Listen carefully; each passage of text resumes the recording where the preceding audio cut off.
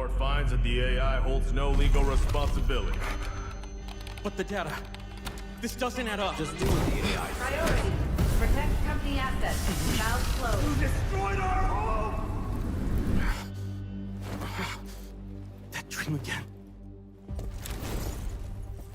Gabriel Mercier, codename N2, role engineer. As a former nuclear facility engineer, N2 was removed from his position following a major incident that escalated into legal proceedings. He later returned to military service and was reassigned to Arctic deployment under CBR and related units. With the originally designated technical specialist unable to fulfill operational requirements, and following assessment review, N2 has been approved as a replacement operator for the subsequent operation.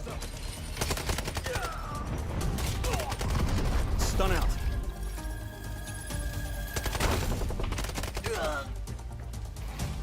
Throwing stun. Stun hit.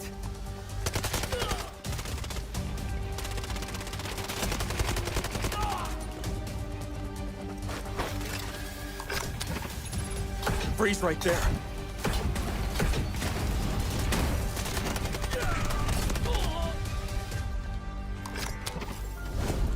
It's getting cold. N2 is equipped with a modified grenade launcher, capable of firing up to 6 LN2 grenades. Upon impact, each round detonates and releases a burst of cryogenic gas, dealing area damage and significantly impairing enemy mobility. Sustained hits can fully immobilize targets through extreme low-temperature exposure.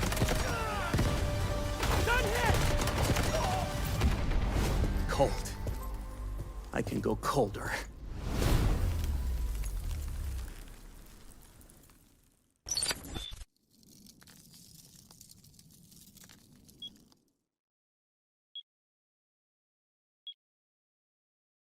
Unbreakable, unshakeable.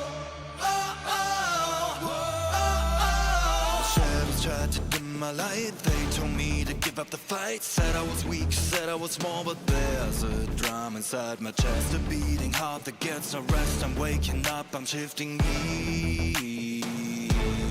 You can build a wall so high. Watch me spread my wings and fly. You can try to block my way, but hear the words I'm gonna say. 'Cause I am invincible, I am the storm, breaking the silence, I am reborn. Throw your lightning, bring on the rain. I found my power inside on the blade. Unbreakable, unshakable. Unbreakable, unshakeable.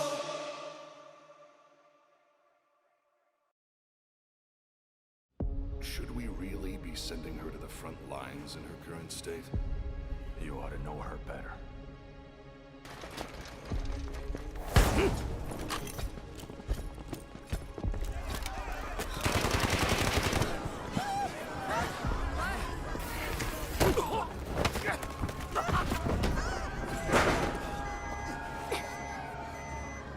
Stop!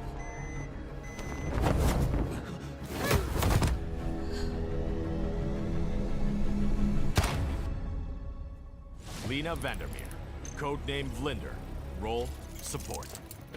Vlinder is a medical specialist from GTI Europe, specializing in pharmaceutical research, possessing outstanding medical expertise, and a strong sense of responsibility. Vlinder's med drones can be deployed to a targeted area, dispersing med-infused nanobots that restore teammates' health, providing them with an adrenaline boost. They may also be deployed on herself, following and continuously restoring her own health for a limited time. Her windmill smoke grenades are guided by gesture censoring tech. Upon impact with a service, the grenades create a cloud of smoke, creating cover for teammates. Smoke grenade out. Vlinder's Flutter Rescue UAVs will automatically target downed teammates, administer medical injections when deployed. Once the injection is administered, I've got you. Vlinder may approach the downed teammate and manually revive them. During deployment, The UAVs may also utilize their active defense system, It's working. automatically absorbing 1 instance of explosive damage per deployment, and applying a buff effect of Linder. Counting on you guys. Vital signs stable. Prepare for rescue. I've got you. It's taking effect. I'm here.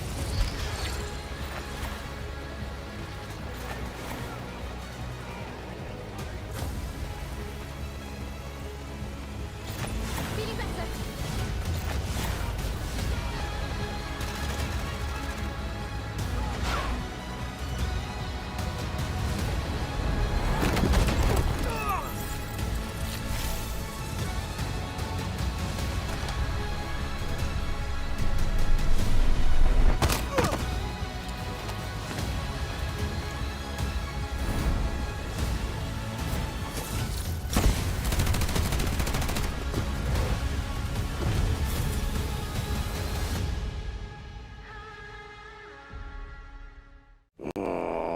Can't I just have 5 minutes, peace?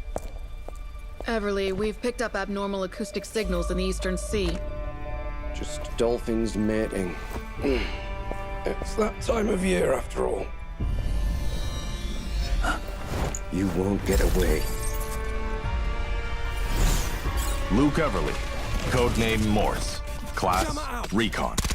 Morse is a former Navy acoustic intelligence specialist with deep expertise in maritime acoustic environments, making him highly skilled in the analysis and exploitation of sound waves and portable sonar equipment. As an operator, Morse excels in the use of his jammer, a portable sonic device that disrupts enemies by reducing their audio detection range.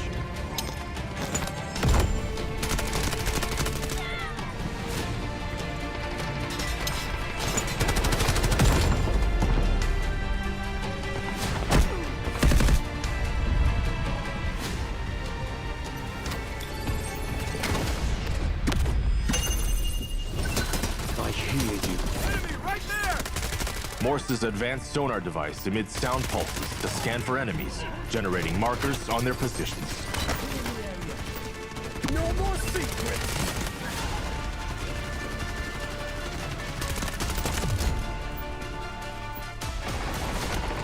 Jammer out! Pulling flash! Sending jammer! Throwing delayed flash! Allied troops engaging. Searching for hostiles! Throwing delayed flash! Sending jammer! Throwing jammer!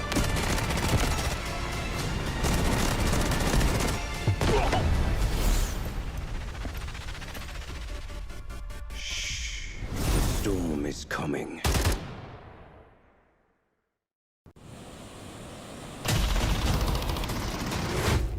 Keep it down. I need to listen.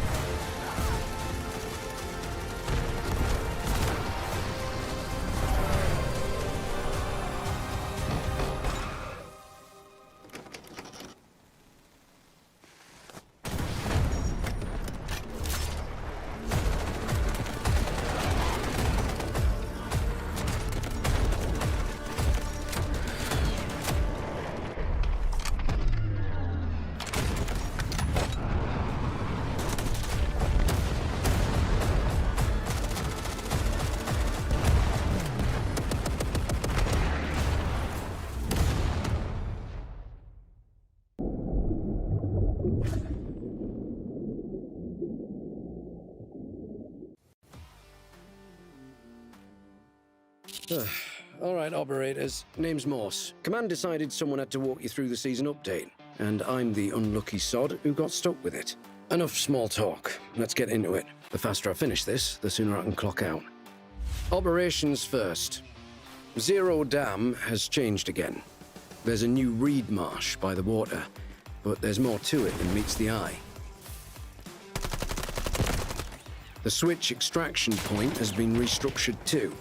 Expect to see some fierce fights over there.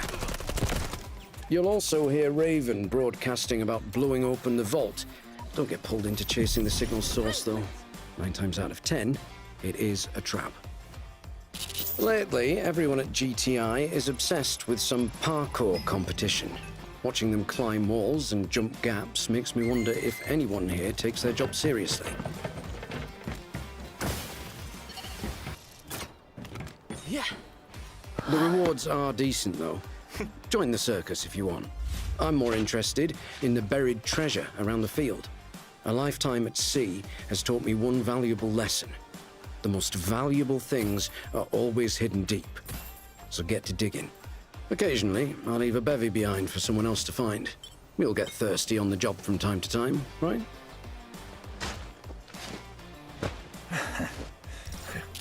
Oh, and before I forget, there are a few new collectibles.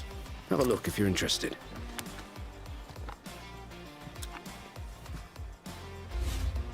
As for warfare, let's just say things are getting complicated. After our mission in Ark Canal went sideways, the Havoc freighter got lodged in the canal. Hazardous materials on board run the risk of leaking. Someone needs to take the area under control, so we're counting on you.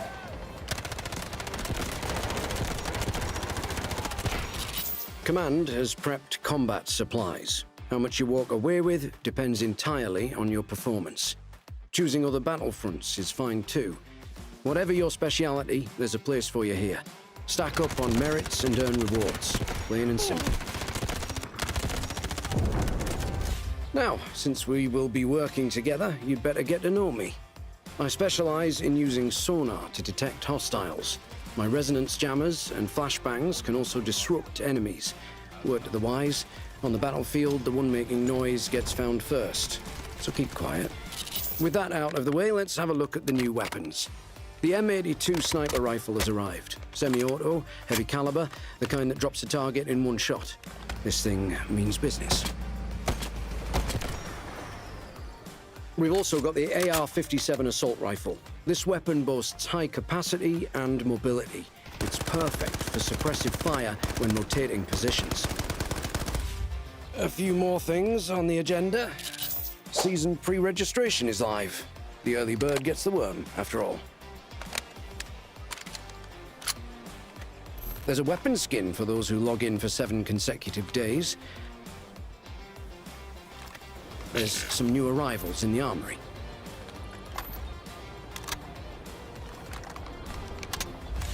Close quarters combat isn't exactly my cup of tea, but if you prefer a direct approach, there's a free legendary knife skin available. Remember to try out the new game modes, and all these combat items are yours. Clothes make the man, apparently. I don't give a toss, but Raptor clearly does. The Echo Season Pass includes a variety of combat supplies. It features an all-new operator outfit for Raptor, along with weapon and vehicle skins. Everything in one package. This season, the Mandelbrick drops weapon skins from the KC-17 Assault Rifle Relic series.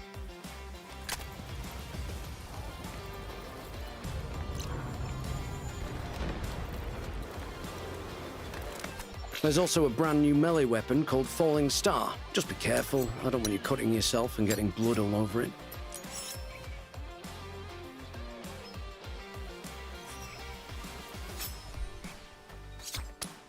And I think that's everything covered for Season Echo. Great, I've got more important things to take care of. Go on, away with you.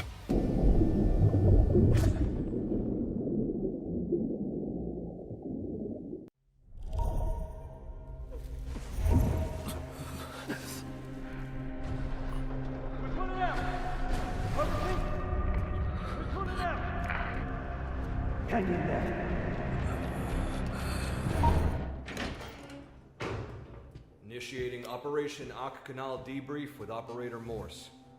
Got it. Full review, right? You want me to put together a presentation? Come back. Command has concerns regarding the outcome. Detail the sequence of events. Concerns? Patrol at 2 o'clock. Target down. Boarding. Mission objective. Verify the contents of Hudson's cargo. Avoid direct engagement. Enemy support is positioned close by. You have 10 minutes. Stand by to breach. First floor, 3 units. 2 upstairs. We're compromised. Breach!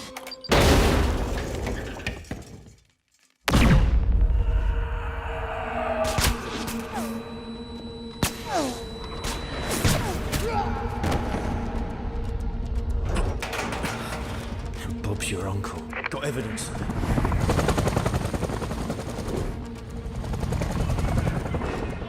All units, rally at the cargo bay entrance for evac. Now! After confirmation of the Dark Star fuel, your signal died. Explain that. Comms failed. It's documented in the report. You weren't with the team. So where were you? Bob's your uncle.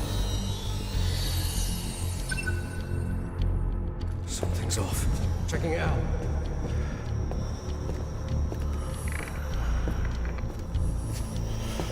All units, rally at the cargo bay entrance.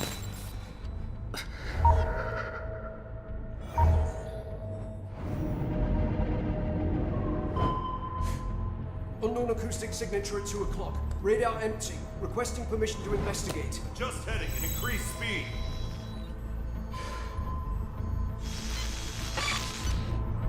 The sound's gone. Torpedo inbound, bearing on 48! Defensives are down! Torpedo range, 600 meters! 400 meters! 200!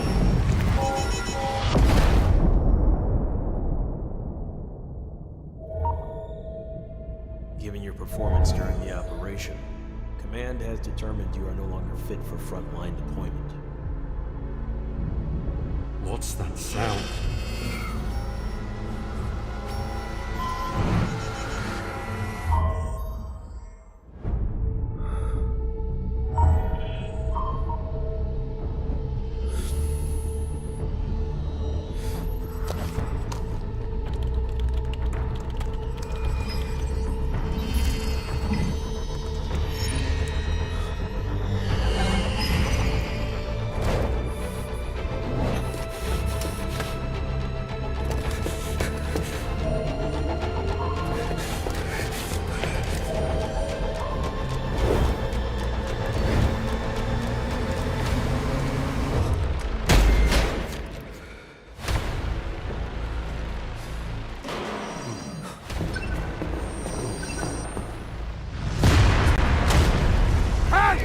Don't lie to me!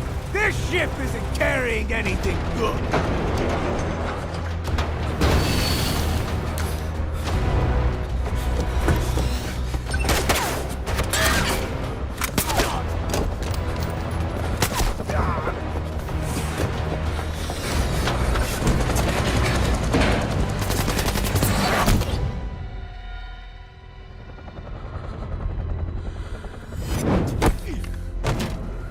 Got you, mate! We're pulling out! I repeat, we're pulling out! Hang in there. Cargo was confirmed, exposing Hudson's operation. So what is it you're actually searching for? State your reason for joining GTI. I'm looking for something. Something right in front of you. Something you cannot see.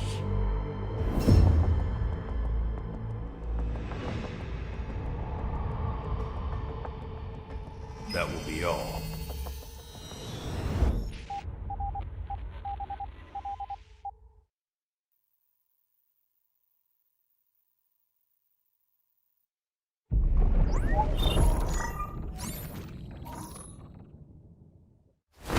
court finds that the AI holds no legal responsibility. But the data... This doesn't add up. Just deal with the AI. Priority. Protect company assets. Valve closed. Destroyed our home!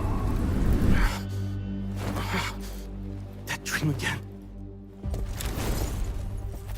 Gabriel Mercier, codename N2, role, engineer. As a former nuclear facility engineer, N2 was removed from his position following a major incident that escalated into legal proceedings. He later returned to military service and was reassigned to Arctic deployment under CBR and related units. With the originally designated technical specialist unable to fulfill operational requirements, and following assessment review, N2 has been approved as a replacement operator for the subsequent operation. Stun out.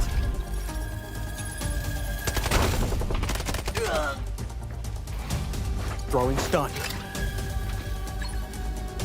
Stun hit.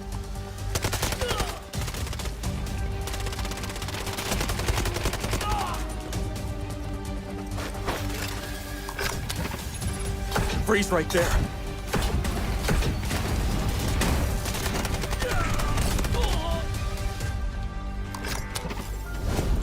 It's getting cold. N2 is equipped with a modified grenade launcher, capable of firing up to 6 LN2 grenades.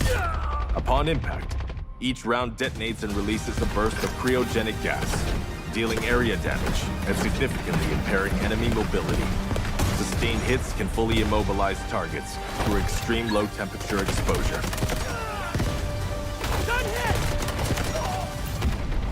Cold. I can go colder.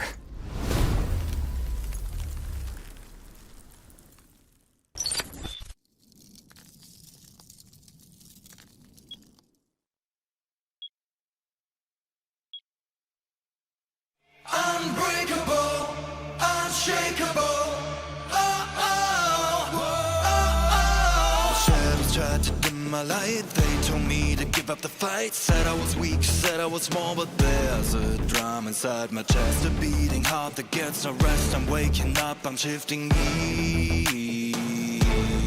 You can build a wall so high. Watch me spread my wings and fly. You can try to block my way, but hear the words I'm gonna say. 'Cause I am invincible, I am the storm, breaking the silence, I am reborn. Throw your lightning, bring on the rain. I find my power inside on the blade. Unbreakable, unshakable. Unbreakable, unshakeable.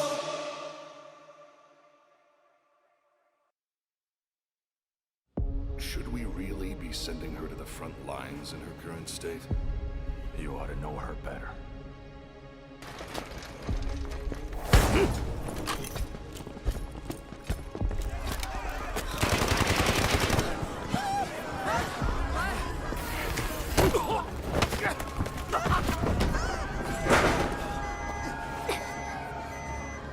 Stop!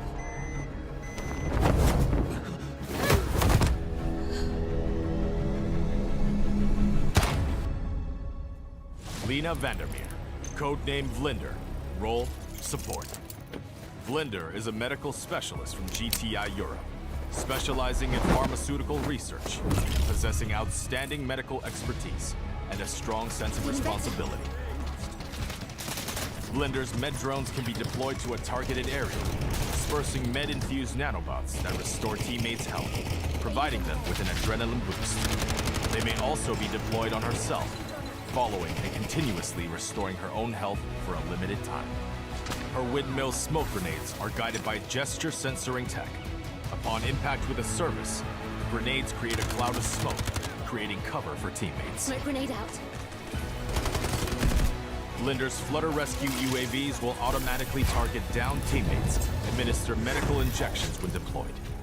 Once the injection is administered, Vlinder may approach the downed teammate and manually revive them. During deployment, The UAVs may also utilize their active defense system, It's working. automatically absorbing 1 instance of explosive damage per deployment, and applying a buff effect of Linder. Counting on you guys. Vital signs stable. Prepare for rescue. I've got you. It's taking effect. I'm here.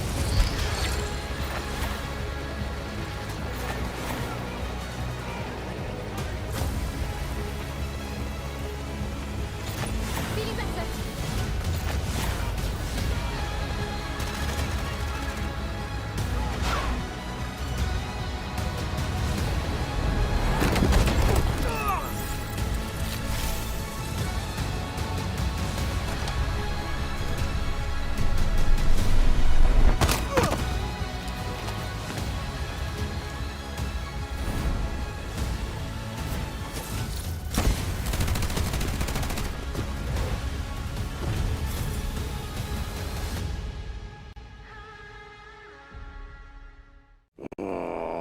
Can't I just have 5 minutes, peace? Everly, we've picked up abnormal acoustic signals in the Eastern Sea. Just dolphins mating. It's that time of year, after all. You won't get away. Luke Everly, codename Morse, class Recon. Morse is a former Navy acoustic intelligence specialist with deep expertise in maritime acoustic environments, making him highly skilled in the analysis and exploitation of sound waves and portable sonar equipment. As an operator, Morse excels in the use of his jammer, a portable sonic device that disrupts enemies by reducing their audio detection range.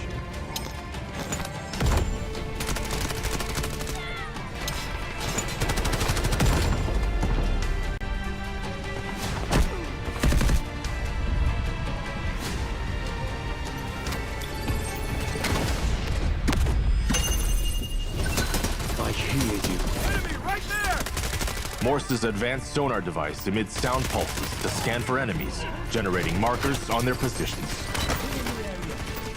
No more secrets!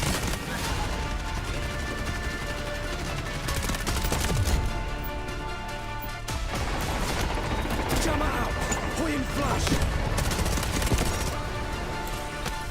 Sending jammer! Throwing delayed flash! Allied troops engaging! Searching for hostiles! Throwing delayed flash! Sending jammer! Throwing jammer!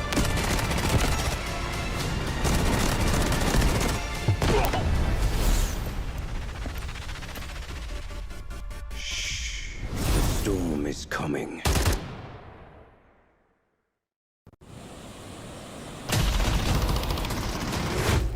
Keep it down. I need to listen.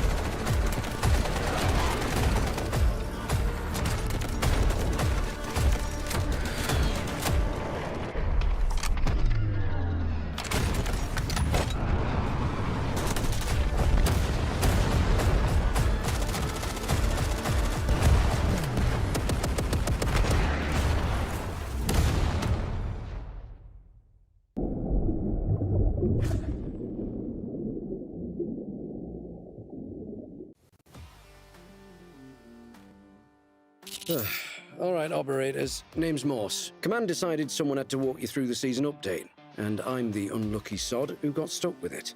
Enough small talk. Let's get into it. The faster I finish this, the sooner I can clock out. Operations first. Zero Dam has changed again. There's a new reed marsh by the water, but there's more to it than meets the eye. The switch extraction point has been restructured too. Expect to see some fierce fights over there. You'll also hear Raven broadcasting about blowing open the vault. Don't get pulled into chasing the signal source, though. 9 times out of 10, it is a trap. Lately, everyone at GTI is obsessed with some parkour competition. Watching them climb walls and jump gaps makes me wonder if anyone here takes their job seriously. Yeah. The rewards are decent, though. Join the circus if you want. I'm more interested in the buried treasure around the field. A lifetime at sea has taught me one valuable lesson. The most valuable things are always hidden deep. So get to digging. Occasionally, I'll leave a bevy behind for someone else to find. We'll get thirsty on the job from time to time, right?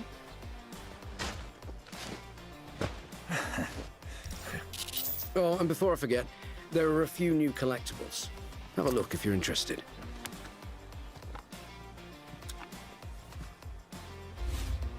As for warfare, let's just say things are getting complicated. After our mission in Ark Canal went sideways, the Havoc freighter got lodged in the canal. Hazardous materials on board run the risk of leaking. Someone needs to take the area under control, so we're counting on you.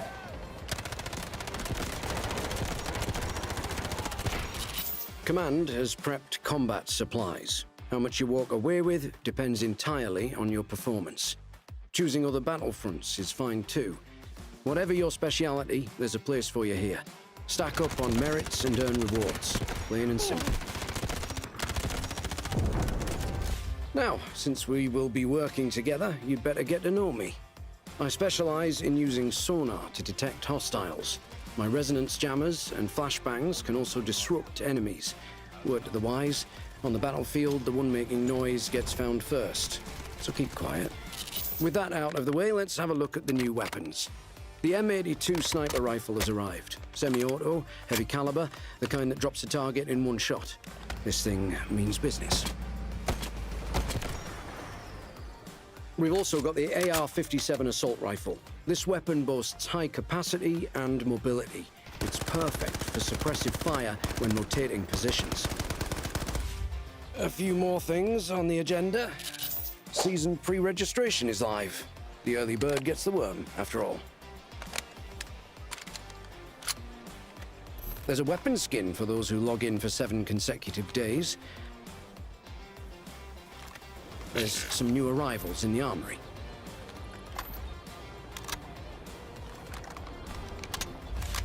Close quarters combat isn't exactly my cup of tea, but if you prefer a direct approach, there's a free legendary knife skin available. Remember to try out the new game modes, and all these combat items are yours. Clothes make the man, apparently. I don't give a toss, but Raptor clearly does. The Echo Season Pass includes a variety of combat supplies. It features an all-new operator outfit for Raptor, along with weapon and vehicle skins. Everything in one package. This season, the Mandel Brick drops weapon skins from the KC-17 Assault Rifle Relic series.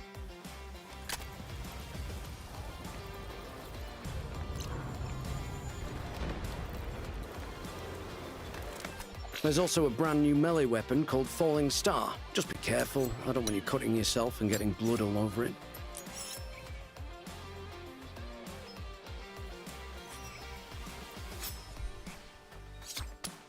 And I think that's everything covered for Season Echo. Great, I've got more important things to take care of. Go on, away with you.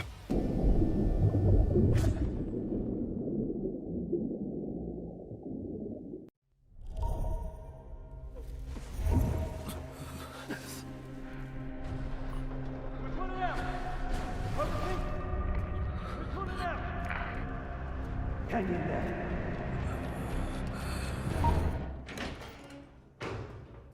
Initiating Operation Ak Canal debrief with Operator Morse.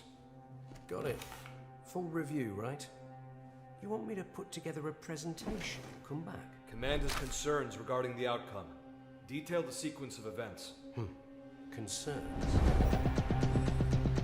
Patrol at 2 o'clock. Target down. Boarding. Mission objective. Verify the contents of Hudson's cargo. Avoid direct engagement. Enemy support is positioned close by. You have 10 minutes. Stand by to breach. First floor, 3 units. 2 upstairs. We're compromised. Breach!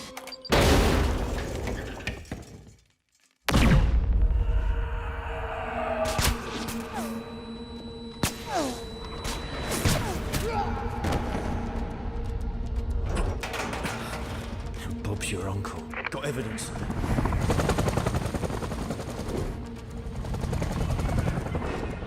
All units, rally at the cargo bay entrance for evac. Now! After confirmation of the Dark Star fuel, your signal died. Explain that. Comms failed. It's documented in the report. You weren't with the team. So where were you? Bob's your uncle. Something's off. Checking it out.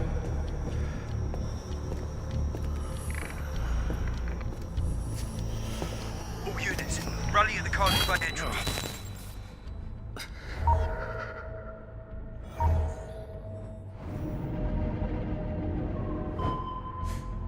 Unknown acoustic signature at 2 o'clock. Radar empty. Requesting permission to investigate. Just heading and increase speed.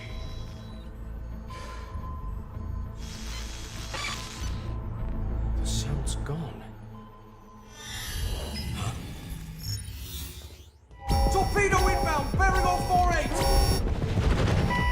Defensives are down! Torpedo range, 600 meters!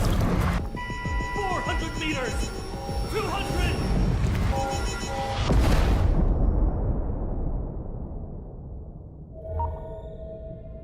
Given your performance during the operation, Command has determined you are no longer fit for frontline deployment.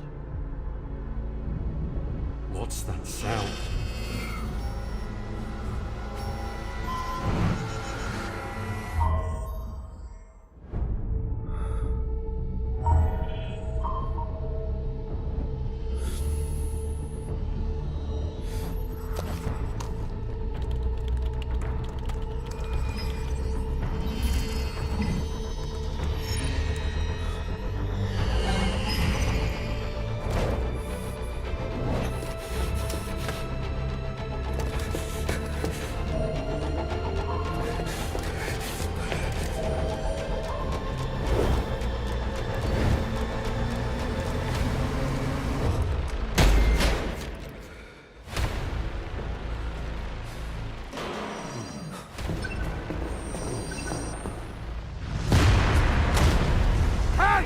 Don't lie to me! This ship isn't carrying anything good!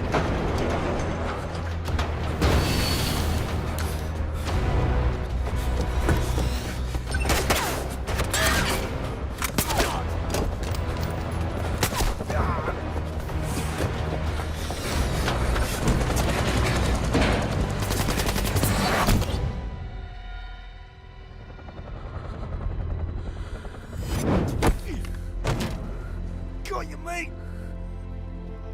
We're pulling out! I repeat, we're pulling out! Hang in there. Cargo was confirmed, exposing Hudson's operation. So what is it you're actually searching for? State your reason for joining GTI. I'm looking for something. Something right in front of you.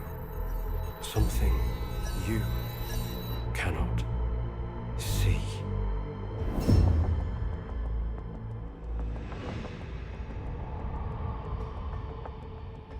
That will be all.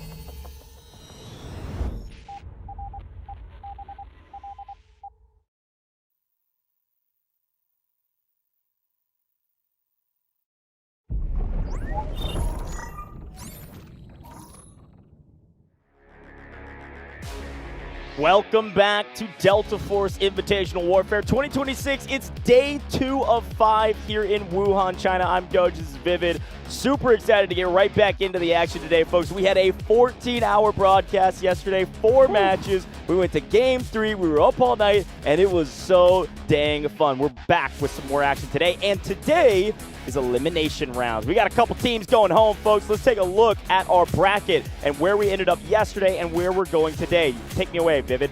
I mean, we all know kind of how we started off yesterday. LT versus HAN. LT went ahead and took that one 2-0. So we're going to be seeing HAN down there in the losers bracket in our first matchup up against RBN. RBN had a pretty good battle up against FX. They went all the way to round number 3, but unfortunately came up short. So that's going to be our first matchup of the day. Second matchup down there in the lower bracket as well. AHR versus TXD. After we do finish up those 2 lower bracket matches, which, by the way, will, of course, eliminate 2 of our teams. We'll bounce right back up into the upper bracket, and we'll have some of these Titans go head-to-head.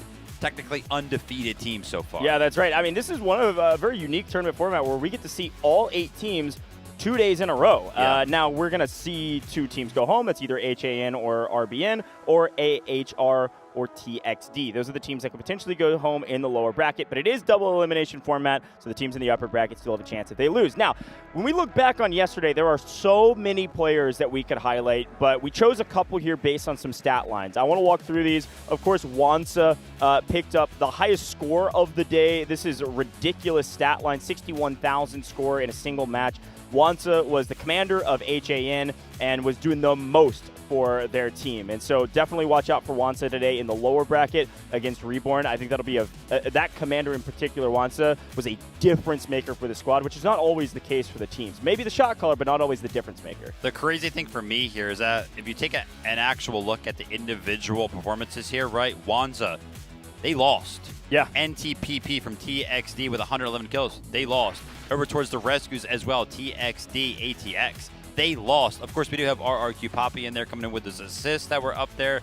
We know how that went. RRQ, of course, won. And then FX Boom with 152 in the capture category. They won as well. But those individual performances, sometimes they still net you some losses. That's exactly right. NTPP has always been, for the last 6 months, between these 2 different LAN competitions, a highlight player for TXD. Reminder, TXD went the distance with their opposition and ended up losing. Like you mentioned, still picked up 111 kills in a single game. That's how much of a nail-biter and how long a lot of these games went on the map to be able to pick up 111 kills as an individual is insane. And a big shout out to Boom. You and I were talking before the broadcast started. Excited to get into the FX match later today.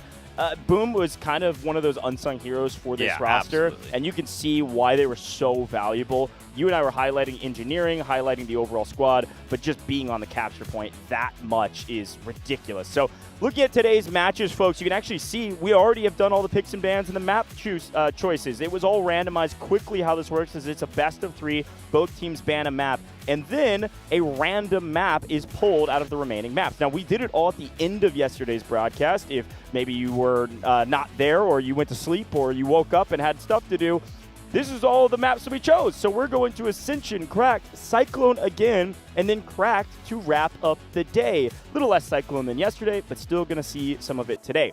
It's a best of 3, though. So once we play Ascension, for instance, in HAN versus RBN, if they're able to trade wins and we go to Game 3, that's when things change. No more randomness. Teams will choose a map, and then team will choose a side, and we'll break all that down if we get there. But great map choices here. Again, randomized, but shout out to our randomizer. We got some cool ones here. We have seen all of these maps yesterday, which is kind of wild because we haven't seen every map in the game yet.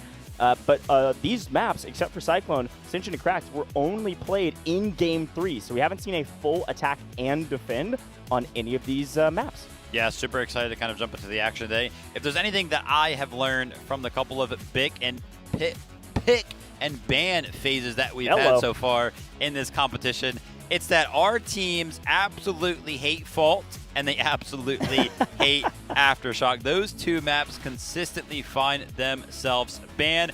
Take a look at the team lineups for our first head-to-head of the day. First up, it's going to be HAN, and you kind of already noted it earlier on today. Wanza was kind of the highlight player in terms of how much score he was able to pick up yesterday, and that, of course, is going to be a big advantage for their matchup today. Well, there's so many players I would love to highlight on this team, and we will as we get into the matchup. But a couple quick ones to shout out. Artyom, this is a player we've watched over the last 6+ months in between 2 different LAN competitions that is a difference maker at an individual level. Not every team has those. Sarah Jin, also a vehicle operator, a huge engineering stat line player for that team.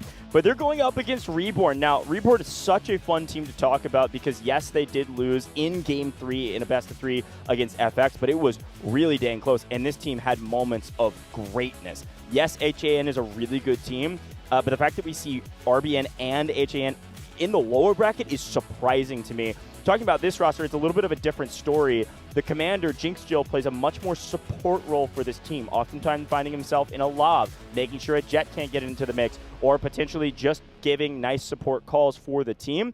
But there are a couple standout performances, especially from HR. Almost surprised not to see HR at the top of our leaderboards in terms of the individual slaying power. Second on their team would have like 50 kills, and he would have like 79. Let's talk about our predictions, though. Vivid, I think this is going to be the story all day today. I continue to go against whatever you say. Nice. Talk me through your thoughts here. Listen, I think we were blessed yesterday with some very close matchups. I was taking a look at all 4 of the head-to-heads that we're going to be having throughout the day, and I'm going to spoil you guys on my predictions early. I feel like we're going to have some 2-0s across the board. I just feel like HAN, to me personally, looked like a way better team, and I'm picking them 2-0 right now. Listen, call it bias, call it favoritism, call it whatever you want. I do not care. I'm going RB in until they are out of this tournament. I love these guys. The only team that I rooted for, or not even rooted for, but thought could beat them was that FX roster. They hadn't scrimmed against each other. They felt uncomfortable against them. It was weird back and forth. I believe in the RBM EMEA win here. I think it's going to be a 2-1, though. I think it's going to be very, very close. So I'm really excited to see what happens between these 2 teams. But we got to head down to the stage and see what's going on as the players get introduced.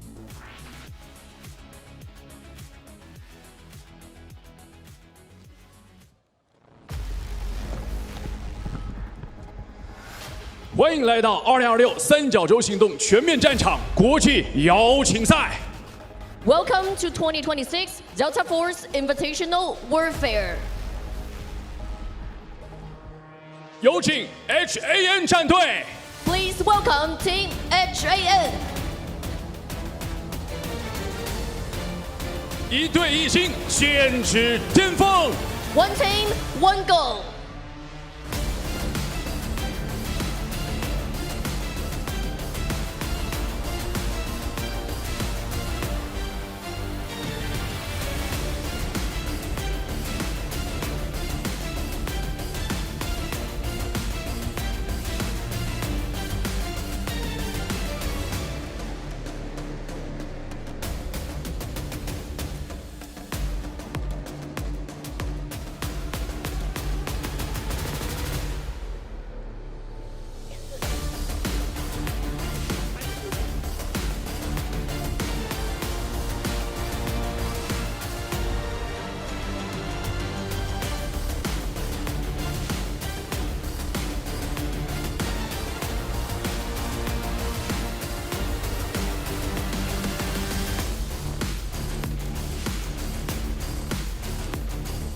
有请 RBN 战队。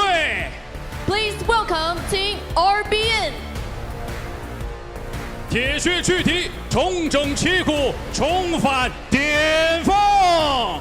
Resist, reset, return.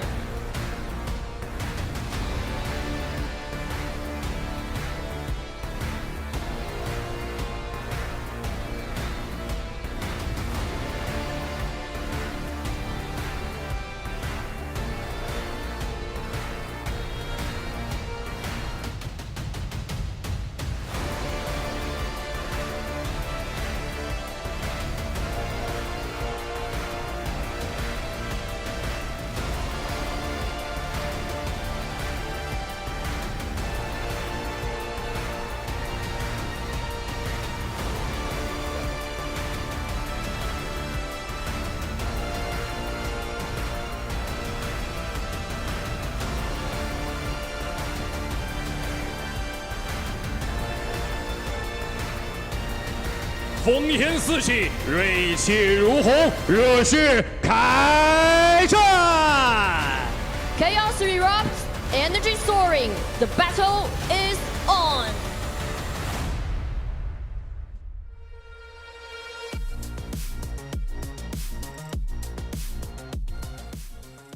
Call it hopium, call it copium, whatever you want. I've got RBN in this matchup, man. They look ready to ball out.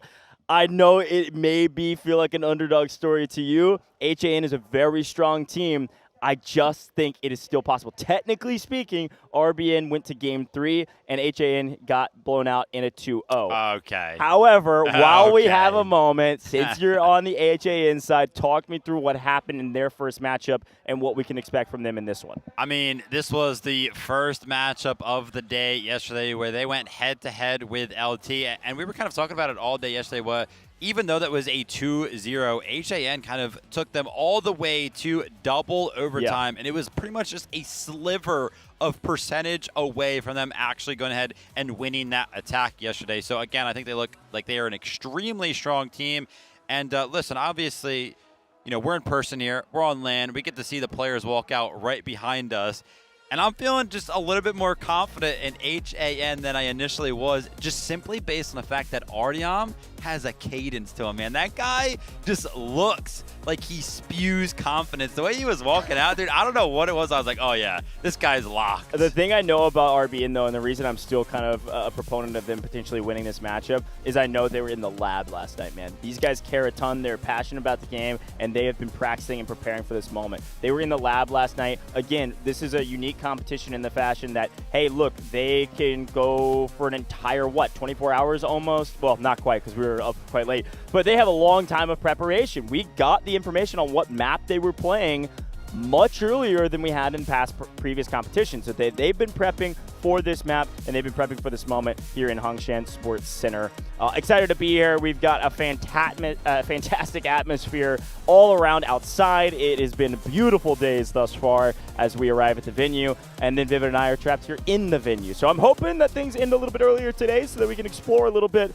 But either way you look at it, we're going to have a dang good time, especially with this being our first matchup of the day. I think this, again, just like yesterday, just with HAN and LT, is going to set the tone for what today has to offer. This is one of the only other days that we have where we're playing 4 best-of-3s in a row. We're going to be here for a while, and it's going to be a ton of fun. Any big standout performers that we haven't mentioned from HAN that you want to highlight as we're watching the players get ready and load into the map? I mean, obviously the individual efforts from Stacks as well, conjoined with Sarah Jin. Always great to kind of see that. I know Hodu was doing incredible work on the engineer role, and that's pretty much what HAN is all about. Obviously, we know some of our teams are just a little bit better in the vehicle economy side of things, and some of those standout performances on the side of HAN are kind of going to be those difference makers kind of coming into a matchup like this. And yeah, I mean, taking a look at the stage, again, all of our players are kind of getting re-locked in. I think it is kind of important for us to note as well, HAN were one of those teams that was a part of the first matchup of the day, and then RBN, they had that second matchup yesterday. So they played, you know, both of these teams played quite early yesterday. You keep mentioning how we were here so late last night, but neither one of these teams was a part of those final teams that were actually here late into the night. Yeah, no, that's a good shout. They actually had quite a bit of time to rest, recover. The only player that was here late was Jinx Shield, just to see what map they were playing, which I think is worth mentioning. But yeah, so this is going to be a fun one. Again, let's talk a little bit about what we can expect from both of these teams then when it comes to the map we're playing. Talk to me about the difference in flow state of being able to play a map like, Cracked is what we're starting with. Is it Ascension? Oh, we're starting with Ascension, then Cracked? Oh, golly, I'm all over the place. Now you've got me Dude, all no. Well, let's just wait and see. Yeah. Let's wait and see. I've got to remember. But anyways, regardless, when you take yeah, you're right. It is Ascension first. Yeah. When you take a look at a map like Ascension, walk me through what you expect to see from both of these teams. This is a map that they both know extremely well. They've played thousands of reps on. And depending on whether you're starting on attacking defend, I said yesterday when we played Ascension, the win condition for the teams is set me up early. Get on top of the high ground overlooking the A point, and whoever takes control of that high point early and immediately establishes dominance will win the game. So we do know that RBN is going to be started on the attacking side. when we took a look at RBN yesterday, when they were on Cyclone, I feel like that standout performance from Lemon himself, Amor Lemon, as you like to call him, was piloting the jet. Obviously, on Ascension, you do have early access when you are on the attacking side to that helicopter. I don't know if the skill set translates well from like jet to helicopter and whether or not it is actually going to be Amor Lemon that's going to be finding himself up in that helicopter. Whoever's going to be piloting for the side of RBN can really be that difference maker. That being said, it's not really a necessity either, because we saw an absolutely incredible performance from the side of RRQ last night where they didn't actually need the helicopter to have a successful attack on this map. So I feel like Ascension is great because we have seen multiple times this map played differently with different styles, different access to different resources, and still some of our teams seem to find success. So I feel like Ascension opens up for a lot of variability, and I'm excited to see what RBN has brought to the table for this attack. Well, our teams are loading in. You can see it on your screen now. Selecting their commanders, which of course we know who their commander will be. Both teams being represented by a commander that's been leading them for a while now. Wansa leading HAN, Jinx Jill leading RBN. Excited to get into this one, and yeah, I'm just so excited to get to Cracked. I was jumping the gun a little bit. Ascension's fun though. Listen, traditionally speaking, chat was saying it last night. We were saying it as well. Traditionally speaking, attack on Ascension has been a better position to be on this map. I don't know how close the win percentage is on the map in competitive play, but I would say traditionally most teams like to be on attack on this map. And so I wonder if maybe we could start things off with a bang. Starting out on attack could get a sneaky little win here, set the tone, get some momentum, try to hold the line on deep. Yeah, I feel like the defense does have to kind of play pretty perfectly and avoid a lot to actually go ahead and successfully defend. Obviously, you mentioned D because that's kind of like the sector we look to find the heaviest defense. Yeah, and I would say too, like the biggest, not problem, but the thing that you have to focus on, you said it, like you have to play perfect on the defense. Mostly true. I think the biggest thing you have to prioritize is making sure that you do the rotation zone to zone perfectly. If you get on your heels and don't set up perfectly for new zone, you're just going to get steamrolled. It's a very momentum-heavy map, which is why it's so nice for the attackers. So headed to Ascension, RBN going to be on the attack. Like we said, they've got an opportunity to kind of shock the world here and put up a map immediately on a top dog, HAN. But both these teams are in the lower bracket, both teams fighting for their life in this tournament. Either team would like to get double-rounded, which is exactly what's going to happen for one of them. So I know it's obvious, but it's worth restating how important and how much of a priority these teams are putting on this matchup, because this is the life in the tournament for them. So here we go, folks. Ascension time. It's time to jump into it. Let's see if our attackers can move quickly, and let's see if our defenders can set up well for the transition between A and B, B to C, and all the way to the finish line.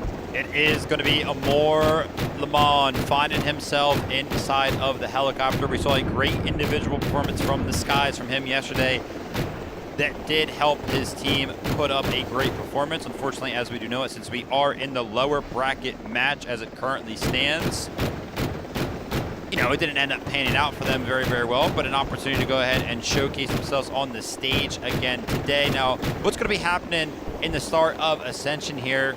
Some back and forth amongst the vehicles. We're going to be seeing this little bit of a fight from the LAV on the ground towards this helicopter, and actually that's a lot of damage onto the helicopter early on right there, but I do see that the helicopter is going to be picking up a couple of kills of his own. Left down to 20% HP. They got to be feeling a little bit nervous. Miang. No way, right? My gosh.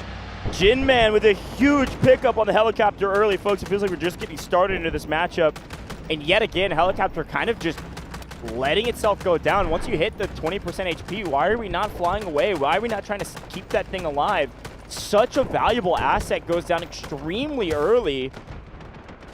I'm blown away that that's the way we're kicking things off. But hey, it is what it is. Got to lock in, got to figure it out without the heli. Amor Lemon will join the troops onto the ground. But I mentioned it already prior to kind of jumping into the map specifically, that incredible performance that we saw last night from RRQ on Ascension. They did it without the helicopter, so they've seen it been done. Hopefully they can go ahead and repeat that type of performance. And take a look for the side of the attack.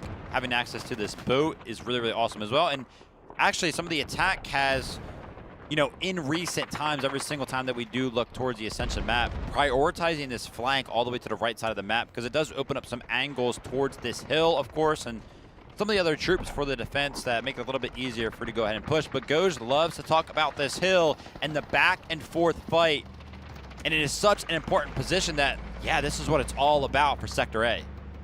Unfortunately, without the help of air superiority, you've got a Lav shooting up onto this hill from the far side of the A sector. It's going to throw a lot of damage at these players. Also battling for the flank positions on the off angles here for the attackers, trying to figure out how they actually want to address this point and where we can go from here. See, our defense is setting up for new Artyom, actually able to take down the tank as well against the attackers. This is a brutal start. And we are able to get that helicopter back into the mix here, a more Lemon back into the air. Hopefully not going to make the same mistake. But a tank down as well means the attackers are a bit hamstrung right now. I'm not sure what their play is. Helicopter can't get too active because the lob's still going to be peeking at them.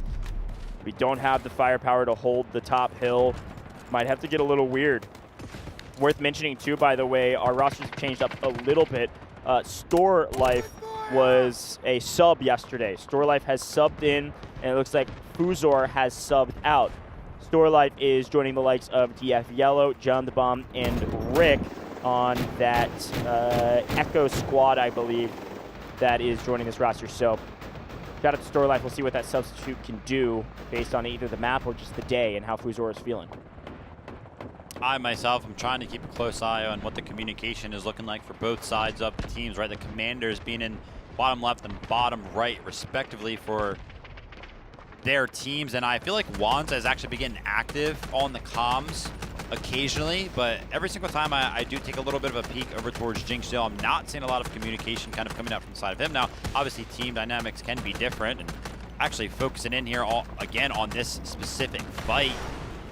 This feels like a losing fight for Morlamont. He's got to back up here and get higher in the air, so this can't connect, and that's exactly what he's doing. Nice play to stay alive this time around, backing way up into the sky. Going to reassess, going to repair, and then get back into the action. We do have an AAV now inside the attacking push, so they're going to try to swing up into some high ground here, try to help out their team, but Taeseong is throwing down some covering fire over the top. That doesn't seem to be connecting too much, but it is allowing some of their forward advances of the defenders to actually barrel stuff their opponents and actually find some kills. So decent job here. Sarah Jin, by the way, rocking the compound bow. Whenever Sarah Jin is not in a vehicle, Sarah Jin is slaying up the lobby. Definitely a difference maker for this HAN roster. Take a look at the map, though. Right above that A sector, you can still see how strong of a stake hold the defense does have on that hill right now. And you want to talk about a stake hold. What about the stake hold in the vehicle fight as it currently stands? The AAV is forced to retreat and barely, like you said, makes it away with its life. Even though we do see some of these retreats sometimes, I'm never feeling too confident because I have seen some Uluru rockets come flying from across the top ropes all the way across the map and find those final blows, but not going to be the case right here for the side of HAN. And I mean, I feel like the defense has done such a good job at holding off RBN. And you might be thinking, yeah, but we got plenty of time left. We do not actually have a lot of time left in terms of how many tickets we have spent attempting to go ahead and attack so far. We're already down to 130. Yeah, not too dangerous yet, but we hardly haven't touched the point. We've got a couple bodies on it right now, just trying to sneak some percentage their way. You've got One and Krolo down on the low side of this sector, going to force some of the defenders to jump up on top, kind of expose their shoulder to a potential high ground shot. The problem is Star Baxter and the team doesn't have complete control of the high ground. A little bit of help there from what looks like a new tank that they were able to bring into the mix. Clears out the top side of the cliff, and this should give them an opening to play for A here. A little bit of a weird start for Reborn, but they're starting to catch some momentum, and as long as they maintain control of that, keep the pace up, get some bodies on the point here, should be a decent capture with not too much harm done. They've spent a decent amount of resources to get these vehicles into the mix, especially with a couple of them going down early, but it's worth it if they go into the B sector with near max lives. Now, all those foot soldiers that were down on the point were wiped. We didn't have any, looks like, medics down with them, or those medics got killed as well. So the team is regrouping, playing for high side, relieving some of the pressure from the high side fight on the cliff by putting bodies at the point. It's a decent trade for them now that they have complete control of the high ground, the far side of the map. We'll see what they're able to do with it as they use their AAV and the tank to continue to shell the point. We still need to get our foot soldiers together and make a coordinated push. Surprisingly enough, right, the attack has what you would think to be full control over this hill, being that they have 2 vehicles on top of it, a tank and an AAV. But take a look at the side of HAN. They're actually interested in pushing back this line of attack. They're actually approaching this hill with a majority of the boots on the ground for them. This would be a pretty good win for them. If they can kind of hold the line here, hold these vehicles back, kind of prevent them from finding any value, that would be a great win. And I feel like HAN is doing such a good job. Obviously, on this side of the map, they're cutting down these flanks very, very easily. But this is the same exact story. This happened on this side of the map. No. And if you remember, it happened on the other side of the map as well. But now it is all falling apart. The AAV trying to get active onto the sector itself. And it goes down. Chang Ji-won just put on a masterclass of how to isolate his ones and then take down everybody that was weak. That was a full squad wipe on the back of one single player. That just can't happen. That's 4 lives that you won't get back. It also loses you that position that was relieving a bit of the pressure of the top side. And in the meantime, you also lose a vehicle. I mean, that was a string of bad luck. Jingjil in the tank has taken down a couple players in transition, but also quite weak, having to back up. The only player I think on the red team, on the attacking team, Reborn, that I'm seeing consistently in the kill feed is Starbaxer and Dobrich. Dobrich in the helicopter gunner seat is actually finding a decent amount of value in the air. So it may look like the heli's not doing a ton, but here's a look at him right now. Shout out to production. Dobrich is finding kills with this gunner seat. Yeah, doing a good job. 12 total as it currently stands. So definitely finding value out of that helicopter. Miang on the other side of things is kind of just trying to pepper and pressure the helicopter so that way it can't find as much value. And when you do actually take a look at the value of that Miang is getting in terms of just kills, he's actually got 0 so far, but we know his role, playing his role very, very well. And like you mentioned, the push does come in. They do have a little bit of a control over the sector, but now the tank might look to go ahead and start to get in the mix because we have actually entered the ticket disparity for the side of RBN to where this might start to hurt their pushes coming in. And HAN, they know exactly how they can take advantage of this. They can do it on the back foot of an urgent redeployment. Yeah, a lot of green bodies are going to flood the point and be willing to die because they know they can get back into the mix very quickly. The attackers have a nice setup here, but unfortunately their assault vehicle gets blown up, and all of these support operators on the defensive side don't actually die. So you're still going to see a force on the low side, keeping bodies on point and keeping the attackers from being able to full capture this. Look how many red bodies are going down right now because of Sarah Jin, because of Barbell. This is a fantastic hold with a couple defenders. It's just not quite enough. Just barely need one more player for the attack. It is enough. They revive enough players just for a moment to hold. Finally, it goes down. Holy cow. I was about to lose my breath there. Nice job from Reborn to be able to restabilize. Frankly speaking, I know it felt bad, and our statistics show the same. Gosh. Look at Chang Ji-won going massive. He and Sarah Jin on 20 kills, doing everything in the slaying department for this defensive team. As much as that felt like a one-sided A sector, we're going into the B sector only 10 lives down. It's really not a bad attack for Reborn. The only mistake is just how much time and effort it went into, score and effort it went into to capture that A sector, which means they're going to be a little bit score poor going into the B sectors and could get stalled out here for a while. A real quick tip of the hat towards the side of Pano for the side of RBN. He's actually going to be in that boat, and we saw how well he was able to operate that boat yesterday on Cyclone, so good to kind of see him getting active once again. He had 19 kills, by the way, on that leaderboard for the side of RBN, so great work there. And back to the battle that continuously happens. We know exactly what HAN want to do, and I can't lie, this vehicle that's going to be spawning up top, yeah, it might go ahead and make it just a little bit easier to take out this helicopter. I feel like Lamont has to be a little bit careful. Yeah, I think pretty quickly probably noticed that there was another lob shooting his direction, is backing way up towards the sea to make this more difficult for Miang and Jinman up the top. So I love watching our helicopter do its dance because, again, if it has to dance too much, that means it's not getting a ton of value shooting down the point. And what they're trying to do right now, Dobrich, anytime this helicopter tilts, he's got a better view of the battlefield. He'll be able to take a couple pot shots down below and hopefully find some value for the team. because a boat was just destroyed. But helicopter can't do whatever it wants right now with the amount of vehicles the defense have. They have a couple lobs. They've got a tank, light tank, main tank.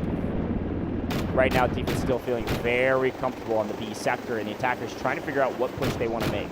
Do we swing up to the backside of B2? We try to make a run at B1, keep in enemy territory. We'll see. We actually got a quick little glimpse into what RBN is currently thinking about. We saw a little bit of a flank squad from the side of Stickinson trying to get close to those 3 vehicles that are kind of grouped up on the backside of B2 on the side of HAN. So they definitely want to put a hurting on these vehicles, because as it currently stands, a big talking point on Ascension is being able to take these vehicles from the defense of the B sector all the way up top. Of course, that's going to be allowed through the access to the elevators, so you do have to do a pretty good job of keeping them alive, but taking out these flank squads is what HAM have been consistently doing, and they're going to be successful in doing just that once again as Ubishka goes down. Yeah, those flanking teams, Uzbishka team, that's, I believe, Charlie roster for Reborn. That's going to be Baxter, Uzbishka, Stickinson, and HR. That's been the squad that has been the strike team, if you will, the flanking team that opens up windows of opportunity for this the entire team, rather than even just their squad. They play as a squad very well. They've been playing together in actually both game modes a ton over the last couple of years. And definitely a squad that is going to be one of the reasons for the win, or if they get thwarted, the reason that this team isn't able to actually push forward any further. Now, Stickinson doing a good job, I believe it was, sitting on the point, was able to sneak up onto B1 and just trying to find a foothold for the team, allowing his teammates to respawn on him. See HR there, dead center of the map in the mix. Also, by the way, Joe Bridge, no longer in the heli, is joined the ground troops. Saw that just a moment ago. Curious who's up in the helicopter. Nobody. With a more Lemon. It's just Lemon. Just Lemon, okay. Yeah. He's actually flying behind the mountain all the way off in the distance if you do look. Oh, yeah, Center of 1 your out screen 2. off to the right, yep. So I'm not sure what the game plan is going to be there. Maybe potentially have somebody kind of spawn in on the helicopter and join in the gunner seat, or maybe just have somebody jump into the helicopter and kind of parachute down and try to get some sort of a flank. Oh, nice find. On some of the vehicles, but finally the attacking tank does fall. And take a look at the vehicle economy at the bottom of your screen right now. 4 land vehicles accessible to the side of HAN. They are dominating in terms of the land, and the only thing that can really compete with it is, of course, going to be that helicopter. But that thing is flying beyond the mountain right now. It doesn't even have any sort of sight line towards pretty much anybody for the side of HAN, and you talked about it as well. Nobody's even in the gunner seat, so how much value are you really finding right now? Yeah, maybe trying to do a bit of a sneak attack and then get somebody to respawn inside the heli. That was what I would do at least. And then maybe make a surprise attack with one of the lobs that's on the high ground, try to make a play. But I think they're going to be well aware of what this helicopter is doing. We'll see what they're able to pull out. But down the bomb, Mini 14, looking for some shots over the top. Unfortunately, can't connect. He'll go down. Right now, we're just looking at, hey, how do we actually egress over to B1? We're playing now high ground of this small, like, rock-like cliff that's right outside of B1, kind of similar to the way we're trying to play A. But there are a lot of defenders that are just sitting on the point. Once it was contested, the defense said, we're not giving this away for free. We're going to play the rooftop.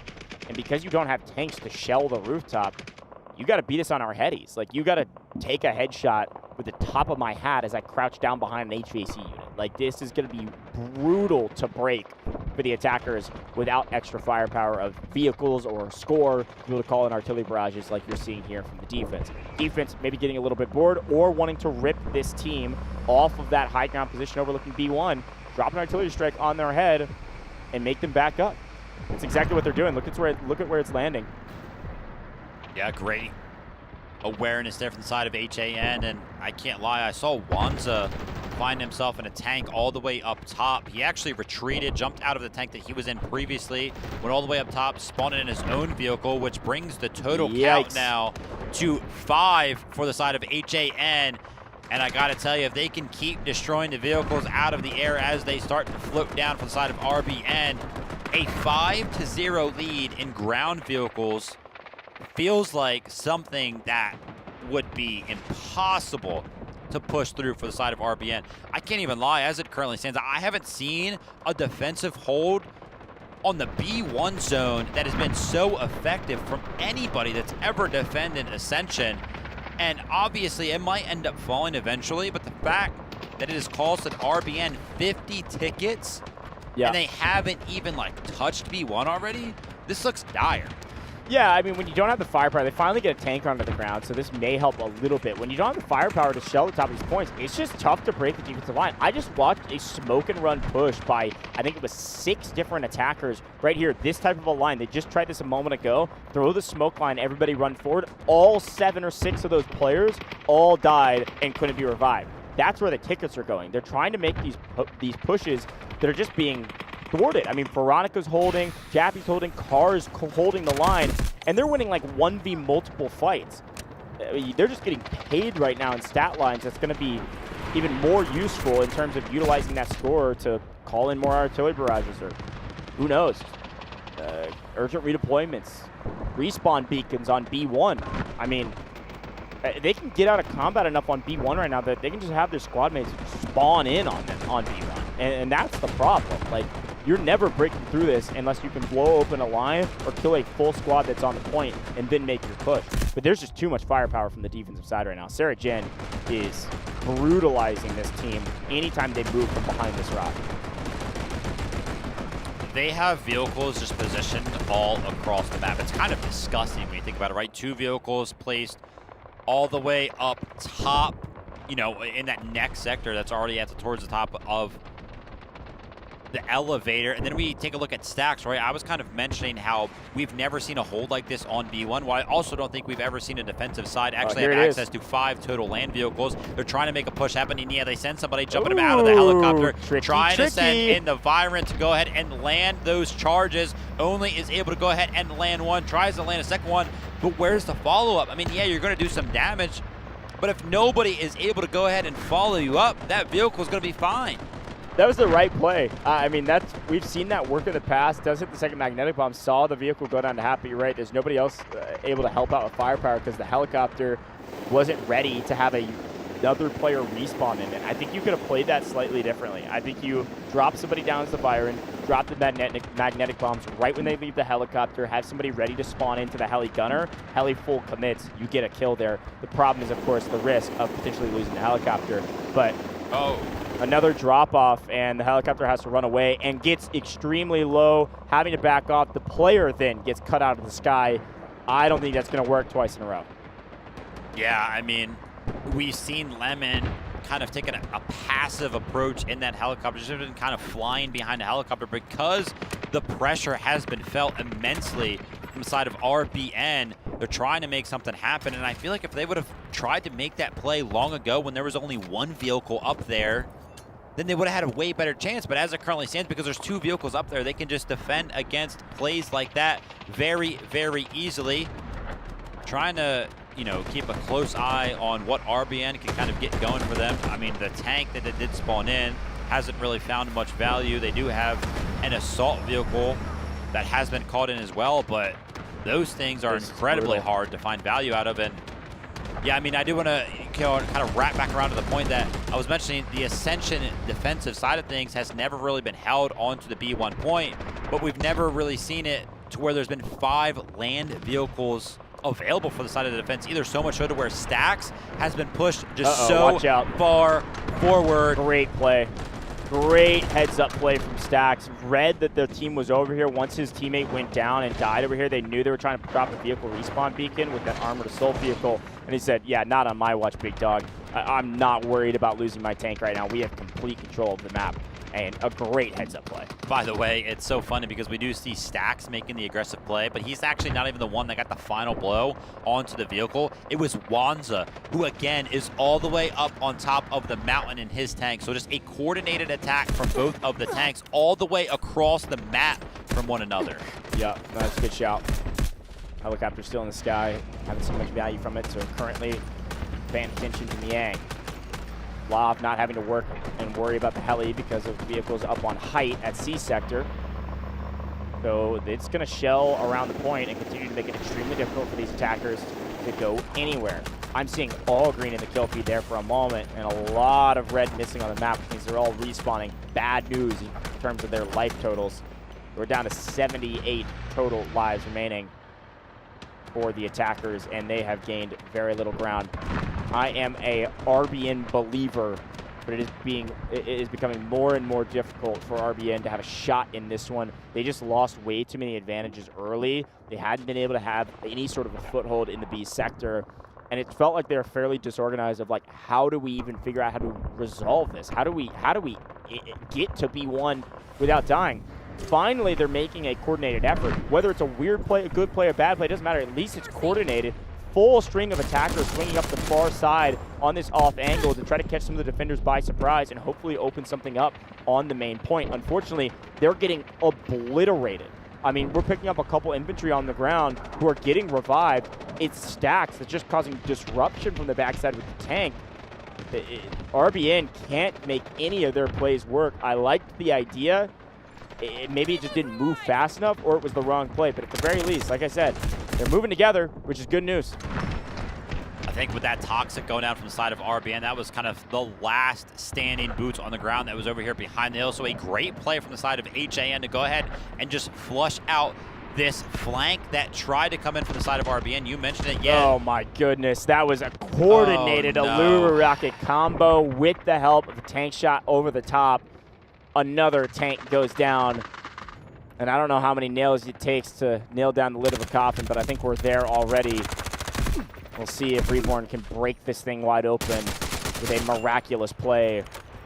But they desperately need some help right now. They need more vehicles. They need more firepower. And the defense just got too comfortable on this B sector. It's going to be really difficult to rip them out of this comfortable position they found. I mean, they've made a home here in B. They're trying to make something happen to the side of B1, but it's actually only two members. It's going to be Baxter and Stickinson that are going to be boots on the ground onto the B1 point. So contesting this is going to be quite easy for the side of HAN. That being said, three members now boots on the ground towards that B1 zone. HR is also in the mix over there, and you got to imagine that's how that one's going to go. Uzbishka finally finds something for the side of RBN. That's going to be one of the vehicles being destroyed. So now only 4 left, but again, still big mountain to climb. And simultaneously, the capture does come in as well. So maybe a little bit of momentum, but typically the hold comes in for the B sector towards the B2 zone. It's a little bit harder to attack. Hopefully, RBN can get something going, though. Listen, man, I've got to continue to shout out this Charlie roster, this Uzbishka, Starbaxer, Stickinson, HR roster. They are doing everything for this team right now. I know they're not going to be able to hold B1 here, but at least just giving their team some breathing room. And Uzbishka picking up a vehicle kill. I mean, they're the only players that are actually able to get to the point, which is their role. This is a team effort, but these guys are trying to put the team on their back. Unfortunately, the off angle here, the back side of the fight, team's just getting obliterated. Artyom in the feed picks up a 4-piece with the shotgun. That guy was on 30 last time we tuned in with him. He's probably at 40 plus as it currently stands. He's having a field day just kind of running down some of these flank squads, and that's exactly what a player like Artyom needs to feel comfortable in a situation like this where there's no vehicles really available for the side of RBN, so it's all just gun v gun. What just happened? Pano got the vehicle very weak. Nice. Jill is able to destroy their own vehicle that they lost. Pano got the vehicle very weak, dropped the respawn beacon, and bailed, and the HAN player just decided to steal it. We were able to trade that one out, but stacked parachuting in here. This is a good job from the attackers to finally get a foothold in this building. If I'm then, I know they're running out of time, but you got to just get inside the building and stay alive. Is this the earliest access to a guided missile we've seen? That UI shows us that they actually have access to a guided missile that can be called in already on the B sector. What? I mean, game's been going on for a while. It makes sense. They've earned the score, achieved all their objectives, have a ton of kills. I wouldn't be surprised if it's Changji 1, to be honest, that has the guided missile. Yeah, I mean, it could be really a number of players for the side of HAN. They're all just playing so they've got 2 now, so. Oh, jeez. And we lost everybody on B1. That is a lot of lives going down quickly. I see some head shakes of frustration from the attacking team. It really has just felt like Jinx Shield can't quite figure out what his team needs to do to get to this point. We finally, from HR, again, this Charlie roster, Stickinson, HR, Starbaxer, Uzbishka, they're finally trying to play the game correctly. They're finally trying to get some breathing room for their team by attacking B2. The defense has to respond to this or they're going to lose B2. While they respond, the rest of the team should make a big push over to B1. Or they full commit on B2, get a foothold here, get some beacons down, and then make an effort to go to B1. Either way works. You got to pick one, and we finally get to B2. B1 also contested. It's working. It's like this is how you play Warfare, baby. We're back. The problem is we are running out of daylight. As you can see right there, the assault vehicle is going to be destroyed from the side of RBN, and now finally this respawn beacon is going to be used from the side of HAN, but they're kind of just funneling in toward the side of the gunnies of RBN. That being said, they just overwhelm the building. They do go ahead and reclaim B2. While also that happened, RBN was able to go ahead and pick up B1, so actually the margin right there was very, very small. And trying to go ahead and press the attack is going to be the side of HAN. The guided missile very, very early on the map of Ascension lands onto B1, finds absolutely nothing. Yeah, smartly the attackers, again, once they had their strike team go to B2, they took B1, and then they full sent. I like this play quite a bit, and they're actually getting paid for it in the kill feed. Some trades back and forth, but I'm seeing a lot more attackers on the map than usual. This second guided missile, I think it's going to land near B2. What? If they guess correctly, they'll get a couple with it. No, sent to B1. That is two fully wasted guided missiles, and we do have one in response from our attackers.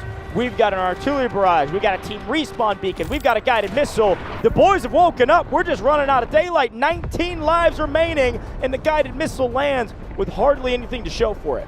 Ushbishka picking up another one of those vehicle destructions. Is going to get credit for that. And yeah, the attacking guided missile does not find any value. The defensive guided missile also does not find much value. Now again, a lot of these guided missiles find value just simply in the fact that they are able to zone so many of the members off. 2 more guided missiles available for the side of HAN. They're kind of just waiting until they feel like they need to go ahead and call it in. DF Yellow now calling in the artillery barrage. RBN are trying to send everything. They're trying to go ahead and flood B2, but a little bit of a flank from HAN capturing B1 is going to be such a big thorn in the side of RBN. That is a hero play from HAN's Jappy there. A solo recapping B1 and getting his squad to respawn on him with that respawn beacon. A hero play from HR here. He's got to wipe this entire team by himself. If there's anybody who can do it, it could be HR. He finds one, looking for more. He is holding the line here on B1, forcing this defensive team to have to address him. And while that's happening, his teammates are coming in for the backup. It's going to be HR on B1, the rest of the team over here on B2. They're holding. They could take it, and a guided missile will land. Let's see if it finds more value this time than others. Yes, it will find 2. That is Chang Ji-won's. Finally, his guided missile. Only 2 go down, but is it enough to retake B2? Could it get any closer for the B sector? B1 recapped, B2 in contest and in the neutral zone, but there are way more green over on B2 right now, and another guided missile likely landing on B2 means this is likely wraps in GG's. It's likely a little too late, folks. Things looking good for RBN in the final 5 seconds of this map even, but it's just too late. We make those moves earlier, maybe, but no. HAN, a dominant victory in the very first map of the day, a dominant hold on the B sector of Ascension, and they look like the team that they promised to be, which is one of, if not the top team in this competition. They want to be in grand finals. They want to get the revenge against LT.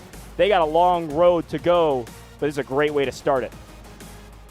I love the fact that every single time that we see one of these individual, unique teams take an approach to a map, we see something new. It feels like every single time. For me, the thing that I noticed that was new there for the side, of just the spectators of the sport of Delta Force here, 5 land vehicles, such a big advantage for the side of HAN. Well done from them to go ahead and maintain and keep those things alive and hold out Sector B, an incredible feat for them to go ahead and pull that one off. Yeah, regardless of the team you're playing, regardless of what strength you believe they are, holding a team on Sector B is really impressive. Here's a quick look at the stats, though, and we can really showcase the efficacy of what we're talking about with Artyom. Holy moly, 57 kills from Artyom, 55 from Johan.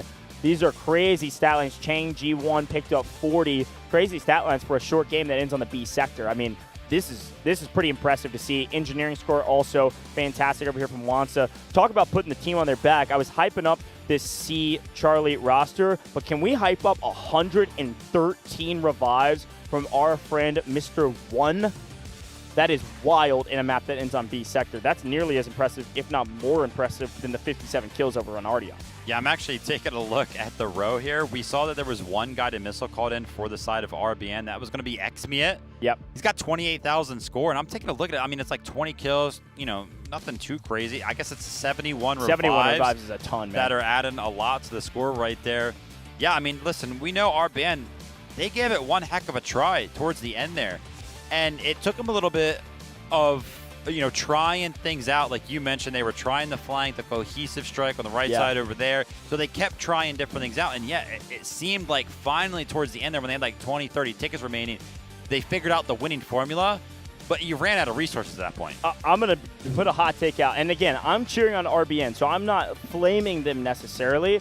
It really felt like, and we'll take a look back on the highlights and see if we can see it, it really felt like they weren't trying anything. They didn't try anything until the last 20 lives. And then finally we're making a play for B2 instead of just bashing our heads against 5 tanks on B1. It just was too slow of a decision-making process, and that feels like a team experience or chemistry issue comparatively to like a skill issue. But looking back, of course, of how it started, the A sector really wasn't pretty. It was fine. We really lost a lot of our value at the very beginning of the map, losing out on our first helicopter out immediately, our first tank out immediately. We finally get some action with the A sector, and it's like, hey, this actually doesn't look too bad. We have only 10 lives left than max moving into new. Here's the problem. Look at the bottom of your screen. We started, you saw it there briefly, we started the move to Sector B 2 to 3, then in vehicles. Then you look, yeah, that's my expression too.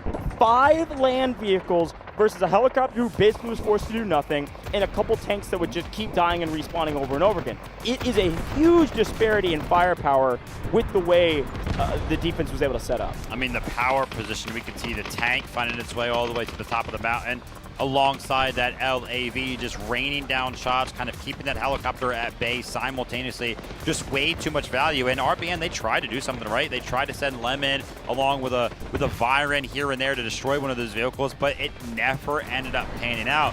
HAN did such a good job, obviously, in the vehicle economy of things, you know, destroying, keeping theirs alive, controlling the sectors, controlling the zones. But I feel like what really won them this map so convincingly was how good of a job they did at controlling the flanks and stopping those strike squads from the side of RBN. Yeah.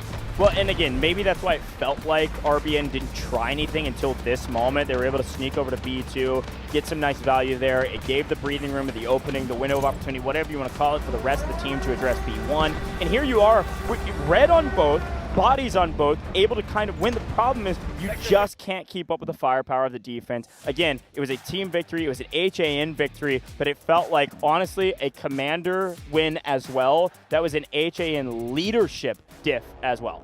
Yeah, I mean, we saw the highlighted players kind of coming into the day based on their performances from yesterday. The highlighted player in terms of score was Wanza. Yeah. Even though they lost, and you can see that type of performance is going to be repeated once again. And I was taking a look at the comparison in terms of the leaderboard. Jinx still, some of the kind of, you know, flack that we gave him yesterday was it seemed like the score just wasn't really there in comparison up against FX when they lost that matchup. Yep. I think he ended that match on Ascension right there with like 18,000 score, but then again, Wanza had like 36,000. Sure. Obviously, sure. The commander role is based off of how well your team is performing to your calls and what you are marking around on the map. Yep. So it's not necessarily all on his fault, but just Wanza constantly does so well in the commander role that hard to beat. Well, speaking of hard to beat, this squad right here, best squad indeed. My goodness, you got Johan, you got Artyom, you got Changji1. Look at the kill totals from these fraggers. Good grief, 55, 57, 40. And then even RU1B picks up 15 kills, sure, but picks up 36 revives for a defensive team. This guy's just pocket reviving the top fraggers so they can just battle and body everybody on the map. Well, let's talk about how comfortable Artyom must have felt on a map like this, and Johan, when, like you mentioned, they do have somebody that is reviving them consistently, but then they are also in a situation where they don't really have to go and worry against vehicles. They can just play boots on the ground. Bro, boots on the ground. They're winning 1v4s. Yeah, I mean, we saw...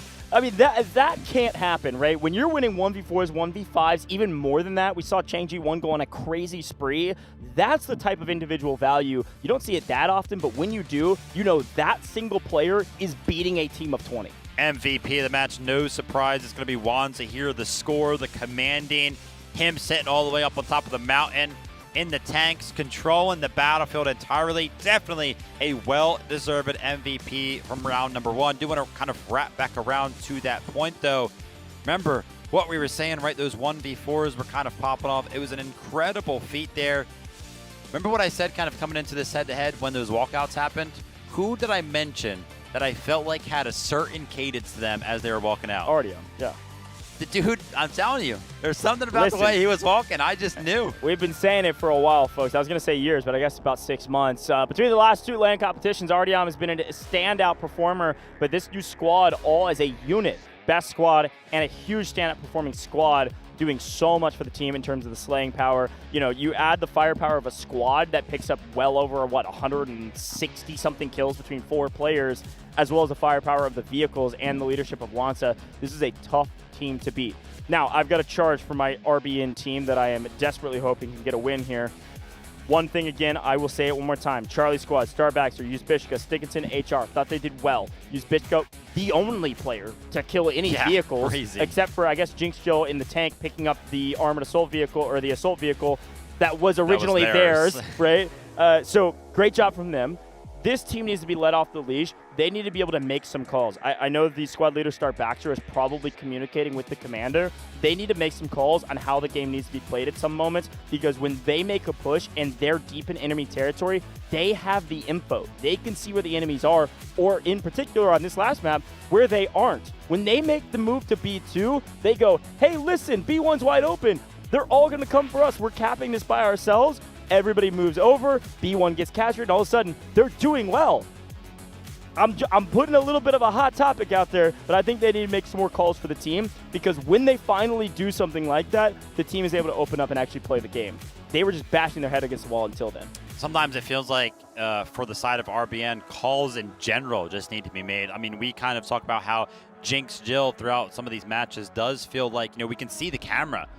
Lips aren't moving for a majority of these games, right? Which means there's no communication. The commander role can communicate with all of these squad leaders, so that way they can formulate an attack. If the commander is not talking, then we're not receiving any sort of a plan across the board. And again, I want to be very clear, this is all hypothetical. We don't actually know what the comms are like. True. We don't have all the info, but what it feels like to us is definitely that. I will give a little bit of benefit of the doubt to Jinx Jill. It is, you know, a full squad. There's 5 commanders all talking at the same time, basically. It's 5 squad leaders talking with the commander for a total of 5 people all talking. So you don't have to be constantly chirping. Some teams do have a commander that is constantly chirping, right? Wormy didn't do this either on the FX team. It was quite quiet and translate back and forth. That was mostly a language barrier. They were having to do some middleman translations. But some of our other commanders, I think LT would be a commander that I'd put in this category. I would put RRQ in this category as well. I mean, they were yapping. That was a kind of one leadership mentality that does work. It oftentimes could get everybody on the same page. So maybe, that is the charge to Jinx Jill without all the info. Hey, you take charge. Don't worry about anybody else. Tell everybody to shut up and do what you tell them. Oftentimes, I say this in traditional sports, I say this in esports, you don't always have to make the right play or the perfect play. If it's done with full confidence with the entire team, you can still be successful with it. Absolutely, and we did see just a couple moments ago, so all the players kind of rejoining the stage. They do get the opportunity to go ahead and take a little bit of a break, but then they also get the opportunity to go ahead and kind of formulate a plan over towards some of the big monitors that, you know, kind of give them an opportunity to have a little bit of a powwow, kind of join together all of their thoughts. They're going to be swapping sides, and some of the drawings are actually coming out right. Some of the plays that they're kind of expecting to go ahead and try to pull off when they do go ahead and approach the attack here. Great to see kind of HAN again taking just a quick moment to try and make sure that they are all on the same page. Talking strats, we can't reveal them all here on main stage, but I'll be curious to see what this team can do. Now, as much as we, we're harping on RBN and saying, wow, what a frustrating one from them, it's not over. I mean, this could easily still go to Game 3, which is what I predicted. all it takes is that RBN has to hold at any point on Ascension. It doesn't have to be A, B, C. It can go all the way to the finish line. You could hold them at the Spire. You could hold them after the Spire falls. It does not matter. A team like HAN needs to take every single point in order to capture and win on the attacking side and win in a dominant 2-0 fashion. Can they do it? Absolutely. I still believe that RBN is scrappy. I still believe they can hold the line somewhere. Do I think they'll hold at Sector B? Probably not, but I do think they can hold by the time we get to Sector C and beyond. Absolutely. RBN, a team that was kind of coming into this competition and getting praise from some of the other teams, maybe unexpectedly, right? They were feeling like, hey, listen, RBN, yeah, they actually look pretty good, especially when we go head-to-head against them in the scrims, but they've got a lot to go ahead and prove here because there is only one round that separates them and elimination. And I mean, I'll say it. It's a tough matchup for first round of the lower bracket. You got to battle against HAN. I mean, on paper, for those that don't know, if you're kind of just tuning in or listening to us, yap about the games, on paper, your top 3 seeds were LT, HAN, who played first against each other, and then the former champion of TXD, right? Yeah. You see HAN and TXD in the lower bracket off rip. Those are tough matchups to kick things off and hopefully prevent yourself from getting double rounded. I remember that me and Goj had the opportunity to talk with HR, and he was like, man, the bracket's tough. Like, RBN, if they won, then they had to go up against the winner of LT and HAN. He was like, oh, I mean, that's terrible. Either way, he was like, well, blender. if we lose, then we have to play the loser of that same exact matchup. So they were like, man, no matter what happens, Day 2 for us is going to be very, very tough, and we are seeing exactly why he said that. Yeah, 100%. Be honest, there's not really a weak link in the whole competition. Does look like, by the way, Store Life taking out Fuzor back into the mix. This was the substitute we talked about from yesterday. Store Life going in for a game, and now we've swapped back. So Fuzor will be rejoining Yellow, John DeBomb, and Rick on that Echo squad. So watch out for Fuzor to potentially be a difference maker. If you didn't know, Fuzor also played with the No Mercy squad from last year, representing the EMEA region in Vietnam.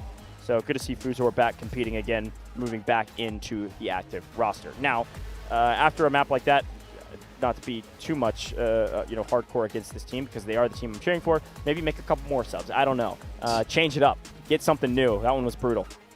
Absolutely, but we know how this works. They're going to be swapping sides. HAN on the attack now and RBN on the defense. Taking a look down the line here for some of our players.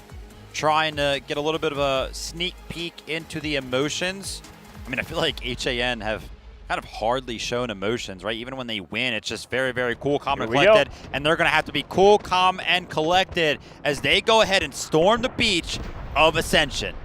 Here we go, folks. Of course, we have to pay attention to the eyes in the sky. It is Stacks up in the air, a difference maker in the tank on defense, now trying to be a difference maker in the air on offense, and already a more Lemon taking a bit of damage. Sarah Jin, by the way, joining Stacks up in the helicopter. This is giving me deja vu to 6 months ago. These guys are menaces in the sky, as Sarah Jin has already picked up 3 kills in the first couple seconds of the game. Yeah, seemingly already find a little bit more value than the opposition. -4. Just in the last round, yeah. Putting up incredible numbers so far, and picking up kills like that is going to make the approach to this hill so much easier. You would imagine that some of these kills are actually happening on the hill right in front of the attacking line for HAN. Go ahead, Goj. I mean, I know you see the kills coming in for the helicopter. What is happening in the skies? Yeah, Stacked is flying well, and Sarah Jin is shooting straight. That is a lot of damage coming in from the sky, and a lot more damage right on top of the commander's head himself. Jinx Jill goes down as Stacks once more. Stacks and Sarah Jin aren't comfortable. Air superiority. This is going to be a huge difference maker for the attack. This is going to open everything up for the point. They win height. They got tank alive. They are swinging onto A without any opposition. What a brutal start for RBN. Please don't tell me that HAN are going to capture Sector A on 180 tickets. Okay, as I say that, they do go ahead and lose 2, but that's pretty much nothing. And you can see, yeah, the attack there from HAN in the helicopter. Okay, stop, Sarah Jin. Sarah Jin's on double digits already, man. What is going on? Brutal. Anyway, the approach in terms of the helicopter. Oh, and then Ardeon picks up a 3-piece. I mean, what are you going to do? What can you do? This is a tough team to beat, man, and everything is working well. The thing about Ascension 2 that's worth reminding people of, especially in competitive, is that if you come out of the gate swinging and that first blow lands, like that helicopter taking down Jinx Jill, you have so much momentum. It's all gas, no brakes. You don't have any score systems to be able to use from the defensive side to slow you down. It's a huge win right now for the attackers, and they're very easily going to be able to take that early win and capitalize on a full sector win and move over to B without any problems. This helicopter is doing whatever it wants in the sky. Oh, no. The vertical approach, flying right above the vehicle, is a little bit scary sometimes because you are putting yourselves kind of behind enemy lines and right above a lot of Alurus, but there it is. HAN going to be capturing Sector A, and no surprise as the momentum is just way too much for RBN to go ahead and handle. Some of the shots are going to be landing onto the helicopter, but Stax is going to be feeling confident and hitting some of these maneuvers, upside down, left, right, just so good. Clean driving, clean flying, taking quite a bit of damage. You're going to have to back up a little bit. But the defense set up on B1, trying to get a foothold here early. Set up maybe a couple respawn beacons, some ammo crates to be able to throw their utility down aggressively. They want to stop the bleeding. If they're able to stop the bleeding, there's maybe a chance that they can hold here for a little while. And the AA goes down with the coordination of the team and the help from the skies. Then a couple of Luru rockets.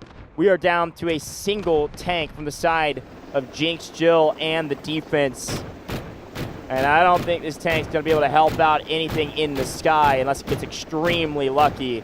So we're going to see Stax and Sarah Jane continue to rack up the total. Stax has 23 assists from the air already. Take a look at the top right. I saw Sarah Jane just pick up another 3-piece. You thought Sarah Jane was picking up a lot of kills before. They're going to be uncontested in the skies. It is about to get crazy for the stat sheet. Listen, I saw somebody in chat say, Stax is in the heli, it's wraps. 23. I agree. 23 kills. 24. For Sarah Jane. 25. I mean, we're about to teach everybody their numbers like we're in kindergarten because Sarah Jane is walking us through all the way to 100 by the end of this game. This is ridiculous. I mean, there's just nothing you can do. You've lost all of your AA. You've lost all your anti-aircraft. This is like shooting fish in a barrel, literally, except it's people on top of a mountain without any cover. I hope this is at least somewhat respectful to say, but this looks like Sarah Jane is playing a pub right now. It's namely just because we lost the vehicles. We weren't able to protect the vehicles. And what do we have to do? Amor Lemon just has to jump into the anti-aircraft gun that's on the ground that's built into the game or built by the team. We build one up top and at least put some pressure on the helicopter. That is a must-do. By the way, in the meantime, we haven't been talking about the capture that they're doing on the point, but they're getting both. The B sector's falling. It doesn't matter if they get B sector. They got to get them all. I'll keep reminding you of that, but... So here's the thing, is that if RBN quickly just go ahead and try to defend the C sector, give up B, then the helicopter will be pretty much nullified because the C sector is indoors. And also RBN have kept their tank alive on the ground at the bottom of the elevator as well. So, you know, a little bit of a caveat there. That being said, HAN know that this tank is currently alive, and they're actually trying to go ahead and push it.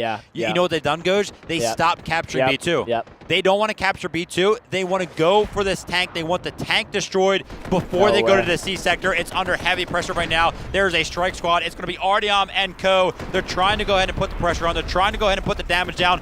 Funk is going to be losing some of the engineers. The explosives are going off. The tank is down to 25% HP. It is getting healed right now. But oh my gosh, take a look at all the boots on the ground that are right outside of the tunnel. All the explosions need to land. One more hitter to do it. What about an AAV to go ahead and join the fight as well? Funk is trying to do everything he possibly can, hold RBN on his back. But HAN, they've just got way too good. They've got way too much momentum right now on Ascension. And they're going into Sector C with a full-fledged advantage and a full-fledged attack. And again, we've seen an Ascension so many times in the competitive circuit. We knew that was coming. I know that RBN knew that was coming as well. They just didn't have the bodies to help out. That was too much pressure, not only with the helicopter up in the air, but just too much pressure down below that they couldn't withstand. Everybody's on respawn timers. They didn't have enough bodies. They did everything they could. Honestly, Jinx Steel did a pretty good job of fighting back. That's just too many people. And they're not capturing B2 until that tank goes down. Taking a look at the leaderboard breakdown, 39 kills. The disparity for Sarah Jin is on full display. 40 kills. Listen, none of the other stats really matter to me. I mean, assists from Stacks makes sense as well. 42 total assists. 40 kills from Sarah Jin. Not a single person has more than 5 kills from RBN on their entire leaderboard. This is the difference between air superiority and not. This is the first time we've been able to see a helicopter do whatever it wants on the map, and that is why it is important to win the skies. Unreal. By the way, Wanza's about to give Sarah Jin a run for his money. This tank destroyer, when he doesn't have to go up against any vehicles inside of the caverns, he might be unleashed as well. He might be looking for a 40 bomb of his own, but he's actually going into the C sector with just 2 kills. So I think it's going to be pretty fun for us to go ahead and keep a close eye on how many kills Wanza is going to be able to pick up. Take a look at the feed on the left side, compare it to the right side. I mean, I think I saw 3 kills picked up for the side of RBN over the last like 20 seconds, and HAN just keep picking them up. We should stall out here at least a little bit longer, like you mentioned. Our helicopter, yeah, I was going to say Sarah Jin. Sarah Jin wants to set some records. Sarah Jin's not going to stay up in the heli. We're going to call in another vehicle. Earned that, right? Yeah. Probably another tank destroyer. Destroyer. They've earned enough scores. Sarah Jin can call in whatever they want. Sarah Jin's going to call in whatever he wants, and he's also going to call his team back. On a full tank. Guys, get back. I want all the kills. Yeah, I mean, we'll see if maybe he spots some of these anti-tank mines in the alleyways, but Sarah Jin, well-earned tank, will join the troops on the ground to join the fight. Again, helicopter not nearly as valuable on the C sector. There's a couple of cool plays you can do. We'll see if they decide to go for them. They may not need to, because Sarah Jin joins the ranks indoors. And Stacks actually does have a gunner out here to throw some bullets down, or that was his position in the pilot seat, this attack helicopter, to throw some missiles down range, at least to just put some damage on, through some of these openings, but going pretty quick. It's going super quick. It's just a snowball effect, man. HAN. Nice. We did lose a tank, sorry to cut you off, but we did lose a tank to the tank mines of Funk, picking up a couple kills, finding at least one, but again, it's one of many. They don't really care necessarily about that. Wonder who was in that tank. I think that was Wanza, tank destroyer. Not sure. We'll try to keep a close eye on that, but you can still see at the bottom of your screen, full advantage for the side of the vehicles. Also, top middle of your screen, we're actually capturing C1. And they're just that much closer, but... Stacks, you freak! Stacks will not let them even get a vehicle on the backside of the spire. That's why the helicopter... I mean, how many times have I said that? That's why the helicopter is so valuable. That is another one of the 15 reasons we've seen in this match alone of why the heli is so valuable. I had that hopium that RBN could win it. It is all but gone. We need a miracle to hold a team on max lives going into the final sectors without a single vehicle to their name. I'll be curious to go ahead and see here if Sarah Jin does rejoin the helicopter gunner seat. You would imagine that he would want to. Might opt to actually go ahead and stay in the tank. We'll have to see what the preference comes down to. But now the tank destroyer and some of the vehicles are going to start to get active, leaving the cavern over here, the boots on the ground, using the smokes to try to go ahead and push back the side of RBN. And this is where it gets difficult. A position that we saw yesterday for what felt like the first time. This tank sitting all the way on the edge over here can pretty much deny all of the vehicles that get called in for the side of HAN. And Goj just left off a little bit of a smirk, a little bit of a chuckle, because Sarah Jin started to light up the kill feed once again. Yeah, that was 5 kills back in the helicopter. It's GG's, guys. Listen, as much as a caster, I want to try to hype up this moment. There is just no way. The math doesn't work out anymore. There is nothing that you can give to RBN to say they have a chance right now, because they have every single advantage. Every advantage is on the side of HAN. They have played a near flawless attack on Ascension. They've repped this so many times. Thousands of hours playing this map and this map alone. They are putting on a clinic of how a team, as a cohesive unit, plays this map on both the attack and the defense. They prioritize the right things at the right time, and it's just a matter of time before they end this map in a quick 2-0. 57 kills is the running number as it currently stands for Saragen. By the way, 26,000 score. I think it's like 27,000, 28,000 when you get access to that guided missile. This is going to be a very quick one if he decides to go ahead and call it in. I don't know why you would. Just stay in the helicopter. You're having so much fun picking up all of these kills. An early contest for the side of HAN. They're actually already kind of flooding the point, looking to end this one early before Saragen can hit the 100 bomb. And it is just all red in the feed. No surprise. Momentum has just been way too heavy. RBN, they're still trying to fight back, still trying to land some of the missiles. But their efforts have just been thwarted time and time again, and that is going to be the same exact story as, Saragen's name feels like it is just in multiples of like 3 every single time we take a look at the kill feed. I don't really have any more words to say other than perfection. Clinical I love Ascension. Perfection. Ascension, oftentimes, this is not the first time, we get to see near perfect 20-person gameplay of prioritizing the right things at the right times. Jinx Jill knows it, just a matter of time. There's nothing they can do. I think many of the RBN players don't even have double-digit kills, unfortunately. They haven't been able to live for more than a couple seconds because of what Saragen's been able to do, folks. Yes, that did say 72. You are not dreaming.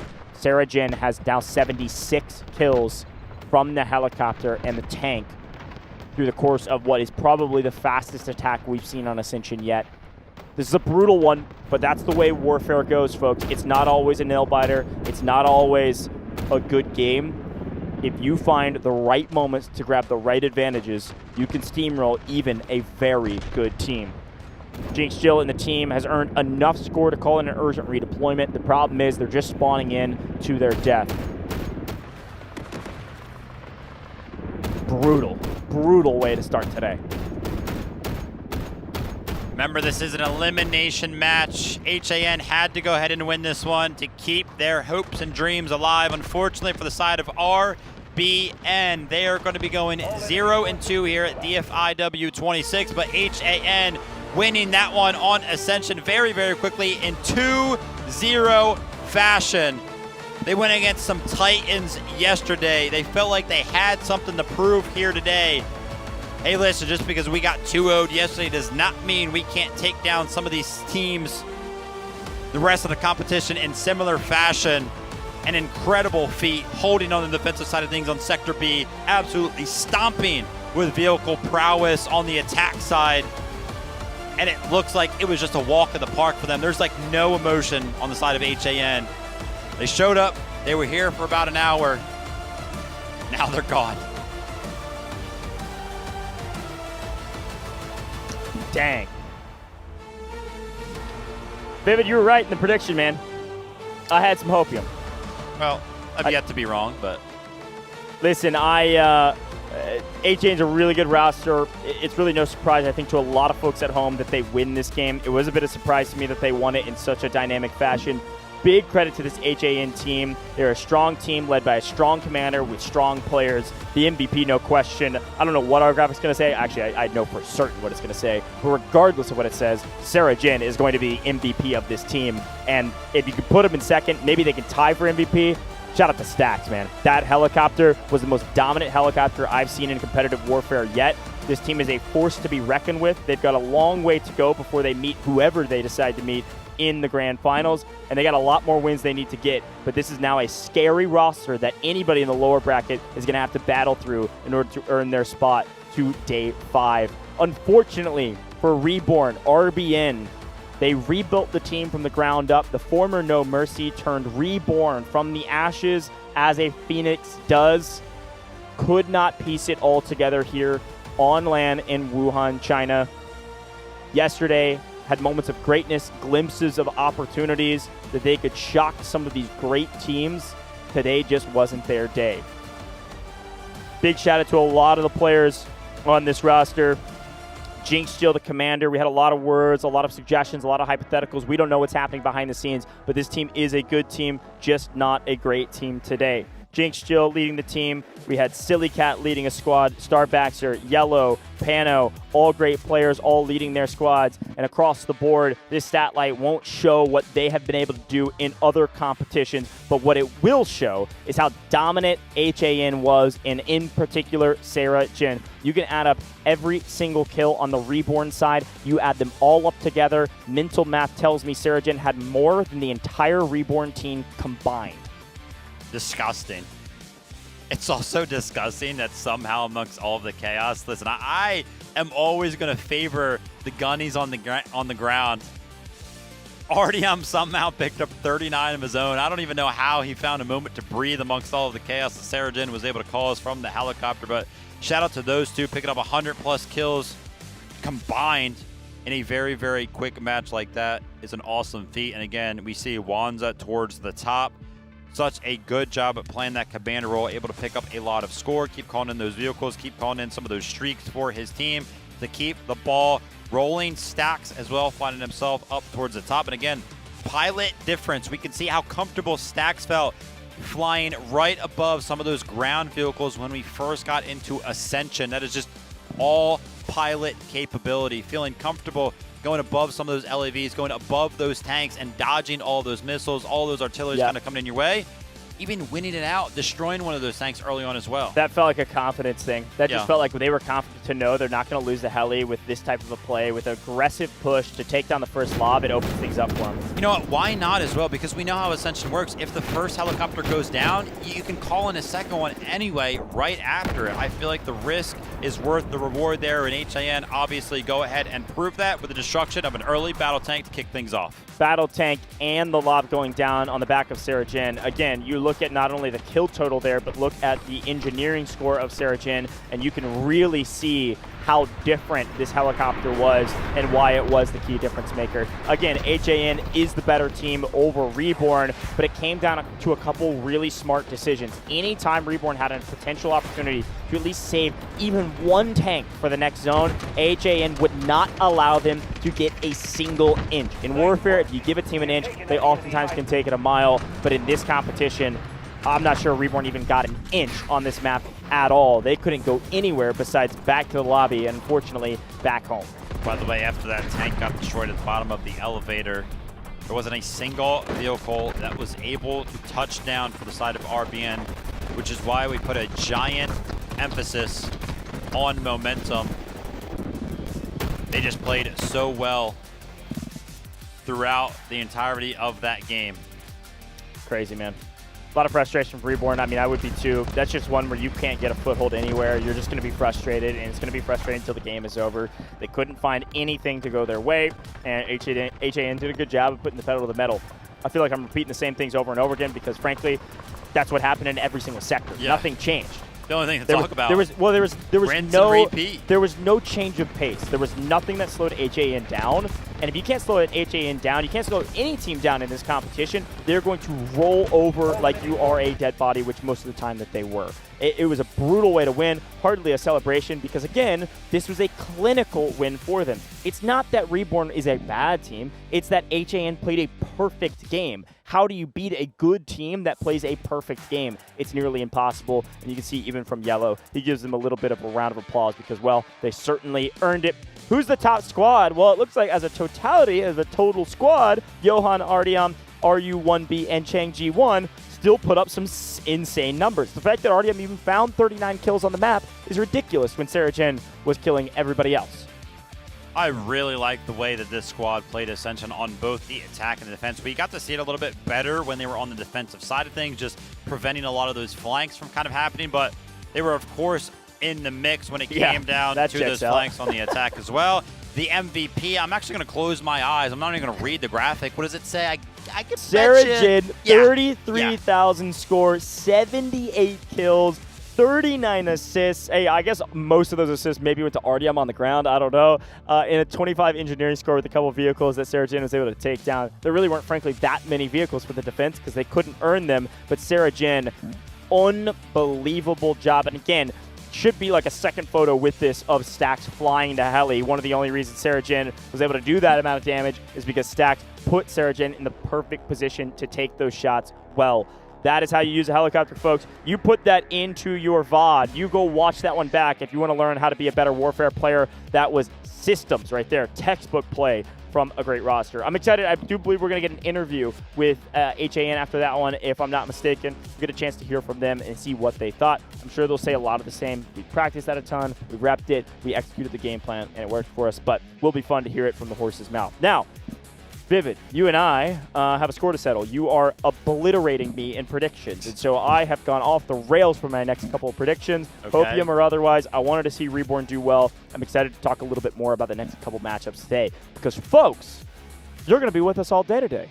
We got 4 total best of 3s. We got 3 more matches coming up your way, so don't go anywhere as we get into this interview or anywhere else. We've got some great matches coming up, and I think some more nail-biters, much like yesterday. We went on for a long time. Saw a couple 3-game series in a best of 3, which doesn't oftentimes happen in the first 2 days of a tournament like this. Yeah, I love the fact that the way the bracket kind of pans out these first couple of head-to-heads. Of course, there is so much at play here because it is an elimination head-to-head. But then when we bounce back up to the upper bracket, we should be having those giant head-to-heads, those teams that have kind of proven themselves that they are capable of winning some games on the big stage.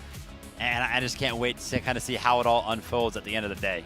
Going to be a lot of fun, folks. And listen, you won't see HAN anymore today. They have done their job, and they're moving on to the next day. We're seeing every single team today, and Reborn is our first team eliminated. We will see another team eliminated next best of 3. But before we get there, let's tune in with an interview on stage with HAN.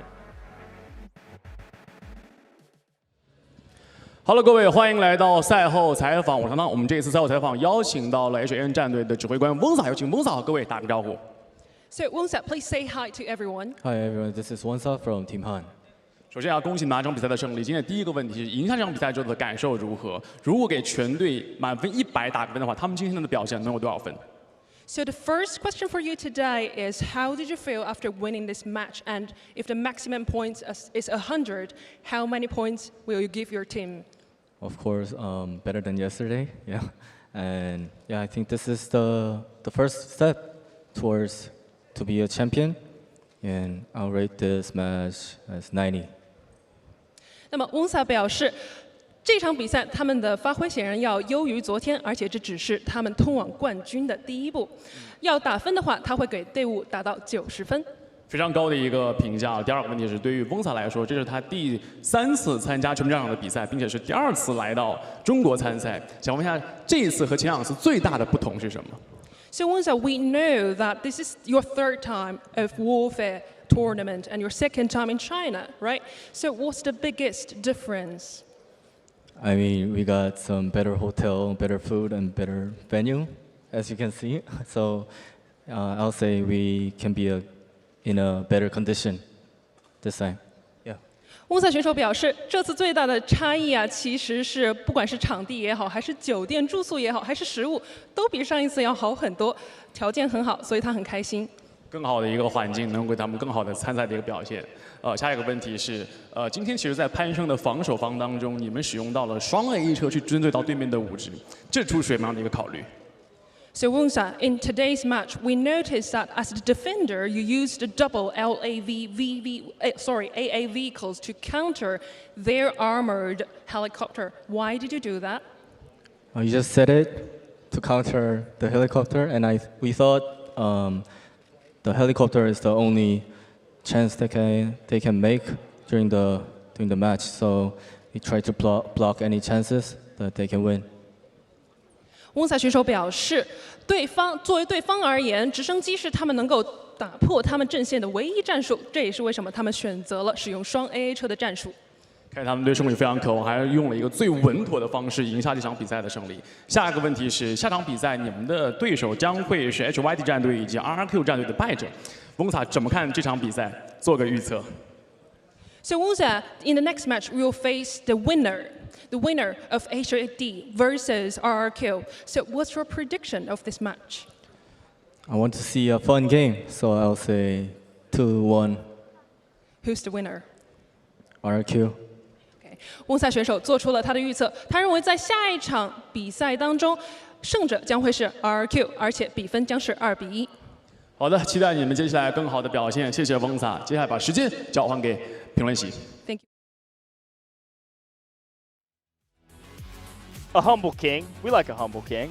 He gave him a 90 out of 100. I don't know what makes 100 out of 100. You hold them on A? Like, that's the only thing you could have done better. But still, just never dying. Great interview. Any thoughts from that one? I mean, listen, I think that the loss yesterday is hitting the guy's heart because immediately right off the rip he was like, yeah, it's better than yesterday. And that's why we're kind of seeing a lack of emotion. Yeah, that's a great shout. Well, folks, we're going to head to a very short break. When we come back, our next best of 3, one more team going home. You're not going to want to miss it.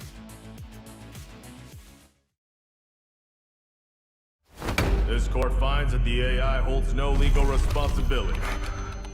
But the data, this doesn't add up. Just deal with the AI. Priority. Protect company.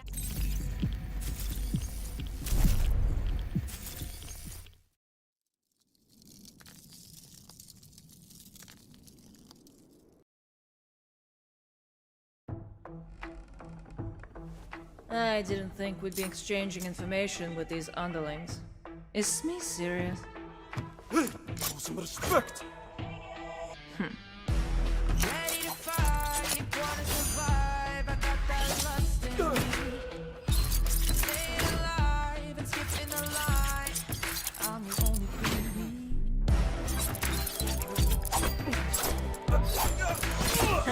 That enough respect for you?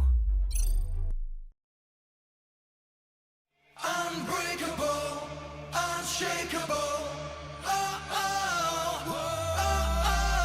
Shadows tried to dim my light. They told me to give up the fight. Said I was weak, said I was small, but there's a drum inside my chest, a beating heart that gets no rest. I'm waking up, I'm shifting gears.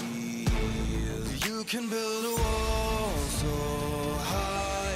Watch me spread my wings and fly. You can try to block my way, but hear the words I'm gonna say. 'Cause I am invincible, I am a storm, breaking the silence, I am reborn. Throw your lightning, bring on the rain. I find my power inside on the blade. Unbreakable, unshakable. Unbreakable, unshakeable.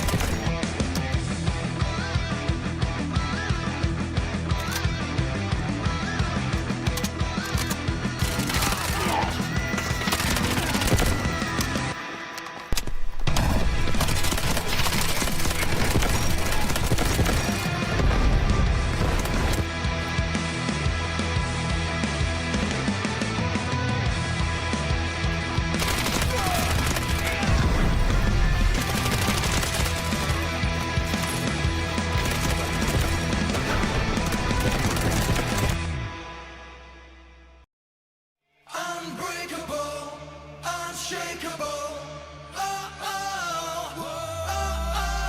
Shadows tried to dim my light. They told me to give up the fight. Said I was weak, said I was small, but there's a drum inside my chest, a beating heart that gets no rest. I'm waking up, I'm shifting gears. You can build a wall so high. Watch me spread my wings and fly. You can try to block my way, but hear the words I'm gonna say. 'Cause I am invincible, I am a storm, breaking the silence, I am reborn. Throw your lightning, bring on the rain. I find my power inside on the blade.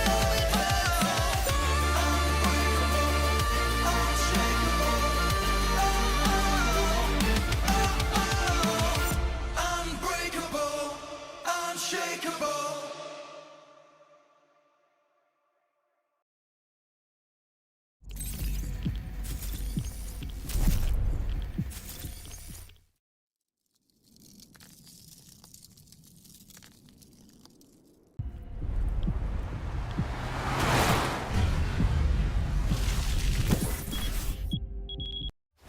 This court finds that the AI holds no legal responsibility. But the data. This doesn't add up. Just deal with the AI. Priority. Protect company assets. Valve closed. You destroyed our home! That dream again. Gabriel Mercier, codename N2, role, engineer. As a former nuclear facility engineer, N2 was removed from his position following a major incident that escalated into legal proceedings. He later returned to military service and was reassigned to Arctic deployment under CBR and related units. With the originally designated technical specialist unable to fulfill operational requirements, and following assessment review, N2 has been approved as a replacement operator for the subsequent operation.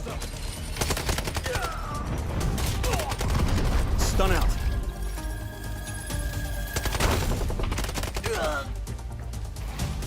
Throwing stun. Stun hit.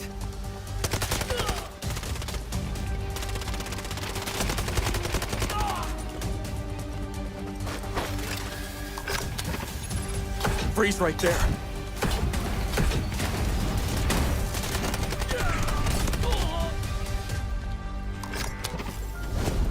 It's getting cold. N2 is equipped with a modified grenade launcher, capable of firing up to 6 LN2 grenades. Upon impact, each round detonates and releases a burst of cryogenic gas, dealing area damage and significantly impairing enemy mobility. Sustained hits can fully immobilize targets through extreme low temperature exposure.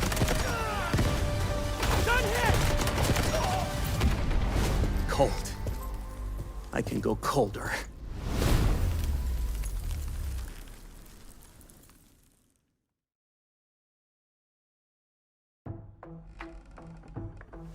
I didn't think we'd be exchanging information with these underlings.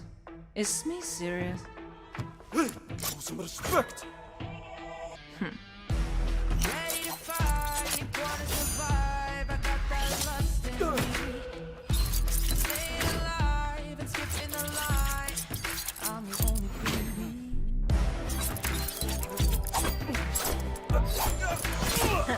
That enough respect for you?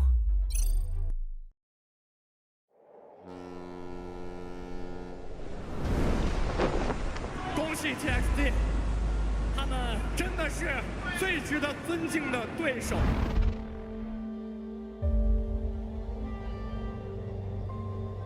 ทุกก้าวของเราเป็นดั่งกระแสน้ำที่รุนแรง ใครหน้าไหนก็ขวางเราไม่ได้ 未来终有一天，腾龙还会杀回来。这是让所有人再次看清我们的机会。数えきれないほどの昼夜を僕らは乗り越えてきた。すべては悔いのない夏をつかみ取るために。The phoenix doesn't rise without fire. We've waited long enough. Let's go. Make them remember us. 아직 아무도 우리의 진짜 힘을 보지 못했습니다. 하지만 곧 모두가 알게 될 것입니다.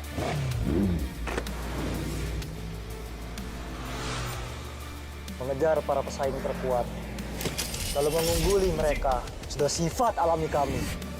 In warfare, there's only one language: forward.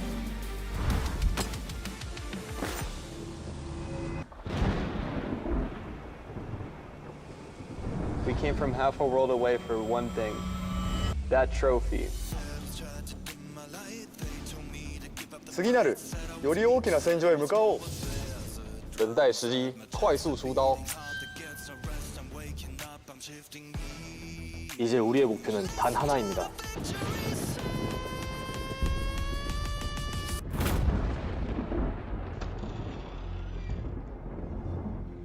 在主场将冠军之名重塑。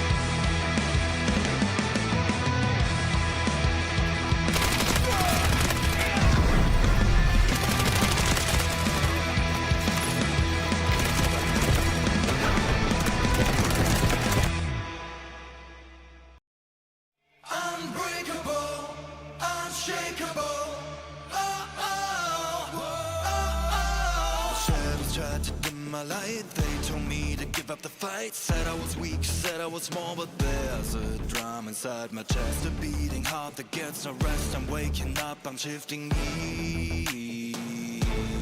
You can build a wall so high. Watch me spread my wings and fly. You can try to block my way, but hear the words I'm gonna say.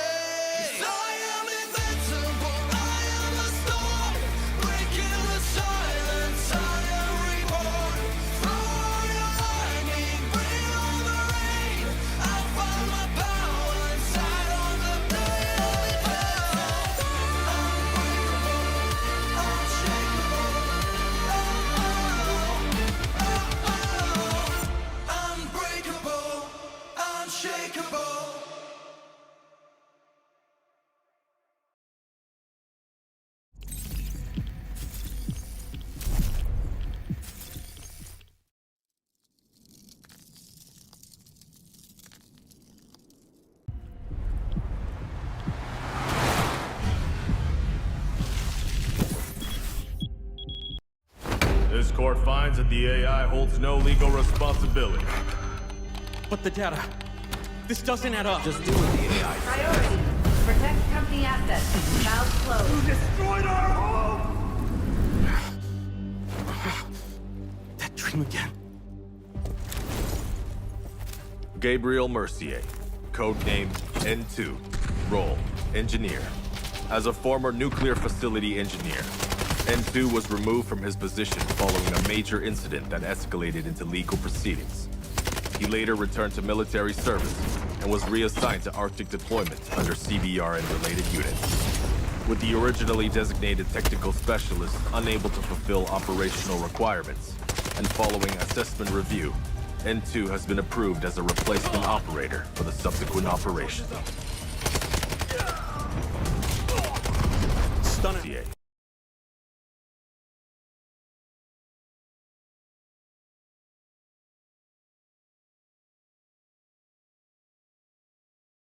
I'm going to be honest. I'm going to rip the Band-Aid off on this one. I feel like we're going to see a similar pace and match here. We've got TXD, the reigning champions from Vietnam just 6 months ago, going up against AHR. I don't know a lot about this team of AHR, but we did see them kind of get shut down pretty quickly on Aftershock yesterday. Now that we did kind of chalk that up to, yeah, maybe it's a new map. They don't have a lot of prep kind of done on it. So I'll be very, very excited to see if this team can kind of make a new name for themselves here today on the map of Cracked. Yeah, I mean, I think it's worth mentioning.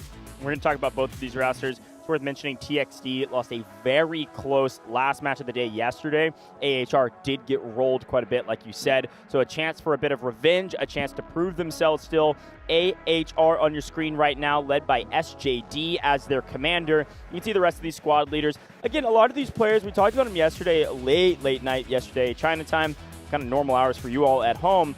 We talked about this roster of somebody, you know, we recognize a couple of these names, but most of these names, most of these players are trying to prove themselves for maybe the very first times, at least on the global stage. They've done some things in their regional competitions, but on the global stage, still a lot to prove. A couple heavy hitters on this roster. Turtle was one of the only players really making an impact on the team in the stat line that we could tell. Had a couple moments in vehicles to be able to destroy some vehicles of the opponents and do some decent damage. SJD, the commander, had some okay moments as well, but again, it really felt like the team was lost on Aftershock. The opposite is true of this roster. TXD, I want to be very clear. This is our reigning champions. These are our defending champions trying to reclaim their title of Dfiw champions here in 2026 instead of 2025, where they won in Vietnam. So talk to me about this roster. Quick hits, heavy hitters, Ruminia, fantastic commander. Who else stands out to you? I mean, that final squad all the way to the right over there, OSSN. We had Oak, Skynet, and of course, Legacy, who's of course going to be operating some of those vehicles throughout this head-to-head. It is going to be correct, but it's going to start slow in that vehicle gameplay side of things, but this squad is just all over it when it does come down to it. So take a look towards this squad if you want to see some vehicle gameplay and kind of pop-offs there. I mean, and we of course have to re-mention NTPP, top individual fragger in the entire day of competition yesterday, even though they ended up losing in their matchup against RRQ. Still a very fun one to go back and watch as well. Predictions though, not often do I say this, Vivid, but we are one in the same mind. We both said 2-0 TXD. We've already kind of mentioned why. Fine. What do you got for me? Why TXD 2-0? Why is this not going to be as close as it could have been? Again, we're kind of jumping into the competition now. We have seen both of these teams play. You know, kind of coming into the event as a whole, there were some big question marks, right? Like, how are these teams going to look when it comes to, you know, region versus region? Because for performance speaking, you know, we only really know how good they do on the regions. But now we have seen both of these teams play on an international stage. You talk about how good TXD played yesterday. Unfortunately, it just came up just a little bit short up against RQ. That was a great matchup.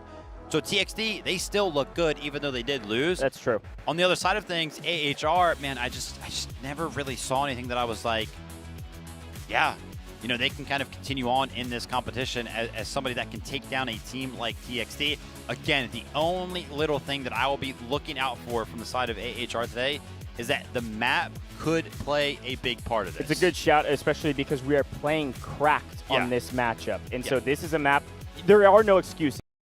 If on Cracked, you just played bad. There's no little wrinkle that we can throw up like, well, Aftershock's the newest competitive map. Oh, you didn't know how to play because you don't have VOD review of that team playing Aftershock. Whatever. Everybody's played Cracked 1,000 times. We played the 2 oldest maps in the original maps in the game, Ascension and now Cracked. We're going to get a chance to see both here on main stage again. This is going to be true raw skill. I do expect the same. 2-0 TXD. I think you're going to see a very clinical textbook win from TXD. Honestly, quite similar to what we just saw from HAN. There are no mistakes. There are no room for error, margin for error of just major mistakes in a gameplay on Crack because they've repped it so many times. This is like going out to play basketball and instead of changing the height of the rim like you do in Aftershock, you go out and play standard basketball. You just got to play the game. Like, there is no weird wrinkle that you can blame something on a loss. It's going to come down to who's the better team today, and let's see what they have here on. 行动全面战场国际邀请赛。 Welcome to the 2026 Delta Force Invitational Warfare. 有请 AHR 战队。 Please welcome Team AHR. 倾力一战，随风出击。 Deep grind, one stage.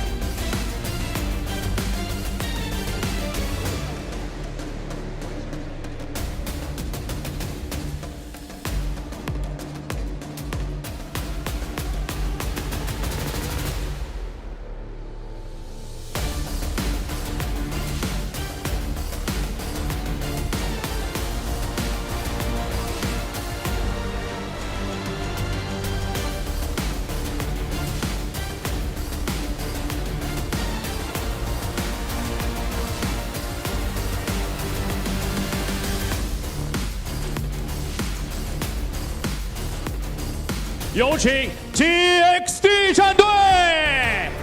Please welcome Team TXD. 我们就是 Tuxedo。 We are Tuxedo.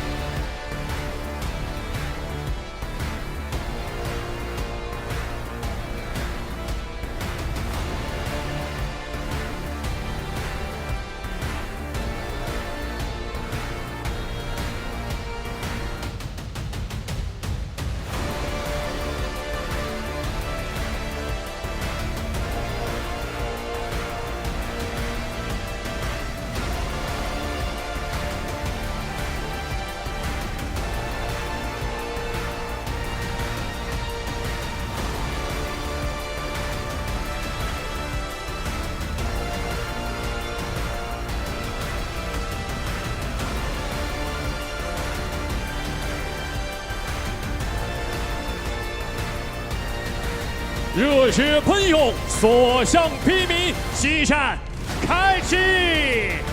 Passion surges, victory awaits. Let the battle begin.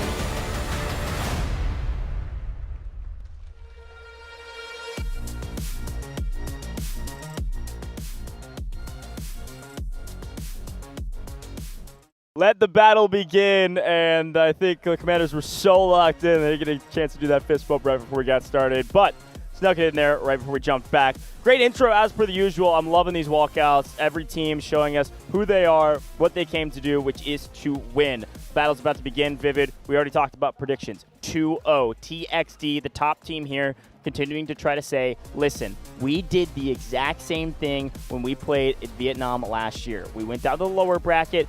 Maybe we got there a little bit earlier this time, but we went down to the lower bracket and still got to the grand finals and still won. True. We're looking at a potential grand finalist about to play.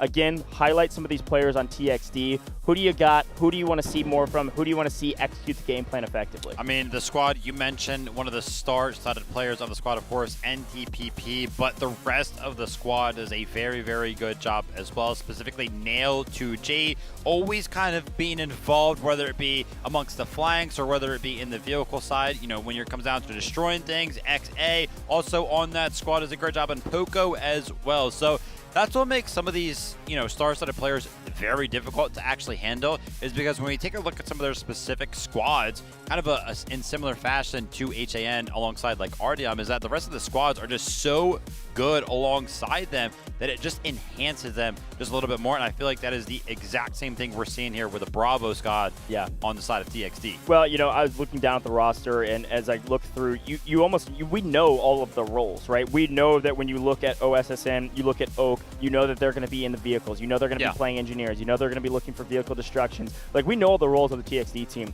When you look at AHR, we just didn't see enough from them to where I can fully delineate anything. The only person that I remember vividly making actual plays on the map is Turtle. So watch out for Turtle on the Commander squad with SJD, who really needs to step up in a big way and help carry this team to a victory, at least get them some momentum so we can see more from them. I know on the side of AHR as well, we had Luwei, TTV there, also going to be looking to get active in the vehicles for the side of AHR. But again, if we can kind of really only denote for a couple of these teams how good they can do when it comes down to the vehicle gameplay, and we're talking about a map like Cracked where the initial couple of sectors feel like the vehicle gameplay is obviously a little bit lackluster, specifically on Sector A, where you pretty much don't have any vehicles outside of some four-wheelers and that assault vehicle that you eventually gain access to. Yep. You gotta have those players that can make those differences, that can win those 1v2s, 1v3s, 1v4s. And for me, as it currently stands, TXD is really the only team that has that in NTPP. Yeah, no, I actually like that call quite a bit from you. It'll be fun to watch these two teams battle out. Again, I still believe in the fact that this is going to be a 2-0. I still believe that TXD will run this, but it could be a little bit closer than the matchup we just watched. Absolutely, and a quick reminder, TXD will be starting on the defense for round 1 here, and AHR will be on the attack. I'm trying to think back to yesterday. How did the defense go for TXD? I mean, obviously, they won one of the defensives yesterday. Yeah, I mean, they were solid. I honestly, TXD was probably more solid on defense, in my opinion. I thought they were clean. But regardless, you know, when you think about Cracked in particular, and you think about the way this map plays, we were talking a little bit before the broadcast started about the maps that have the least amount of vehicle presence. Yes, Cracked, you eventually do get vehicles, but you don't start with vehicles. One of the few maps that you don't start with vehicles. It's going to come down to some infantry gameplay. It's also one of the fastest maps that you can play in terms of just generally average time of gameplay. We saw Cracked a couple times yesterday into best of threes. We saw it as the third game between the Reborn and FX match, and that went extremely quick. FX kind of rolled through them on the attack. I wouldn't necessarily say the attack has an advantage on Cracked, but it is a very heavy momentum game, and the little vehicles that do come into the mix are extremely important. Yeah. It's a classic kind of age-old proverb of like a supply and demand, right? It's this idea of like, hey, if the supply of vehicles that is on the map is extremely low, then the demand or the importance to keep them is even more that important, right? You just don't get that many vehicles on this map. You've got to take care of them. Super smart breakdown from Goj over here. Economics, bro. Come on. Economics. Yes, thank you very much for the quick lesson. I feel like this is a big matchup. Obviously, you know, the stakes are high, especially when we're talking about an elimination match. We're going to say that about 7 more times just to make sure that everybody is reminded that, yes, one of these teams are going to be going home at the end of this head-to-head, but even a little bit more so, I'm going to put the pressure on to TXD because I feel like this has to be a little bit of a bounce-back statement. They've got to kind of put themselves back into the conversation. Hey, listen, reminder, guys, we are the reigning champions. We can stomp out teams in this tournament, kind of similar to what HAN just did, right? Make it a statement. I need TXD to also make a statement. Showing some love to the crowd. We got a lot of love for TXD in the house. Crowd slowly but surely filling out for the day. Again, really excited that we have crowd here during the week. We are a sold-out stadium for the weekend. It is going to be loud in here, and they are within reaching range for us. We could probably reach out and get some high fives before we get into the game. So excited about the weekend. We got a long way to get there, though. Again, this is a 5-day competition here in Wuhan, China. 8 teams joined us here on the global stage. 2 teams are about to head home. One already being that of Reborn, the first team out. The second team about to be right here ranked now. AHR versus TXT. What a storyline if AHR was able to turn this around. On paper, they are the underdogs in this matchup by a large margin. We'll see what they're able to do. That being said, I mentioned how TXT, it is important for them to win this because they need to make a statement. So do AHR. They need to make a statement. Hey, listen, yeah, Aftershock did not go our way yesterday, but we feel more confident in some of these subsequent matches. Yeah. We're bouncing back. We had some time to go ahead and reset and talk about what happened, what went wrong. They have the opportunity right now to show everybody that if they go ahead and win this, if you take down the reigning champions, teams are going to start to think about you differently. People are going to start to talk about you a little bit differently, and you're going to have a lot more confidence going into the following matches. So I feel like both of these teams, a lot of pressure obviously onto them, elimination on the line, but even more so, just the conversation around you as a team also on the line. 100%, lot to prove. That's what we've been saying since the very beginning of Top of the Show yesterday. A lot of these teams are showing up with a lot to prove. Other teams are showing up with a lot to defend and continue to remind people of who they are and what they've been able to accomplish. We've got a lot of newbies on a LAN stage here with AHR, and we've got a lot of returners on this champion roster of TXT. Definitely going to be a tough matchup for AHR, but it doesn't mean that they can't take it. Going to rely on this man right here, SJD, the commander, see what he can do and how he can lead the team to a victory. We talked a lot about commander communication, how it works, Victory Unite. But again, folks, AHR will start on the attacking side here on Cracked. Defender will be TXT. Quick look at the bans, by the way. Did ban Aftershock. Yeah, actually, fair enough. Just picked up on that. Yeah. Yeah, they banned Aftershock. They were like, listen, yeah, that's not our map. Let's make sure that doesn't happen again. TXT returning to that ban of Fault. I don't know if we're ever going to be able to see that map. One map that we have already seen once.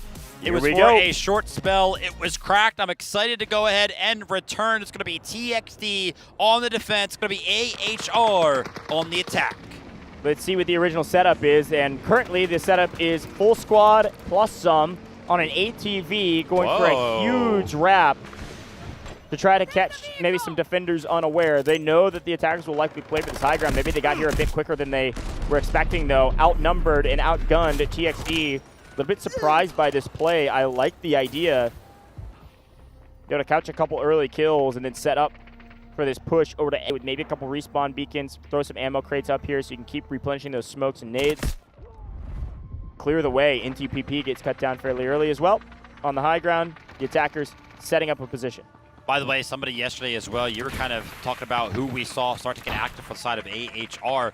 Toby was actually somebody that we did see on the compound, though, quite a bit yesterday, and him already kind of picking up NTPP with said bow. Gets me a little bit excited to see how well he can do. Now, Cracked on Sector A is a little bit of a tug of war, not in the sense that we have two zones, because of course we only have one zone, but on these flanks around the right and the left sides of the sector specifically, almost every single attack that we see, they do prioritize the right side over here up towards these hills and all of these rocks and all the head glitches, but eventually they'll turn their attention over to the left side as well and start to create a little bit of a pincer maneuver onto the sector. Yeah, solid thought. It'll be fun to see what the attackers decide to do and how many times they decide to do it. That's the thing. You know, we had this same conversation when Reborn was playing of just try things. Make some moves, make some plays. Right now we're smoking, we're working together, and we're seeing a lot of 1v multiple kills. NTPP has picked up nearly double-digit kills at this point. Nail 2G, this whole squad, we highlighted them for good reason. They're finding a lot of kills to make sure the attackers don't get a strong foothold over here on the flank, because it'll help them set up for this capture point.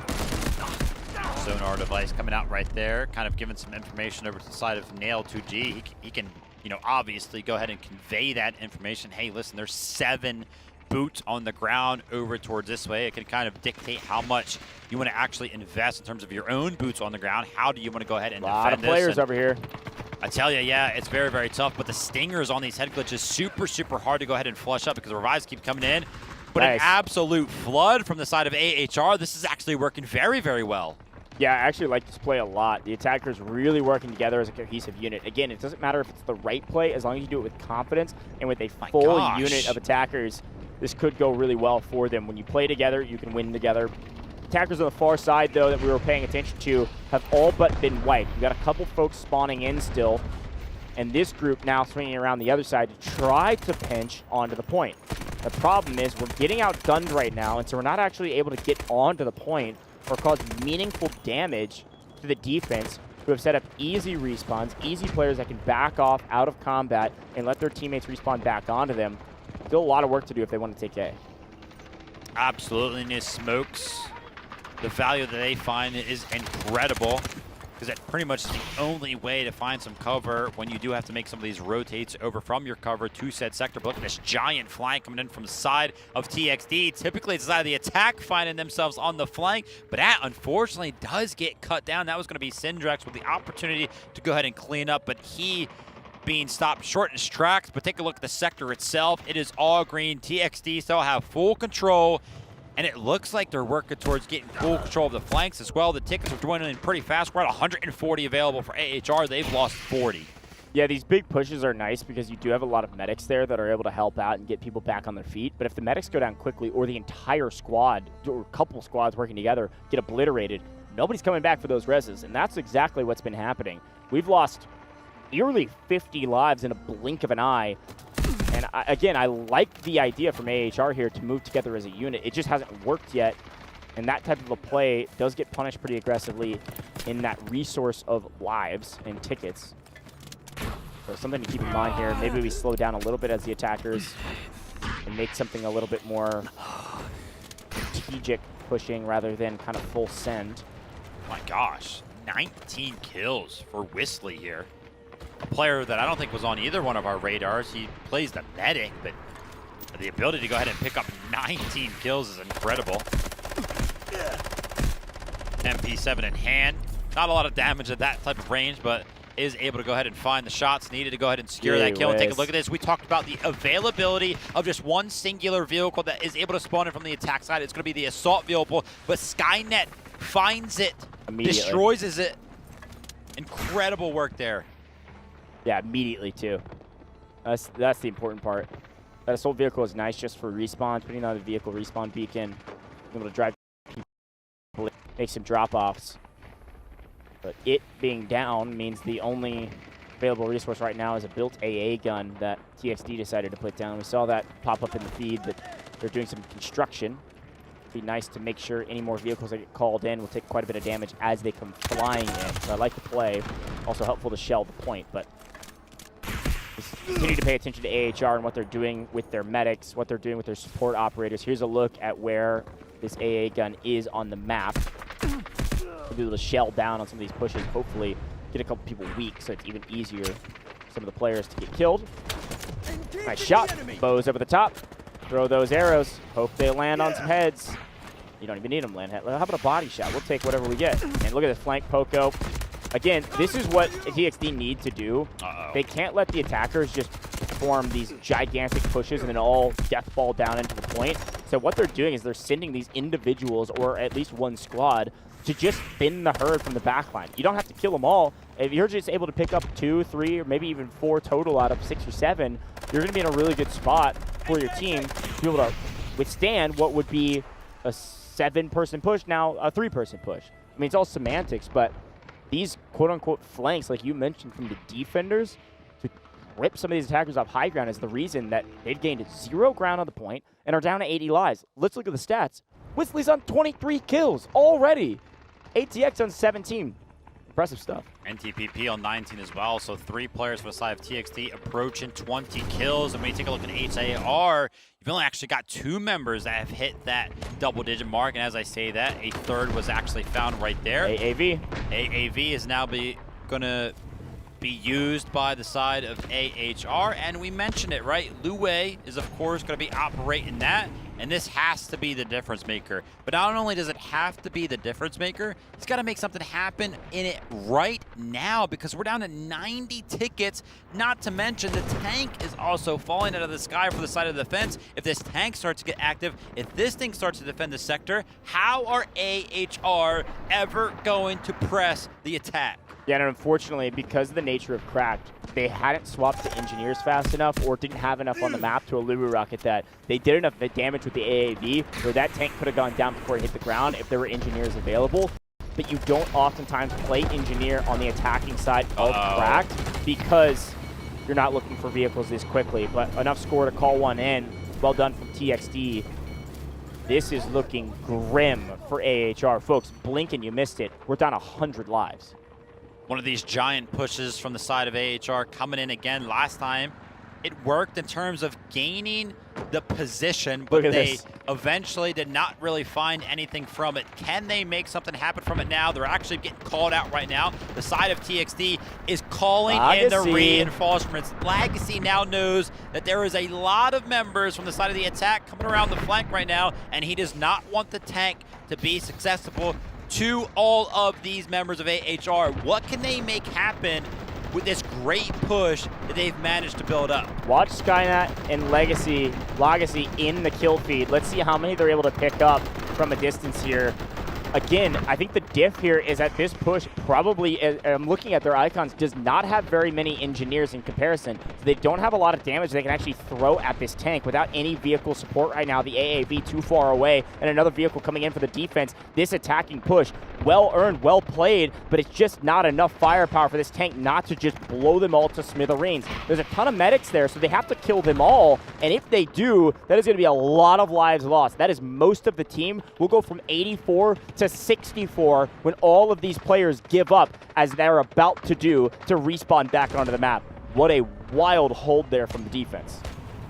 It's very recognized as a map that does not necessarily involve vehicles until you get to the later stages, but if the defense can actually hold on to Sector A for quite some time, you can see the vehicles do become quite available. The tank being called in, the LAV, the assault vehicle, and with those vehicles now being able to be used for the side of TXD, and, you know, with AHR already losing 110 total tickets pretty much before these vehicles were able to get active, I feel very, very confident in TXD's ability to go ahead and just hold here on Sector A and pretty much leave this defense very, very early. Again, that big push, it was all together as one. It was confident. It was the right play. It felt like either the wrong operator choices or they should have backed up and reassessed when they saw the tank catching them in transition. They just got mowed down by the tank, and it's GG's already because they lost. Again, they went from 84 to 67 in the blink of an eye because all those players had to hit the respawn button.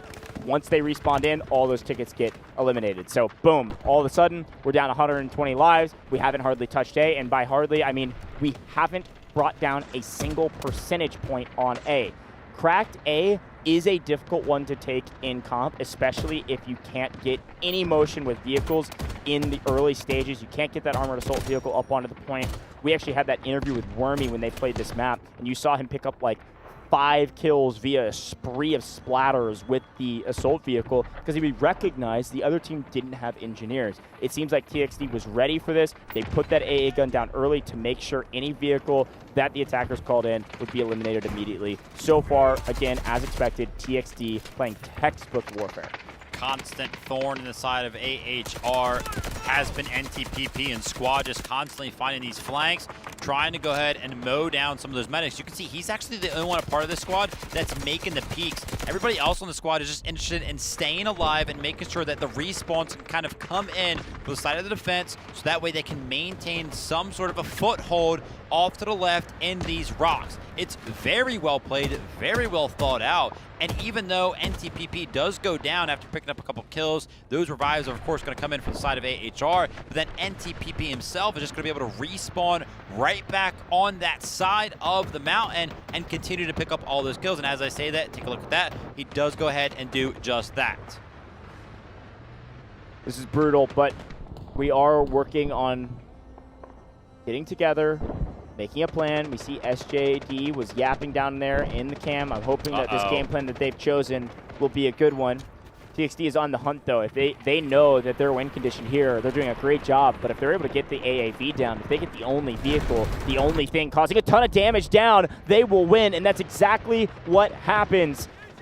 Uluru rockets galore. I told you, TXD was willing to invest a bunch of engineers off rip here on the first map because they know if the attackers get a vehicle and we're able to destroy it, we have all the momentum. And that was Oak yet again. We talked about him as the vehicle destruction aficionado. Bang, they pick up another one as well. Oak, thanks for making us look smart. That's 2 vehicles down by his hand. Oak and his Echo squad, they're just so good together. I can guarantee you that all of those Allura rockets finding their way over towards the vehicle simultaneously was the entire squad just being so cohesive. And again, listen, it's just more of the same. NTPP is cutting off all of this access point that AHR wants to have. And look how many numbers AHR is sending their way. This has been one squad. A squad of 4 members for TXD that has been able to fend off what feels like 2, 3 full squads for the side of AHR. Look at this. They just mow them down. They can't find any ground. Here come the vehicles. To go their way. Here come the lifelines. They've got to get both under the ground, and it's only going to be 1, or is it going to be nil? There's 0 vehicles going to hit the ground healthy. This one might land, but Allura rockets about to follow up. You can only imagine. Bang, 1 goes through, but luckily, or skillfully, the engineers keep it alive. Still a small victory that I'm not sure will yield any real results, but we take the victories where we can get them. And with that small victory, the attackers make a move. They're going to push down towards the point and try to draw the defenders down onto the actual A sector as Oak finds another vehicle destroyed. And we've actually got a floating vehicle back over here that finally somebody spawns into. Yeah, great job by Morning right there. I was going to say, I don't think AHR is aware that this vehicle has even spawned back here, but Morning is left all alone. There are no engineers to go ahead and back him up right now. They need to go ahead and get some repairs onto this AAV before it is knocked out. If there are Allura rockets available for the side of TXD, I am scared, but it looks like full HP for the AAV. Now they have AAV. They have the tank available. Can they make something happen on the push? They've only got 30 tickets remaining, and the tank destroyer is going to get knocked out of the sky. TXD is locked in. They know exactly what's happening all around the map, and they are in full control. Calling in the artillery barrage to hopefully clear a lane over to the point. They need to get interior. They need to get in the buildings in the A sector so they have a bit of cover. To do that, they're going to invest a lot of resources. One of those is an artillery barrage. Another one is this AAV. They know this AAV is likely going to go down. It's just a matter of how long can it stall out and how much damage can it take so that our infantry can get indoors. In response, Romania says, don't worry, we're holding it. Give me 2 minutes for the extra score, and also an artillery barrage of our own with a little bit of help with some Virons. Down goes the AAV. And was it enough room to work with for the infantry? Absolutely not. They are not able to make it to a building. They are not able to get a single percentage on A, and the defense is in complete control. Luwei was in such a good position up here on the rocks to go ahead and help out the AAV, right? The Legacy tank started to get active. How did AHR not find any return shots? Try to trade out some of those vehicles right there. It's going to be a big one for the side of TXD, and now they just have to do more of the same. They have the big advantage in terms of the vehicles, right? 3-1. They just have to hold off AHR for a little bit longer. I will also say a big credit to TXD for that AA gun placement. It's actually finding a crazy amount of value with helping out the team take down these vehicles. Now they have a vehicle advantage, not seeing quite as much, but it was a great play early to give them this vehicle advantage and then allow them to hold it. Here's one of the last couple pushes that the attackers can make. They've smoked this thing up like crazy to be able to make a move to a building. And a look over the top here from AHR. They're trying to get a decent amount of damage on this lob to hopefully open things up on maybe the right side as well, should the left side push not work. Trying to jump over these rocks and get to the buildings, getting cut down on the way. An obvious lack of follow-up there on the initial Lure rocket that does land. This is going to be SNNSP trying to hit some shots here towards the tank, help take that one out. Tank is going to go ahead and hide, but that is all you really need to do. Make the tank hide so that way the attack falls apart. 7 tickets remaining. The tank is down to what feels like 7 HP. Only one more explosion has to land, and the dreams of AHR taking the first round of this head-to-head have all but dwindled. They've been destroyed, just like their tank. Romania is going to go ahead and deal the final blow to that one, and it's about all she wrote. Just a formality at this point. 3 tickets remaining. TXD will have no problem picking up a couple of stragglers here and there. There's going to be one. There's going to be two. Woo, buddy. There's going to be three. And TXD return to form on Cracked. In the lower bracket, they make quick work of the defense against AHR. And I called it out. TXD, they looked very, very good yesterday. AHR, I didn't feel the same way. And in the head-to-head, it crumbled very, very fast for the attack. Clinical. It was textbook, as predicted. They caught every advantage that they wanted and more. Frustrated. Reasonably so for AHR. They've got to figure out what they can do on the defense to emulate what TXD was just able to accomplish. Already posing for a pick. Respect. Well earned. Dang. I mean, they earned that. Already? Brother, we didn't even lose a percentage point on A. I'd be posing for a pick, too. Here we go. Posing for a pick. Bang. There it is. Yeah, listen, that was expected. I'm not too surprised. But at the same time, it is still like a big laud and congratulations to that team because they were able to execute their game plan perfectly. I thought TXD did a good job of making a couple of hero plays. That squad, NTPP and the like, they obliterated the backline of the attackers, and it's the reason this team was so successful in their holds. Take a look at the stat lines. Whistly picking up 38 kills on a one-sector game is ridiculous. But MNY also picking up a 30-piece himself, and NTPP another 30-piece. 3 fraggers for the side of TXD. And again, it just felt like squads of TXD were able to fend off multiple squads of AHR. And when you take a look at the stats, it just makes sense. They were just finding more kills, winning out their gunfights. Romania playing that commander role very, very well. Finding himself all the way towards the top of the leaderboard. And man, it's not often that we get to say Crack comes down to the vehicles on Sector A, but this was one of those cases where it did end up happening. Yeah, and I'll shout out Skynet, by the way, with the highest engineering score in the lobby. Well earned. Skynet and Legacy working together in the tank at the tank gunner, as well as the AA gun to make sure that the vehicles of the attacking team were basically inconsequential. Very well done. Earned the advantage, kept the advantage, exactly like we thought it would go. Now, as we turn our eyes to flip the script, it's time to see if it can surprise us with the way AHR is able to play defense here. Folks, you know the game plan on Cracked. You know how to hold this point. Here's the thing, if AHR, I don't know if it's a hot take or if I'm just being a hypothetical Harry. If I'm AHR, I don't full send on holding A. It is a very difficult point to hold in comparison. We'll see why in the highlights that TXD was so good, but I think if things start getting a little mixy, AHR should hold their score for the B sector at least. Absolutely, yeah, I can kind of agree with that. I wouldn't necessarily mind a full send, you know what I mean? See what you got, go head to head, and also right there around the 120 ticket mark for the attacking side, we did see TXD take up that assault vehicle, which is pretty much the turning point for the side of Crack towards this Sector A. That's the first time a vehicle becomes available, and TXD cutting that down very, very quickly, and after that, they just had the advantage in terms of the vehicles. They started to just pick up more, and when AHR finally had access to vehicles of their own before they were even able to use them, they just got destroyed instantly. Oak, Legacy, Skynet, a ton of damage thrown down. There's Oak again, Allure rockets as well. Huge pickups and some aggressive comms because they know that these moments are so important. It's the fun thing, in my opinion. One of my favorite things about Warfare are these critical small moments in these long games. 20v20, and it comes down to these tiny moments where the Allure rockets land at the perfect time. The AA gun hits perfectly to get it weak enough for somebody to finish off the kill. You even see SNNP pick up the kill with the Barrett, which does a little bit of vehicle damage. Like, they're working as a team near flawlessly. This is a communication diff, I think, more than anything else. TXD, yes, outgunned their opponents, but they just out-strategized them as well.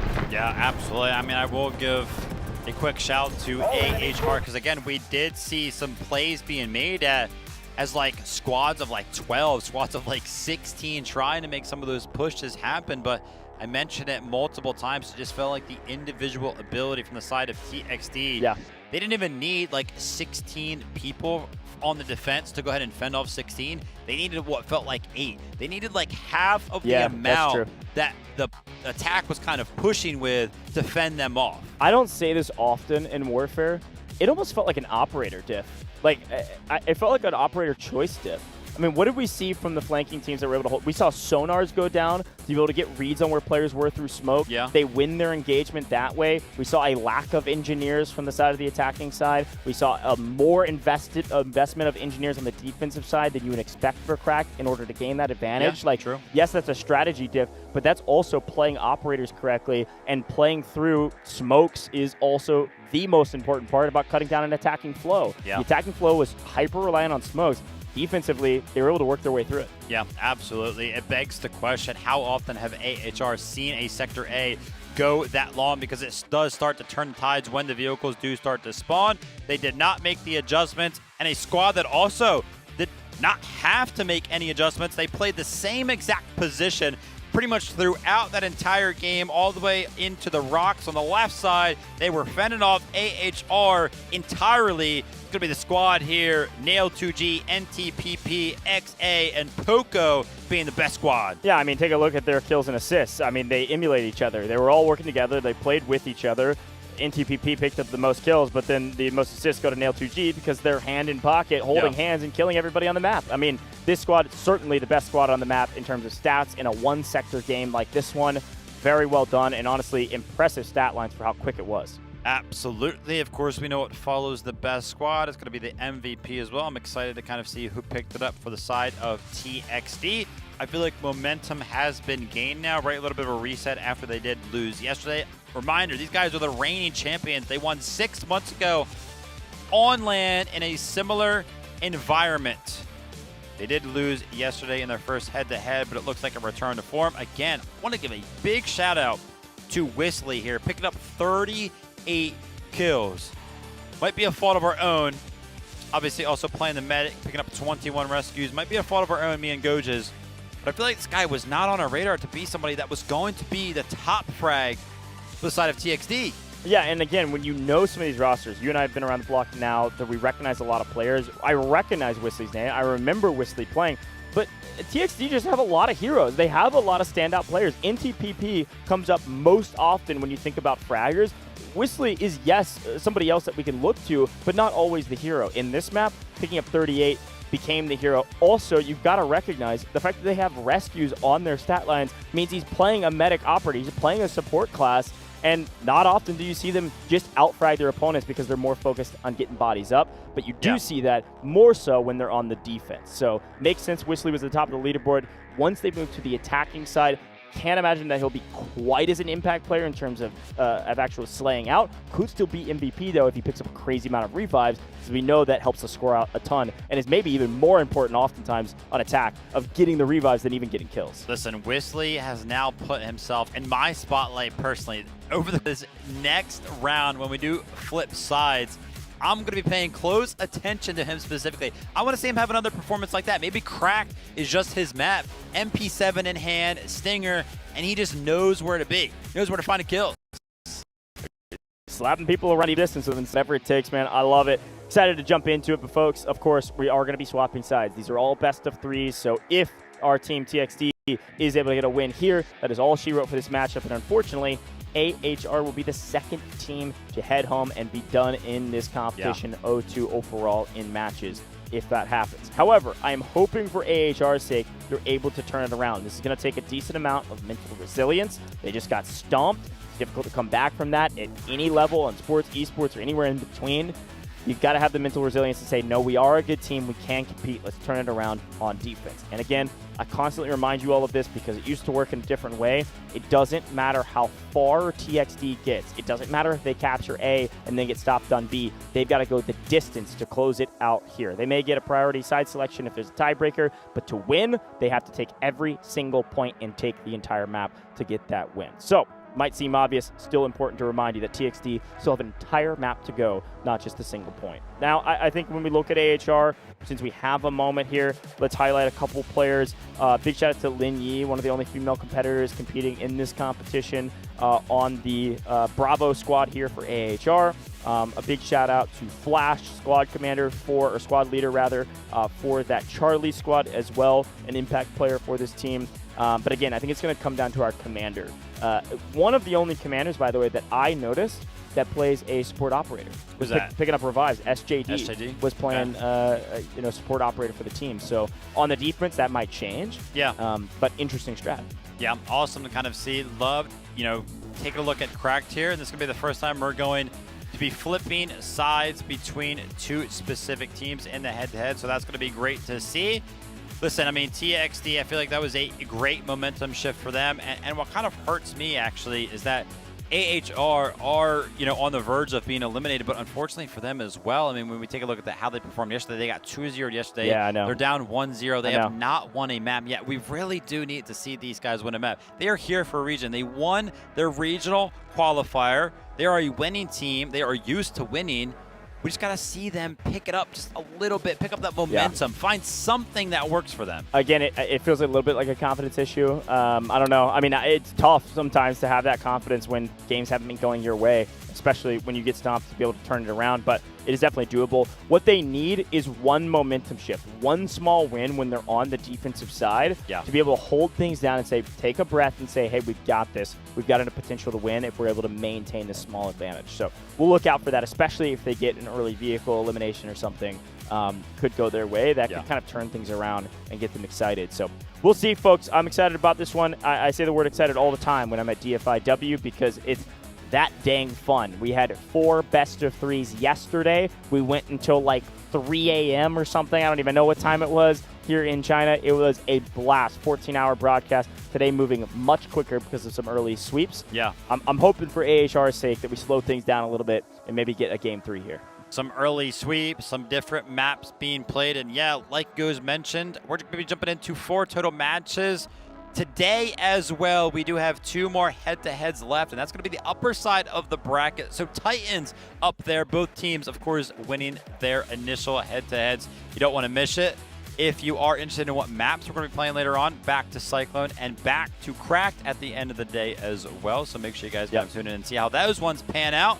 And yeah, I'm excited to kind of jump back into this and see if TXD can win this one 2-0. I feel like that's where this is kind of leaning. Yeah, I think so too. Listen, a couple fun notes here. Okay. We won't see, even by the end of today, we haven't seen Fault, which has been banned every single time, I think, on one side or the other. We haven't seen Threshold yet, which is crazy to say because of how many times we saw it in Vietnam and how many times it's played in the competitive circuit in general. We haven't seen Trainwreck yet, and we won't see it by the end of today. So kind of interesting that we have 8 total maps, and we won't see 3 of our maps at all in 2 full days of competition. Yeah, I mean, we could potentially. Yeah, we could see it as a game 3, but a team would have to choose that map. Yeah, exactly. Which I don't think they're choosing Trainwreck. Like, oftentimes these maps that teams will choose are, I call them the classic maps. It's the maps they have the most reps on, they feel the most comfortable on. Yeah. And usually, we talked a lot about this yesterday, the team that chooses the map is the team that lost the tiebreaker. Right? So the team that won the tiebreaker gets to choose the word side. So they get to choose the side once the map is chosen. Because of that, oftentimes, the maps that are chosen are Cracked or Ascension, where the attackers often can still get a win. On paper, those are a little bit easier for the attackers compared to something like Threshold, I guess. Yeah. But anyways, little fun hypotheticals for us, as always, to talk about as we prepare for this game to get started. A couple other notes as we quickly have gone through the day today. I am looking forward to those upper bracket games. I think they will probably be a little bit closer. Might see a couple game 3s. You're not so sure. Get a chance to see FX compete again on main. Get a chance to see the top dogs, if you will, on paper, the 1 seed, LT back on stage again. That'll be a fun matchup coming up actually fairly soon. So be prepared, folks. Flying through today. Ooh, a couple subs. Actually, a couple subs for the same team. Wait. TXD pull Legacy. Legacy. And they pull CVVT, moving in KKN and Zombra. Zombra is a staple on this roster. Zombra played in Vietnam last year for Dfiw 2025. Yeah, I mean, almost all of this roster did. I was looking through their previous history. It's like almost every single player is the same. But I do remember Zombra in particular being a rotational sub for this team. But one of the subs they didn't pull is Little Egg. Do you remember Little Egg? Yeah. A heli operator. Yeah. If I remember correctly. True. So once we get to a helicopter map with TXT, you might see Little Egg pop in. I wonder what the reason for those subs were. I wonder if production could help us out on the back end and see if they gave any reasoning or if they just want to try some people out. I feel like they've got the window of opportunity to do so uncracked. Yeah, I mean, I feel like Legacy kind of feels like a staple in terms of the vehicle gameplay side of things for TXT. So that's a little bit surprising to me to see that substitution be made. But again, I mean, maybe honestly, maybe they're like, Legacy, we want we want more entry fraggers to get us onto these points. Because again, the attackers don't earn that many vehicles. Yeah, but that's the point. You do get vehicles. Yeah, eventually. And he's been the main operator every single time. I don't know. That's like, I mean, I was about to make another sports reference that half the people or more won't understand. I mean, but that's like subbing out a starting 5 in minute 4. Like, it doesn't make a lot of sense.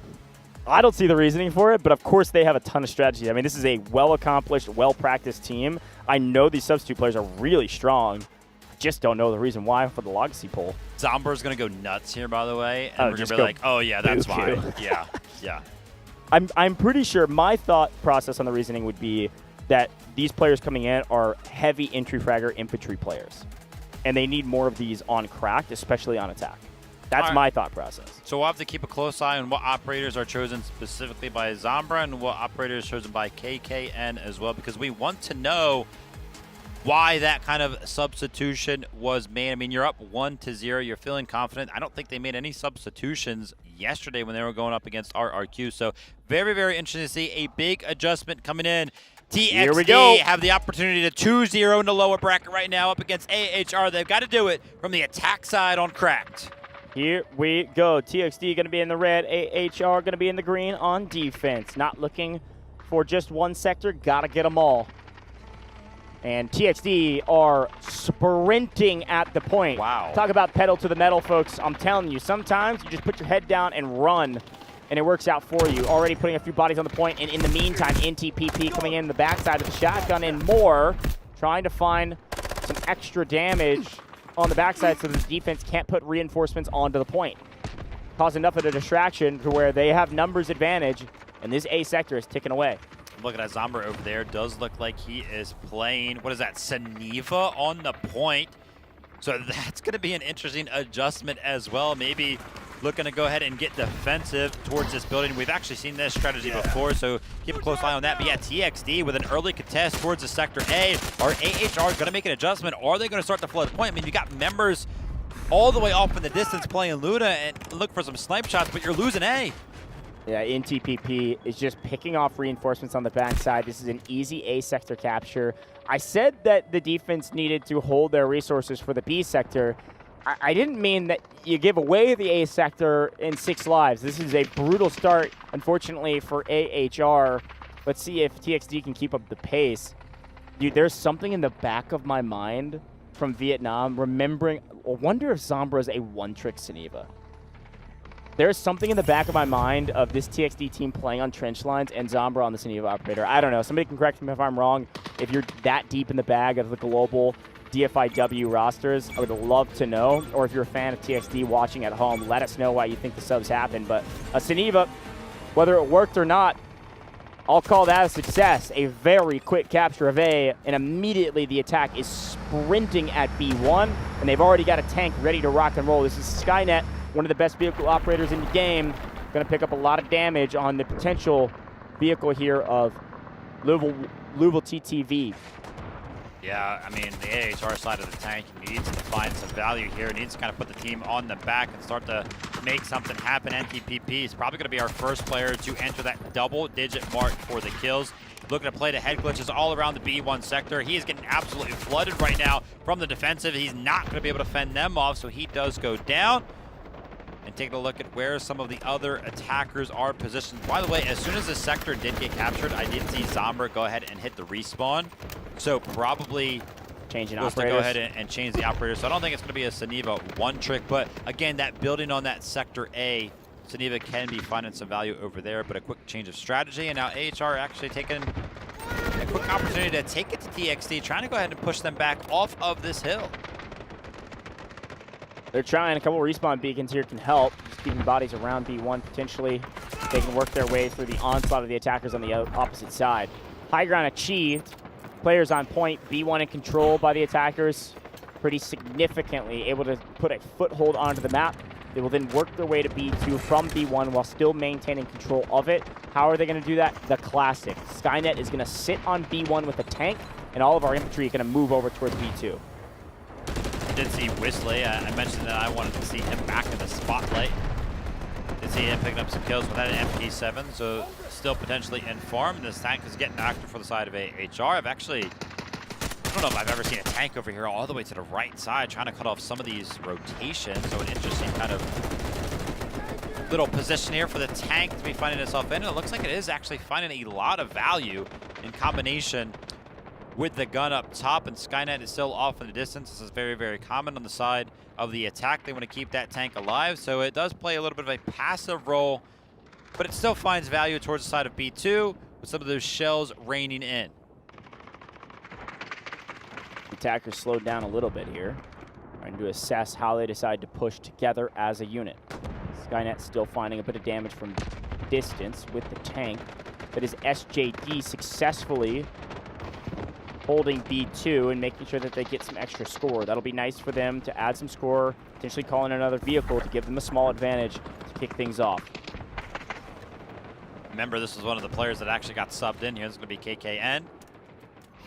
Playing the role of the recon, looking to maybe get crazy on the flanks. You mentioned that potentially they wanted members to get active, to be in the front lines, and not necessarily seeing that right now, but maybe they wanted somebody to go ahead and flank. The respawn beacons are important for some of these attacking flanking positions.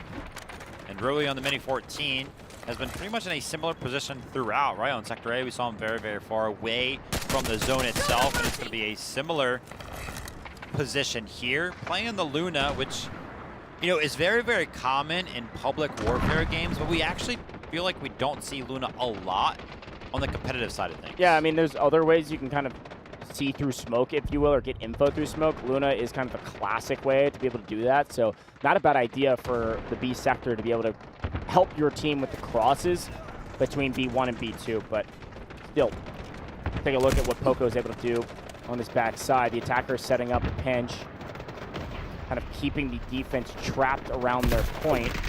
He's doing a pretty good job, actually, of trying to hold these flanks. Unfortunately, oh my gosh. SNNSP. You won that? Really strong play there to win the fight and clear off this high ground position, giving his team another foothold as they slowly but surely pinch their way in onto B2. Yeah, I love the fact that you went in and mentioned that the attack had seemingly paused. But it looked like it was worth it because they have all kind of conjured around the point in their specific locations as if this is like a full-on planned attack. Hey, this squad goes over here, this squad goes over there, and then they go ahead and funnel in. And because of how they funneled in towards B2, they were able to pretty much take out all of the squads that were defending it from every which angle. And they are going to be losing some of those follow-up fights, unfortunately. So I think the defensive side of AHR is going to be able to reflood the point. Actually, as I say that, some incredible individual efforts, especially on the flank, from members like NTPP, is actually making that very, very difficult. NTTP is fighting for his life against some spiders and otherwise a lot of utility being thrown his way. He's able to stay on his feet and utilize that shotgun effectively to find a ton of kills. B2 likely falling right here. Attackers really well done. Slow the pace a little bit, set up the right push, and then clear off the point. Maybe not enough bodies there that it will fully fall here in just a moment. Luo TTV is in kind of a tough spot. Does have the tank, has done a good job of keeping it alive. I've actually seen a little bit of value from it as well. The problem is, can't get too mixy. If he gets up into the mix and he dies, that's actually GG's. Desperately needs this tank, especially for the C sector. I would expect to see a little bit of shenanigans on the C sector from the attack because they're going to be able to pull in some more vehicles, and you might even see those vehicles start climbing some rooftops. Looking to go ahead and actually take out this tank. You called it would be GG's if they were able to go ahead and destroy this thing, but they're doing a great job of defending against all of those rockets that are finding their way across the map. I think TXD did a little bit of a pause there for some reason. I mean, we've seen pauses before on different maps. I'm not entirely sure. They're getting everybody over from B1 to B2 before they full cap it, so Yeah, that okay. pushing into C is nice and easy, and they're Nice. actually together. Like look momentum. Look how quick the transition is from B to C. So as they move into the C sector, usually the attackers will full send on C1 and take the hangar, but I'm not sure if that'll be the play for this attacking team, because it kind of feels like they can do whatever they want, and if they feel that way as well, they might try to full send B to C2 rather, which is more difficult. Let's see what they decide to do. 180 tickets available for the side of TXD. This will be a very long, drawn-out defense for AHR if they're able to be successful in doing so. Once we get to the later stages of this defense, if it does take some time, score streaks will play a big part of the attack for the side of TXD, but I don't even know if they're going to need them. The individual prowess is continuing to shine. And remember, when we do make it to the C sector, this is when we start to get a little bit crazy on Cracked with the vehicles, both sides gaining access to multiple vehicles. It turns into like a 3v3, I believe is what it ends up being in the vehicle count. So keep an eye out for that. Keep an eye on when those vehicles are going to start to fly down from the sky. I'd love to take a look at the map view if we can to see what the attackers are setting up right now. From what we can see in the free cam, looks like most of the attackers are on respawn right now. I don't really see them on the map. So a decent job of stopping the flow.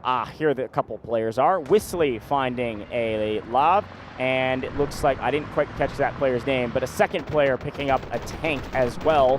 So vehicles coming in for the attack, and again, this is what I was talking about. These vehicles are going to get mixy because they can afford to. They've got the advantage. And there's a small moment on Cracked where the attacking side has a big advantage in the vehicle gameplay. It's going to be right now. You can see they have 3, and it's just to 1. HR on the defensive side, I believe they do gain access to a couple more vehicles around this time as well. But because the vehicles have already touched down for the side of TXD, it gives them a big advantage in terms of having access basically to these vehicles, so that way they can help destroy them as they fall down. Well, I mean, quick shot here too. I mean, they just don't have the score to call in vehicles. That's the other problem. The AHR just haven't found a ton of kills, haven't found a ton of score to call in more of those vehicles. They did just get another successful objective. That might be enough. Should see AHR likely call in another vehicle here shortly. I think it's too late though. Again, I mentioned the vehicles are already in for the side of TXD. If they do call in a vehicle, they're just going to swarm it with rockets and tanks. Yeah, cut it down before it lands. Yeah, I agree. So keep an eye out for that. A big swarm towards the side of C1 by some of the boots on the ground from TXD. It looks like they're going to go ahead and gain access to that one. NTPP, very rare loss of a head-to-head battle for him there, and we're going to see one of these cheeky spots, aren't we? I told you.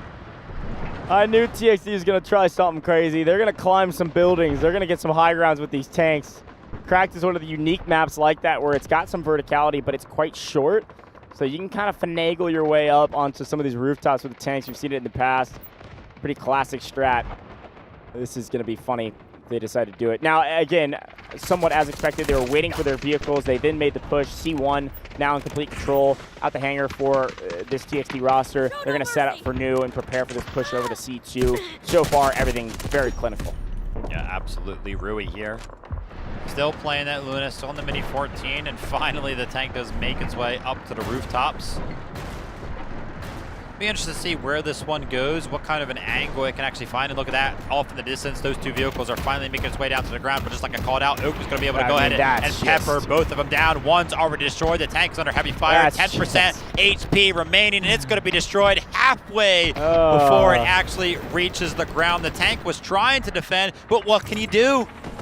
Yeah, that is tough. They have the right vehicles. You called it out perfectly. They had the advantage, and because they had the advantage, when those vehicles were called down, there was just no way they're hitting the ground fast enough. They have the right lob. They're ready to rock and roll, and so because of that, they maintain a vehicle advantage, and they've got some tanks on high ground. So this is just a slow walk to a victory that desperately needs a miracle from AHR. I mean, for Lue here, he's been in the tank for quite some time. I don't want to be too critical, but only 8 kills so far. He's been in this thing for quite some time.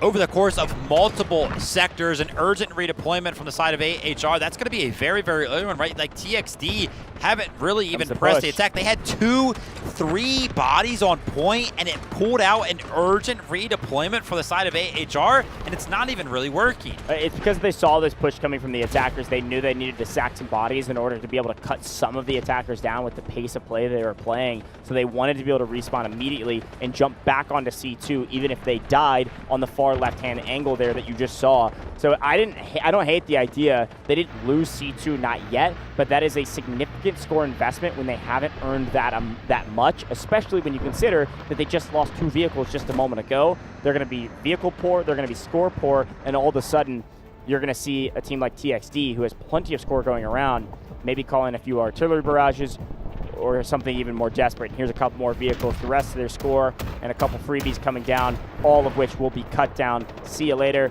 No chance this vehicle is hitting the ground. Where's that last Aluru rocket? See ya. There it is. I'm telling you, TXD's chemistry is perfect. Well played there.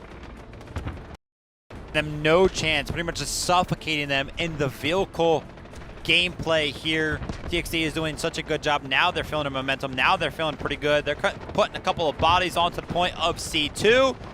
And look how many members of AHR are missing from this specific zone. There's like nobody around that could even be here in the next like 5 seconds. So a little bit of a lapse here. Individual prowess here from NTPP is not going to be found. The bow is going to be finding the best of him, but Poco always behind him, always finding the res and keeping him active. Looking like GG's. Need a miracle. The miracle is being called in the form of an artillery barrage. Vehicle's in. This has got to wipe everything under the sun and a vehicle. It is landing directly on point, so the attackers are going to have to tank this in order to still capture right now. It is going to buy them a little bit of time, AHR, being able to use this artillery barrage. And our attackers, finally vehicles in a bit of jeopardy, able to back up, get their engineers online, get this thing healed back up, and then reassess this point from a different angle. Here come the flood of the attackers and the flood of the defenders. They're going to butt heads, and I can only expect to see red standing when the rest of green falls. Yeah, but you can see they're trying to make their way through that little bit of an alleyway, but the vehicles are just having an absolute field day. That's going to be 10 members of AHR that are going to be forced to go ahead and wait out that full respawn. The pressure is being felt right now. They're investing a tank onto the sector itself, but it is under heavy fire from the side of that love. It is able to go ahead and push the tank off, and now look at the flood from the side of TXD. They don't even have really any score streaks that are helping them out here. Obviously, the vehicles are playing a big part. The artillery barrage is helping out a little bit as well. But the full-on onslaught, it looks like every single member from TXD is getting involved in this attack. Oak is having a day in those vehicles, man. Seeing his name fly through the kill feed because the defense is being forced into choke points. This is the thing about Crack.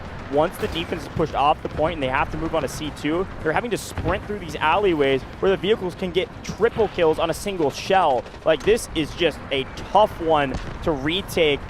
They've already lost the ground. They've already lost the vehicle war. And there's the final nail in the coffin if they needed any more. Nobody is raising from the dead. Unfortunately, AHR are out of here, and TXD remain in the competition in the lower bracket, ready, poised to prove they should be the defending champions yet again. Some emotion, some claps, some fist bumps across the entirety of the stage. Great to see that the team is feeling good. They did not want to exit the competition early. That one meant a lot, man. Again, we wanted to see them prove themselves. They put up a very good fight yesterday. Unfortunately, it was not enough. And then today they returned to form. This is the TXD that it feels like we know in dominant fashion. 2-0. They're going to be moving on until tomorrow. Look, I got to say, it's a tough shake. You go down to the lower bracket, and you either have HAN or TXD as your matchup. I mean, come on. It's like a second winner's bracket down there, man. I'm telling you, listen, we only brought 8 teams to the global finals here with Dfiw. All champions in their own regions. All teams solid. Somebody's got to lose. There's 4 teams, man, that are looking tough. I'll be honest. I'd put a 5th one in there, but we'll talk about them in a moment. Congratulations again to TXD. Expected, but still well-earned, showing us what textbook warfare looks like, what practice does. It helps you make perfect, and they were perfect on Crack. Held them at the line, held the attackers at A, and then walked through the entirety of A, B, and C sector on crack with ease. Everything going their way. Because of that, they are done for the day.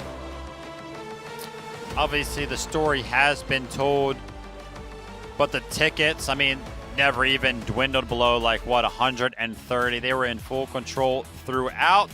Substitutions, they worked. I'm interested to kind of see the individual breakdown on the leaderboard as well, see if those subs, how they ended up performing.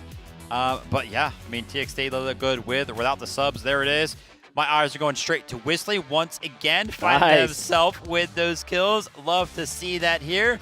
I got to go ahead and find my main man, Zambra. Okay, actually, all the way at the bottom, all right? And KKN also towards the bottom. So those substitutions, not entirely sure. I mean, obviously, Zambra, we did see him kind of playing that engineer role. Going to be getting some tags in on the engineering side of things.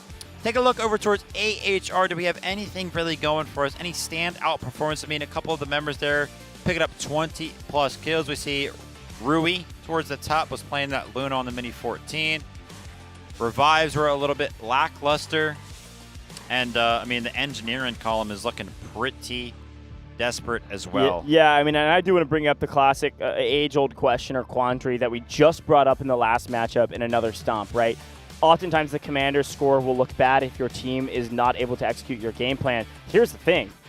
The team did actually execute. They got a couple of objective marked successes for SJD. So that's some extra score that the commanders earned. And unfortunately, I think here's the issue. Just like RBN, there is a commander question. Is that a strategy issue? Is that a skill issue? Is it a commander issue? Maybe a little bit of everything. But either way you look at it, unfortunately, AHR is out of here. They are done in this competition. And as we look back on the highlights, we'll be able to see why. TXD swept them, attack and defense. A went down immediately, and if that set the tone of the way TXD was going to attack, it was GG's from the start. I don't think I've ever seen the approach to the A sector where it was just run down mid, throw a couple of stinger smokes, and we're already on the point. We're already going to capture it. And after that, it was all about the momentum because instantaneously, as we go over to the B sector, each side gaining access to a tank each. And that was pretty much the big question mark for us, right? The side of AHR and their tank. Think about it. I kind of called out Lue. Had 8 kills when we went over to the C sector. Did not really find much value in helping defend B in its entirety. So you got to imagine the TXD tank was able to go ahead and help the push come out. But I mean, it's really, really hard to find value when everything just happens so fast. TXD, again, we're just in control. They went ahead. They put an emphasis on the vehicles that were falling down from the sky. There was 2 chances for AHR to kind of find those vehicles to help them out, and both times TXD were able to go ahead and thwart them, destroy them in the air, and we know exactly what the end result of incredible gameplay like that was. Yeah, I mean, again, that's the snowball nature of warfare. Whenever you gain that advantage of the vehicles early, you know that you're going to be able to shoot the vehicles down of the other team quite quickly as they come flying in, especially if you're coordinated enough. And if there's one thing you can say about TXD, you can talk about their skill, you can talk about their gunny, you can talk about whatever you want. One thing you absolutely cannot deny, even if they lose, is that their team chemistry and coordination is one of the best in this competition. There's zero question about it. They've done a fantastic job of making sure that they all work together on whatever the objective is. And a big shout out, of course, to Whistly, who was top of the leaderboard in both the attack and defense side as a support operator, picking up 31 total revives while also nearly top fragging at 25 kills. Yeah, great job. Winter going to be the top frag there. It's going to be in the same squad, of course. And then ATX also proving that this squad is just all about the support, picking up 37 rescues, 40 assists as well, just getting absolutely active, helping his team out in every which way possible. Now for TXD, man, I feel like Whistly is going to be another one of those names that we have to mention, and the list just keeps going on and on and on for this team in its entirety. And again, man, they're looking scary. The momentum is going to start to pick up for the side of TXD, our reigning champions.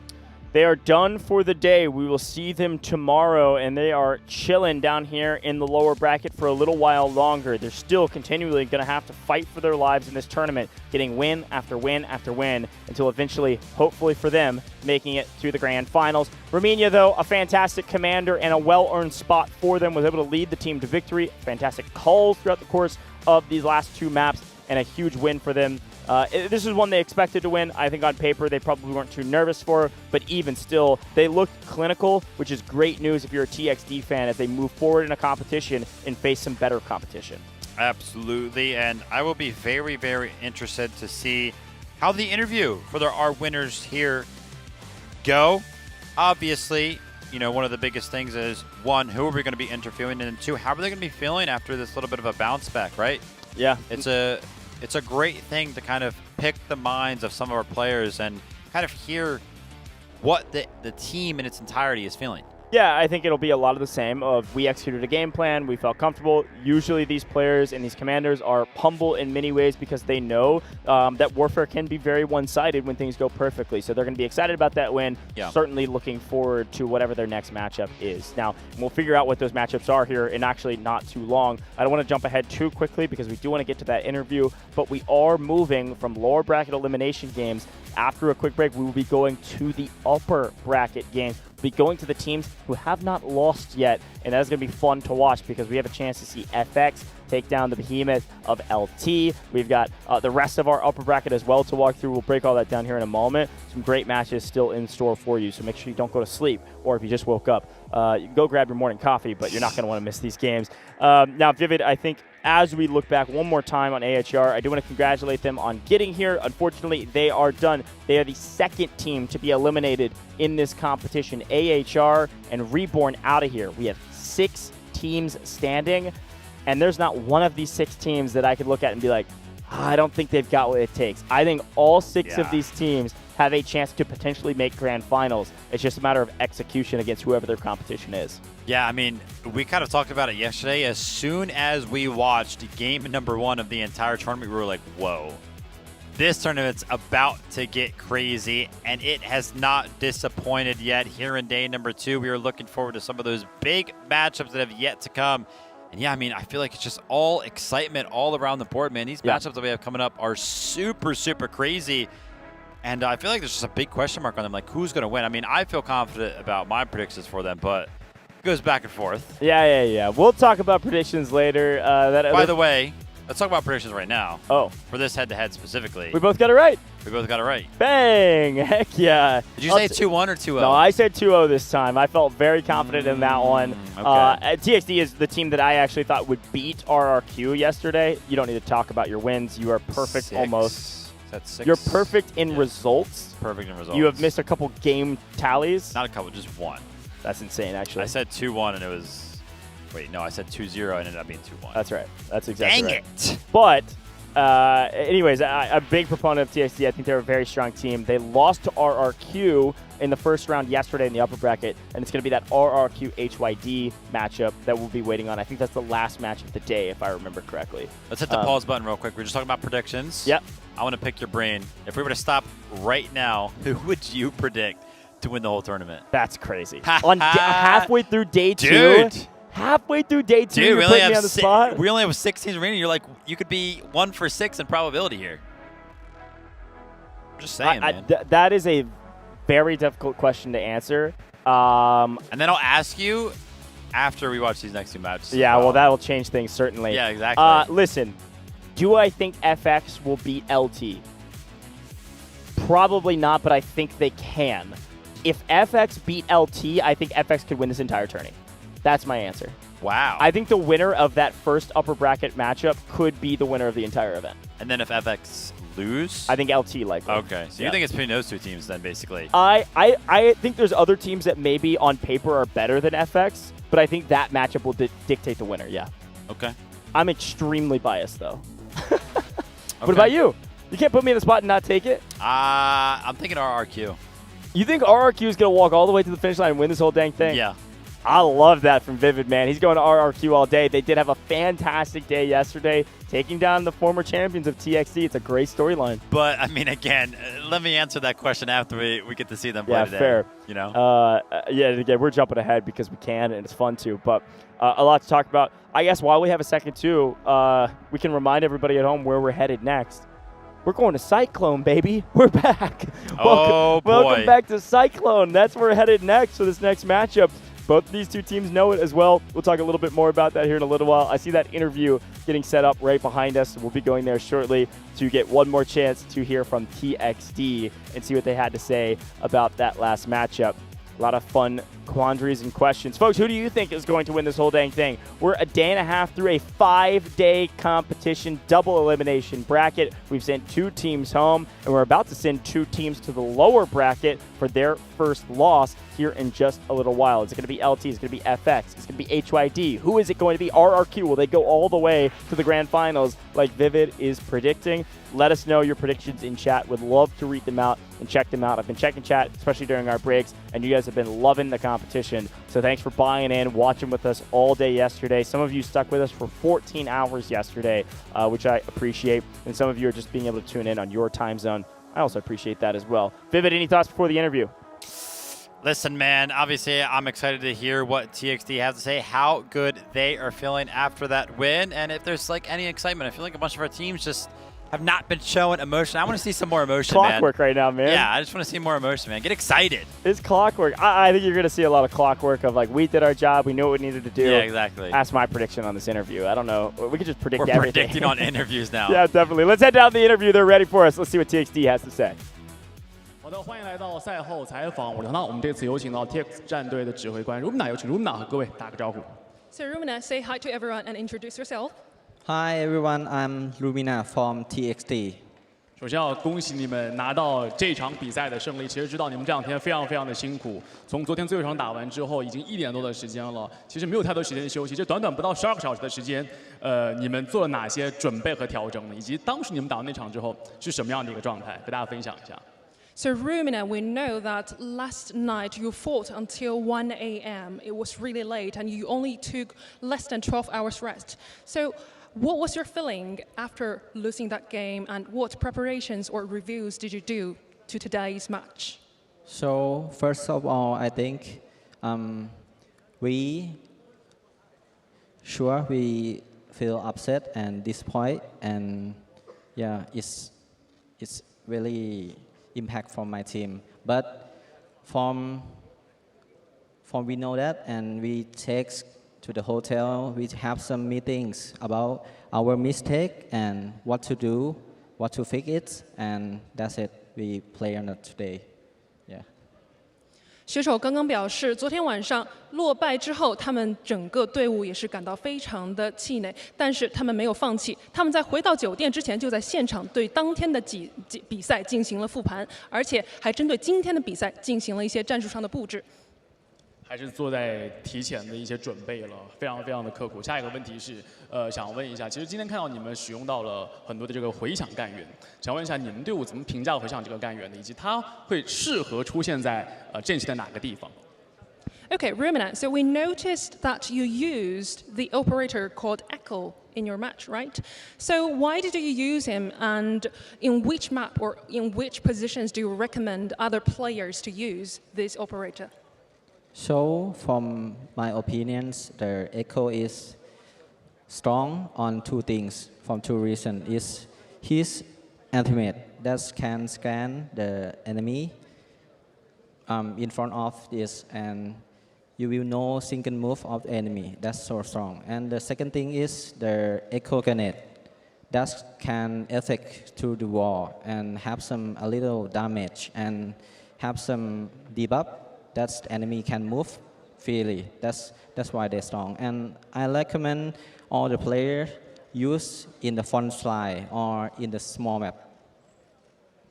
好的，那么 Rumina 刚刚表示，回响这名干员是非常强势的干员，主要有2个原因。首先呢，他的一个技能是可以通过声波扫描到敌人的所有动向，一举一动尽在掌握。而且还有一个强势的之处在于，这名干员他不仅能够对敌人进行扫描，还能够对敌人造成 debuff 以及一点小小的伤害，所以他觉得这名干员是2全其美的一个选择，并且如果要推荐的话，他推荐把回响这名干员布置在战线的前线位置，所以这个是 Rumina 的经验总结。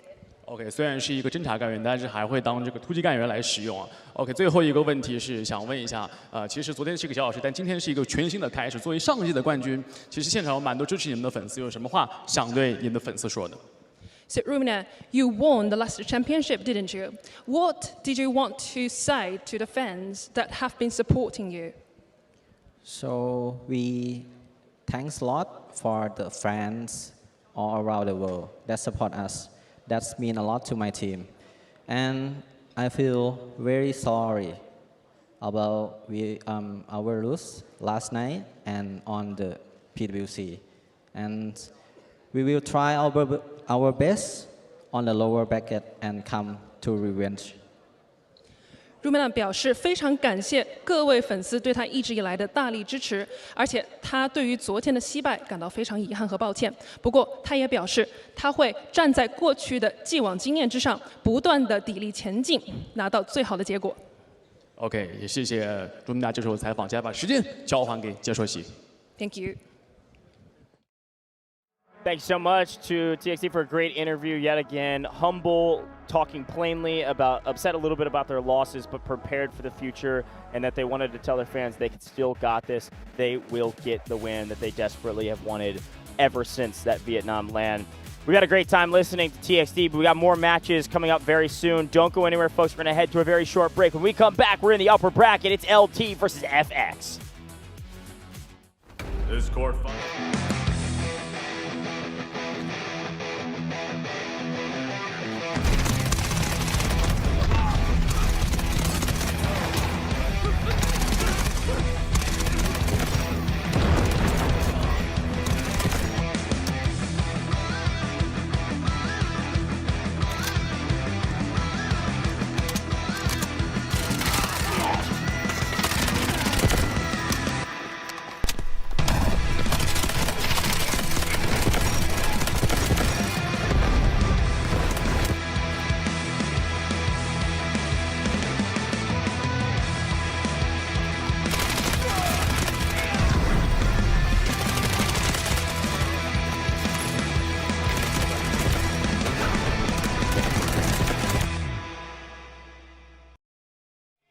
Unbreakable, unshakeable. Shadows tried to dim my light. They told me to give up the fight. Said I was weak, said I was small, but there's a drum inside my chest, a beating heart that gets no rest. I'm waking up, I'm shifting gears. You can build a wall so high. Watch me spread my wings and fly. You can try to block my way, but hear the words I'm gonna say. 'Cause I am invincible, I am the storm, breaking the silence, I am reborn.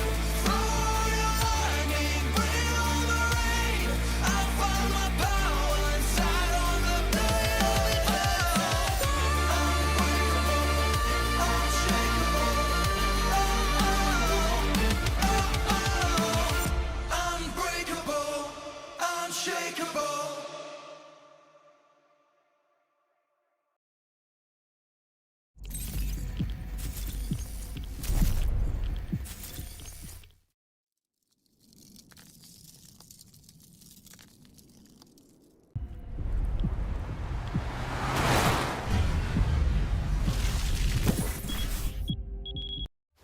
This court finds that the AI holds no legal responsibility.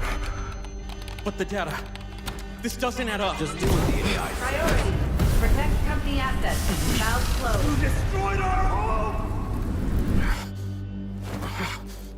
That dream again. Gabriel Mercier, codenamed N2, role, engineer. As a former nuclear facility engineer, N2 was removed from his position following a major incident that escalated into legal proceedings. He later returned to military service and was reassigned to Arctic deployment under CBR and related units. With the originally designated technical specialist unable to fulfill operational requirements, and following assessment review, N2 has been approved as a replacement operator for the subsequent operation. Stun out.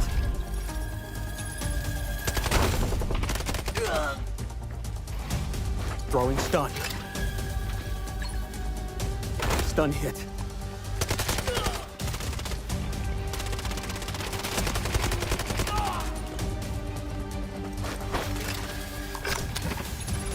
Freeze right there.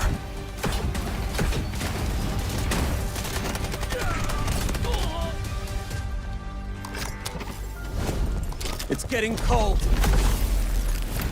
N2 is equipped with a modified grenade launcher, capable of firing up to 6 LN2 grenades. Upon impact, each round detonates and releases a burst of cryogenic gas, dealing area damage and significantly impairing enemy mobility. Sustained hits can fully immobilize targets through extreme low temperature exposure.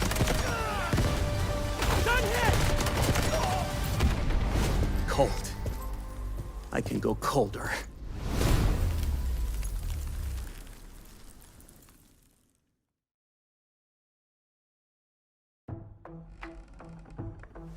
I didn't think we'd be exchanging information with these underlings. Is Smee serious? Show some respect.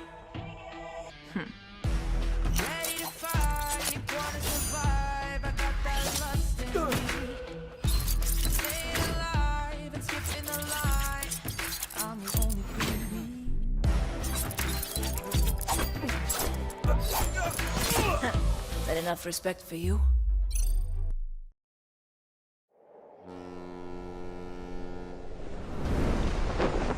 恭喜 TXT， 他们真的是最值得尊敬的对手。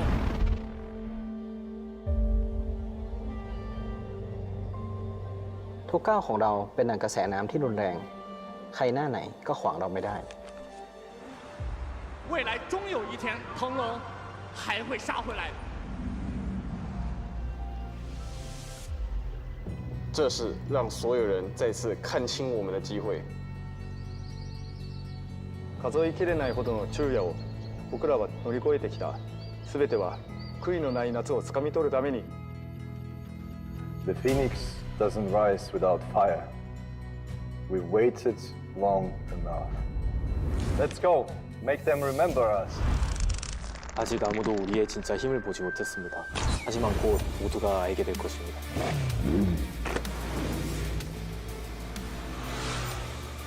Mengejar para pesaing terkuat, lalu mengungguli mereka sudah sifat alami kami. In warfare, there's only one language: forward.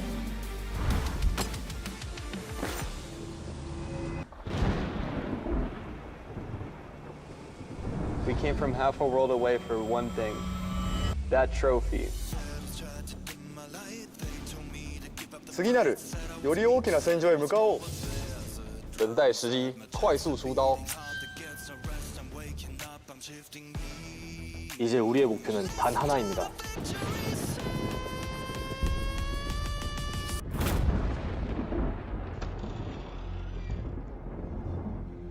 在主场将冠军之名重塑。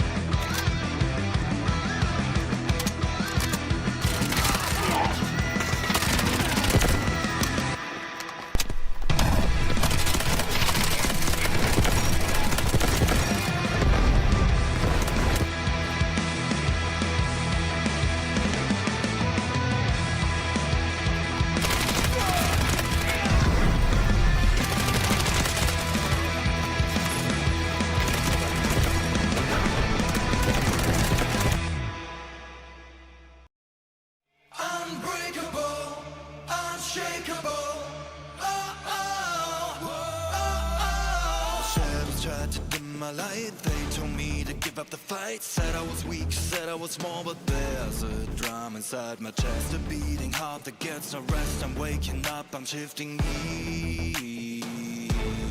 You can build a wall so high. Watch me spread my wings and fly. You can try to block my way, but hear the words I'm gonna say. 'Cause I am invincible, I am a storm, breaking the silence, I am reborn. Throw your lightning, bring on the rain. I find my power inside on the daily battle. Unbreakable, unshakeable. Unbreakable, unshakable.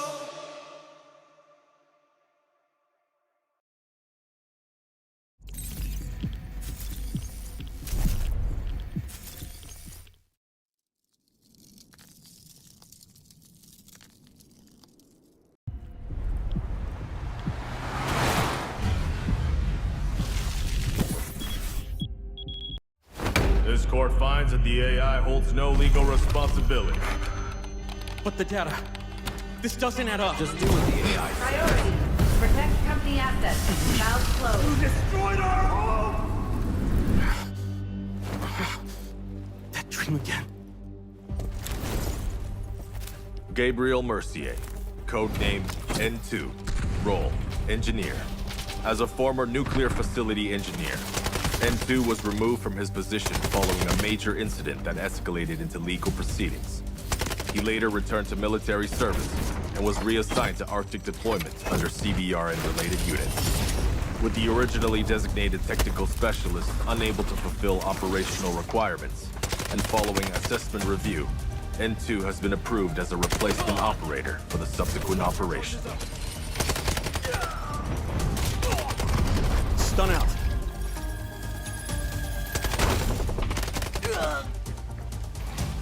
Throwing stun. Stun hit.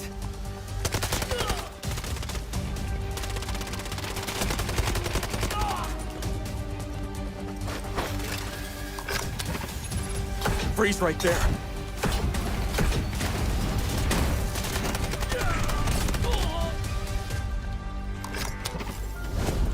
It's getting cold. N2 is equipped with a modified grenade launcher, capable of firing up to 6 LN2 grenades.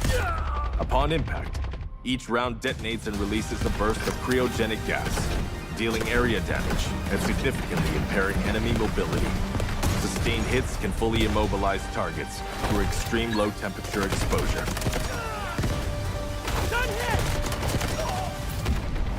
Cold. I can go colder.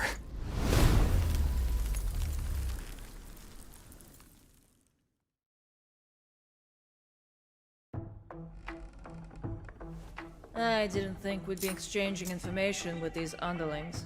Is Smee serious? Show some respect!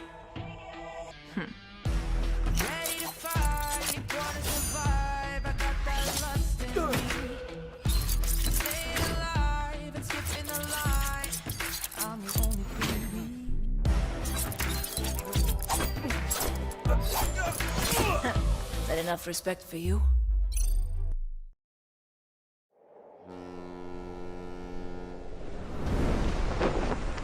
TXT， 他们真的是最值得尊敬的对手。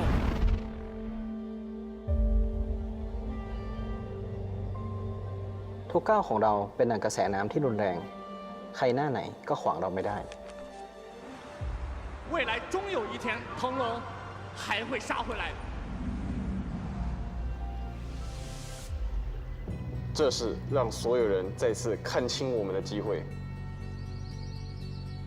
数えきれないほどの昼夜を僕らは乗り越えてきた。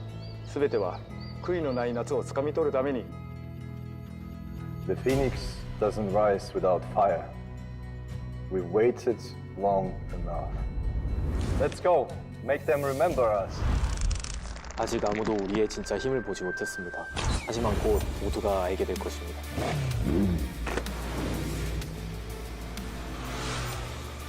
mengejar para pesaing terkuat. Lalu mengungguli mereka, sudah sifat alami kami. In warfare, there's only one language, forward.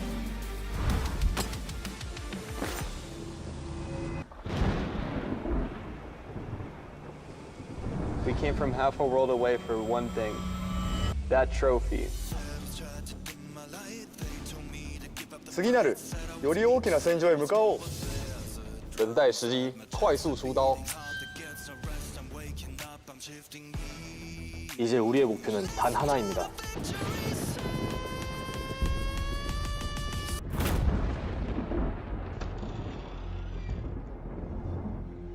在主场将冠军之名重塑。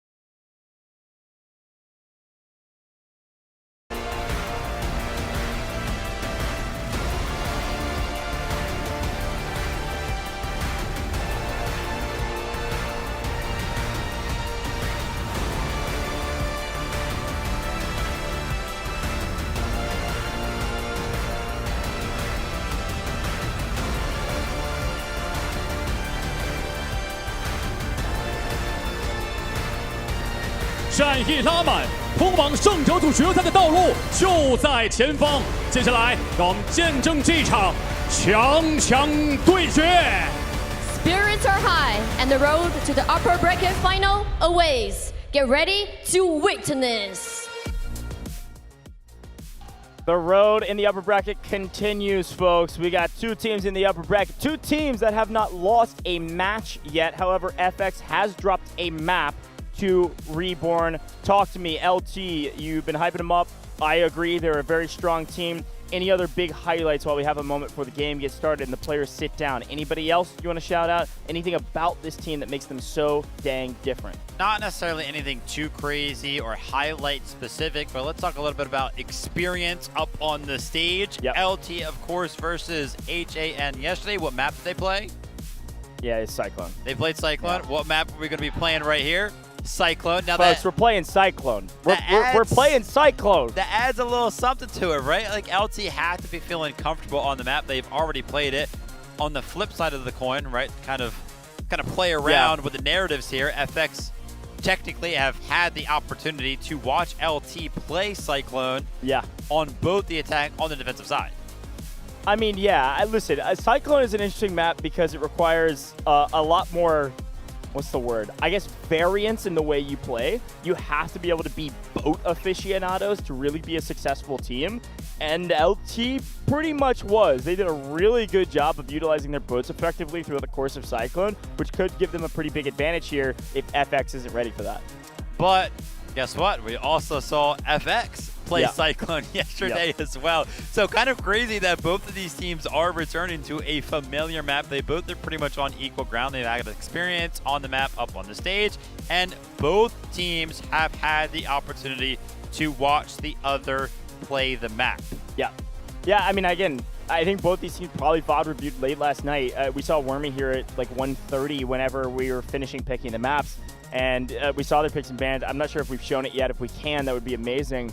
But we'll be able to talk about a little bit of like what they didn't want versus who they're competing against. Because the bans, if I remember correctly, I'm pretty sure Wormy banned Threshold.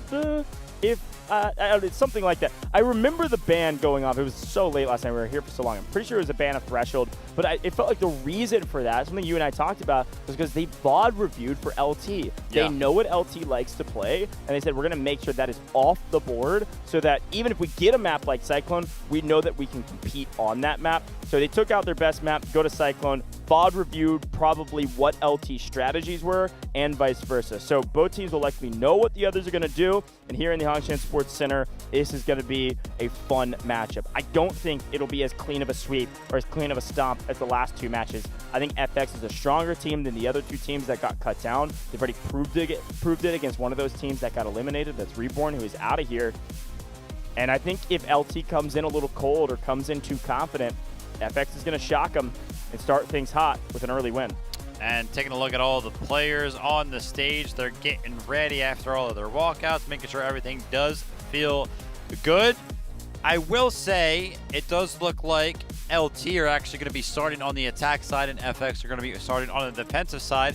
I was actually going to make the point that if FX was the team that was starting on the attack, I felt like they would have had a better chance to actually win this head-to-head because, again, it looks like FX are a better team when they are attacking. So if they could have picked up that first win on Cyclone with a little bit of momentum, and I feel like they could have carried that over into the subsequent rounds. But the fact that LT is starting on attack, I feel like LT will probably for sure win the attack, and then FX will be left to their demises down 0-1. Can they kind of re-lock in and be that attacking team that we know? Well, I mean, we did remember that yesterday we saw a lot of Cyclone, and we saw a lot of attacking victories on Cyclone as well. Yeah. So, yeah, I think it's very likely. I mean, listen, you predicted 2-0. I think it's very likely, since I'm predicting 2-1 in the favor of FX, that we see attackers win both sides. I see LT going up early here. I see LT winning map 1, even if it's fairly decisive. I can see FX closing the distance, doing it again, going back-to-back and winning the attack themselves. And then when we get to map 3, that's where things could desperately and dynamically change. And I think desperately, FX need to get the map pulled. They want to probably pull a map like Craft if that wasn't banned, and use that as their third map once they tie things up. But it looks like our teams are all getting ready to go and discussing between the squad leaders and the commander of what to do, how to do it, when to do it. Everybody's on the same page. A couple quick reminders, by the way, as we take a look at a couple members of FX. I saw some people in chat talking about it, and I do want to remind you where this team is from. Again, I am a little bit biased only because I have casted over this team quite a bit now, but this is our Americas region team and truly represents all of Americas. They had a chance to interview Wormy yesterday, the commander of the roster, and he said we heavily rely on our bilingual players to communicate effectively for our team. There is a slight delay in our comms because if Wormy makes a call, it has to be translated by their bilingual players that are squad leaders. They have a bilingual squad leader for each of their squads. That's crazy. A great strategy for a team that half of which speaks Portuguese, half of which speaks English, and truly represents the totality of the Americas region. Yeah, super cool to learn more and more about every single one of these teams. I think it's also important to note, you know, we keep referencing just 6 months ago, we had an event very, very similar to this, the exact same format, but one thing was missing that is present here, the Americas region. This is like the first time the Americas region is going to be represented on the international stage for Warfare specifically. And FX, man, they showed up, they showed out. 1-0 so far. They've been representing very, very well. Can they kind of continue? Heavy weight on their shoulders. Yeah, and just because I know some people are tuning in today that didn't tune in yesterday, if you don't know their story, there's a lot we can tell about it. And I've already mentioned the bilingual part of this team and that they represent the region. But also, this is an interesting story of a team that had to cut a lot of friendship ties. This is basically two separate squads, two separate teams that cut out the chaff, put together their best players, and created a super team to represent the Americas region well. And they really did in the regional finals. They dominated the Americas regional finals. It was not even kind of close, unfortunately. They are just that much stronger than their friends and opposition. And they formed this super team to come compete on a global stage and prove that they are one of the best teams in the world. So excited to see if they can prove it against one of the other best teams in the world who crushed the competition in their own regional finals, representing China mainland here in Wuhan, China, with LT. Being told, by the way, that they did win their regional finals against Q9, pretty dominant fashion. I do apologize. Me and Goj have not warned you guys that you should have got your popcorn ready. Cyclone, it can go the distance, and if it does, gear up, because it can be 30, 40, 50 minutes sometimes. It's a very long map, especially when you have two teams like this going head to head. We are 40 seconds out. Teams are loaded in. LT is starting on the attack side. FX are starting on the defense. Wormy's probably going to be jumping in the boat early on. No need to predict it. Like I said, we're going to be jumping in just 25 seconds. Gear up, everybody. This is going to be a good one. Gonna be a good one. If it goes to game 3, we'll remind you how that tiebreaker works and who gets to pick what. But for now, it is all about Cyclone. And this map will look very familiar because we saw it a ton yesterday. And yeah, we had like a 50-minute game. See how close this one will be. FX is scrappy, but are they polished enough to take down LT? Dropping in, baby, and I am pumped to get started. All smiles from the FX roster. I saw them, by the way, in the hallway right before this game got started. They were showing their national pride with the flags. They were screaming, they were yelling, they were jumping up and down, high-fiving, fist bumps. They're ready to rock. LT going to be starting on the attack. FX on the defense. And here we go to keep the dream alive, to continue as an undefeated team at Dfiw 2026 here in Wuhan, China. 2 Titans so far. It's going to be LT. It's going to be FX going head-to-head. And the Jet, the big advantageous point for the attacking side on a map like Cyclone, is already finding some early value. Betterzici finding an immediate elimination of not only a vehicle, but also Boom and Randy. One thing that we didn't bring up immediately was that, yes, of course, on Cyclone, you've got that Jet, and they come barreling in and immediately grab a huge advantage. LT, a strong play and a play that is trying to be followed up by another great play. Take down the boat of Wormy, take down the commander, and the only remaining vehicle for the defense. And this would immediately be a capture on Sector A, and that's exactly what's about to happen. 1, 2, buckle my shoe, all vehicles down, LT up early. 6 kills as well out of the Jet. This is very, very scary. We have just seen air dominance on full display just earlier today. When you have a vehicle up in the skies that is uncontested by an AA vehicle, it gets scary. Things can go quite quick.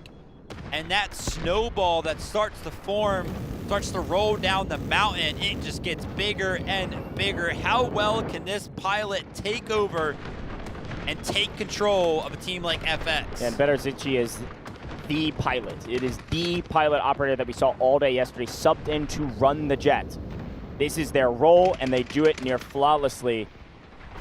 A huge advantage to start things off. A lot has been picked back up for the side of FX. And A is not immediately sacked, but it is looking dire. Defense swarming the point, trying to scramble up over the ridge. And down goes another vehicle. A quick look at the map feed is important to note what the attackers have been able to do and how they're holding the defensive line. But while we were doing that, FX can't get anything going off rip. This is a lot of pressure immediately at the start of the gate. This is what FX will need to do when we swap sides, but they got to figure out how to stabilize. Yeah, this is scary early on. I mean, the pickups just keep rolling in for the side of LT. They have yet to be halted in any which way. They're actually already storming towards this B sector. Obviously, there's going to be a great deal of spawns coming in for the side of FX, but some of those early peaks towards some of these giant walls are going to be going in the favor of LT, just on the back foot of that Jet, kind of halting the side of FX from finding them into those very strong head glitches, some of those strong spots. And as you can see, the pressure was coming in. but the attack actually couldn't even cross the line yet. We've got an AA gun built for the side of FX, and I believe the vehicle that they are going to be able to utilize to some degree. Dian showing us their gunny. Siren is in the light tank, in a bit of trouble, having to back way up. This jet forcing this tank to play peekaboo in the bunker here. Moving into new. AA gun going to go down, or at least the operator of it. Berzechi is doing a great job in the jet. Continue to maintain pressure down below. Air superiority, we saw the efficacy of it on Ascension with the helicopters. It's the same deal here with the jet. These strafing runs going to be huge.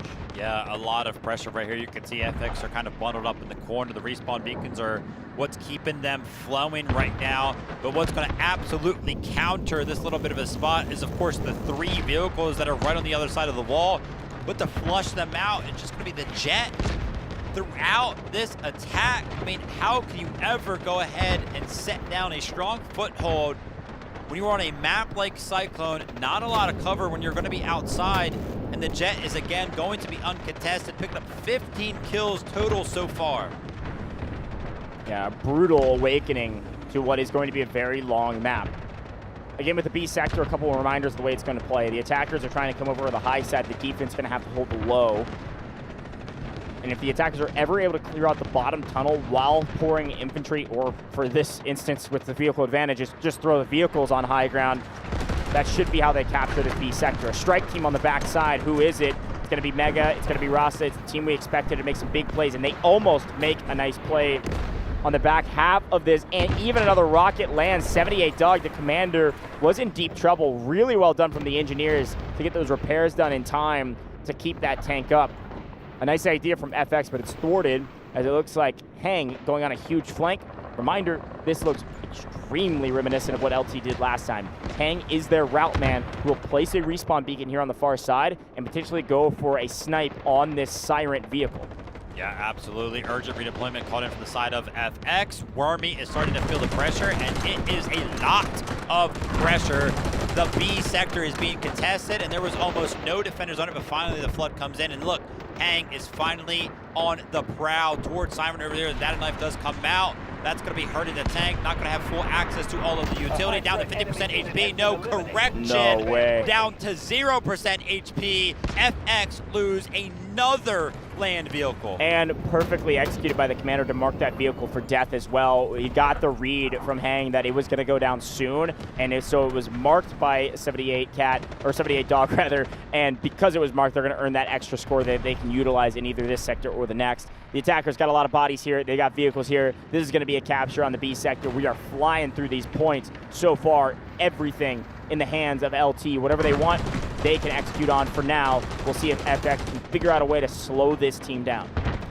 It's going to be very, very tough. Complete shot in the dark here at a statistic. The average time alive for the land vehicles for FX right now, what is it, like 20 seconds? Yeah, pretty low for sure.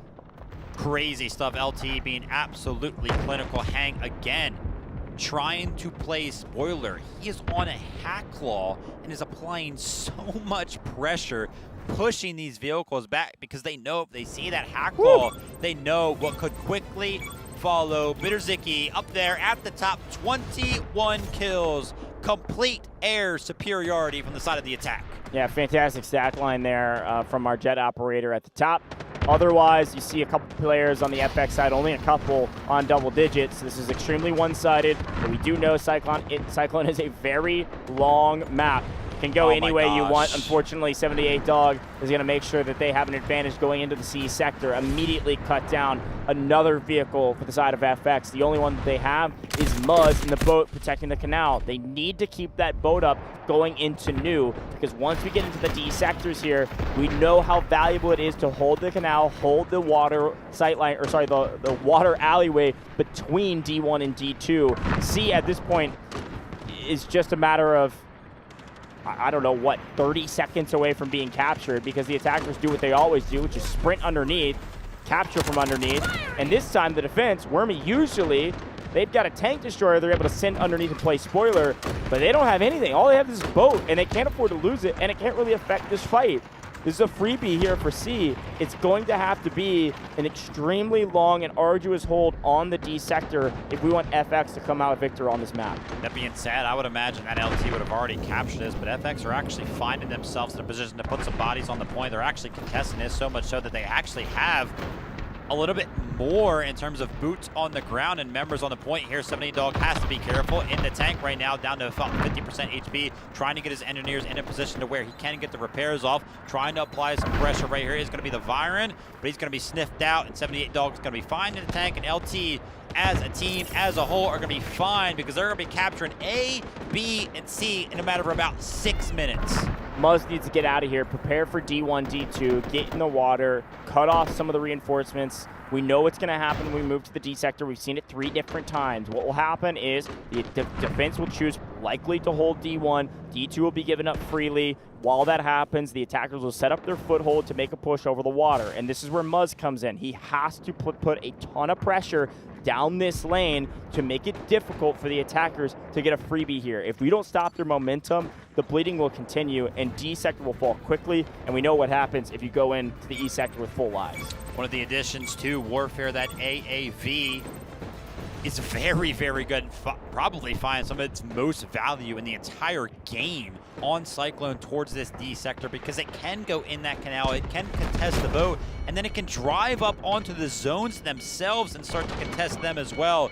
So keep an eye out for that AAV. You mentioned it, the value of this boat is critical, keeping it alive for the side of FX, but I can't lie, I'm not feeling too confident in their ability to go ahead and defend it because LT have destroyed every other vehicle that has been in their way almost instantly. Once they turn their sights towards this boat as a cohesive team, it's probably going to be gone.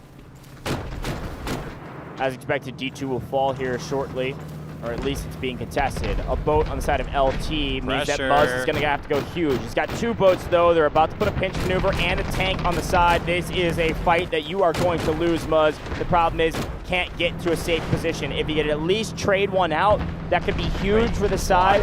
How is Luna and Muzz still alive? There they finally fall with the help of PZ Dog in the water. Our only boat for Muzz and Co. is down, and Muzz is trying to take something with him. Gets sniffed out as well. Golly. Great efforts here, but unfortunately, even the AAV stays alive for LT.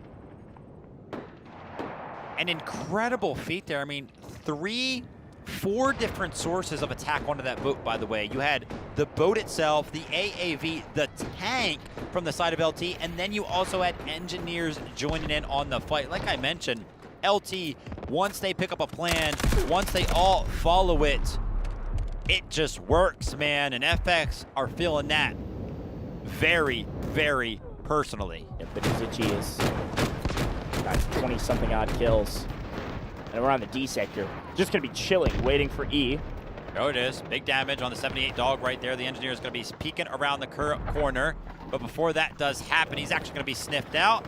And whilst all this is happening around the corner, the urgent redeployment is called in for Wormy. When they called this in before, it basically did nothing. Can they make something happen here towards the D sector? Take a look at D2. It's getting captured quickly. Take a look at D1. Simultaneously getting captured. This is usually one of those sectors where you can, capture one of the zones at one time. Then you have to go over to the other one. How in the world are LT managing to capture both of the zones at the same exact time through an urgent redeployment? Because of these vehicles, 009 just sending an AAV onto the point while the other tanks are into the mix on D1 rather.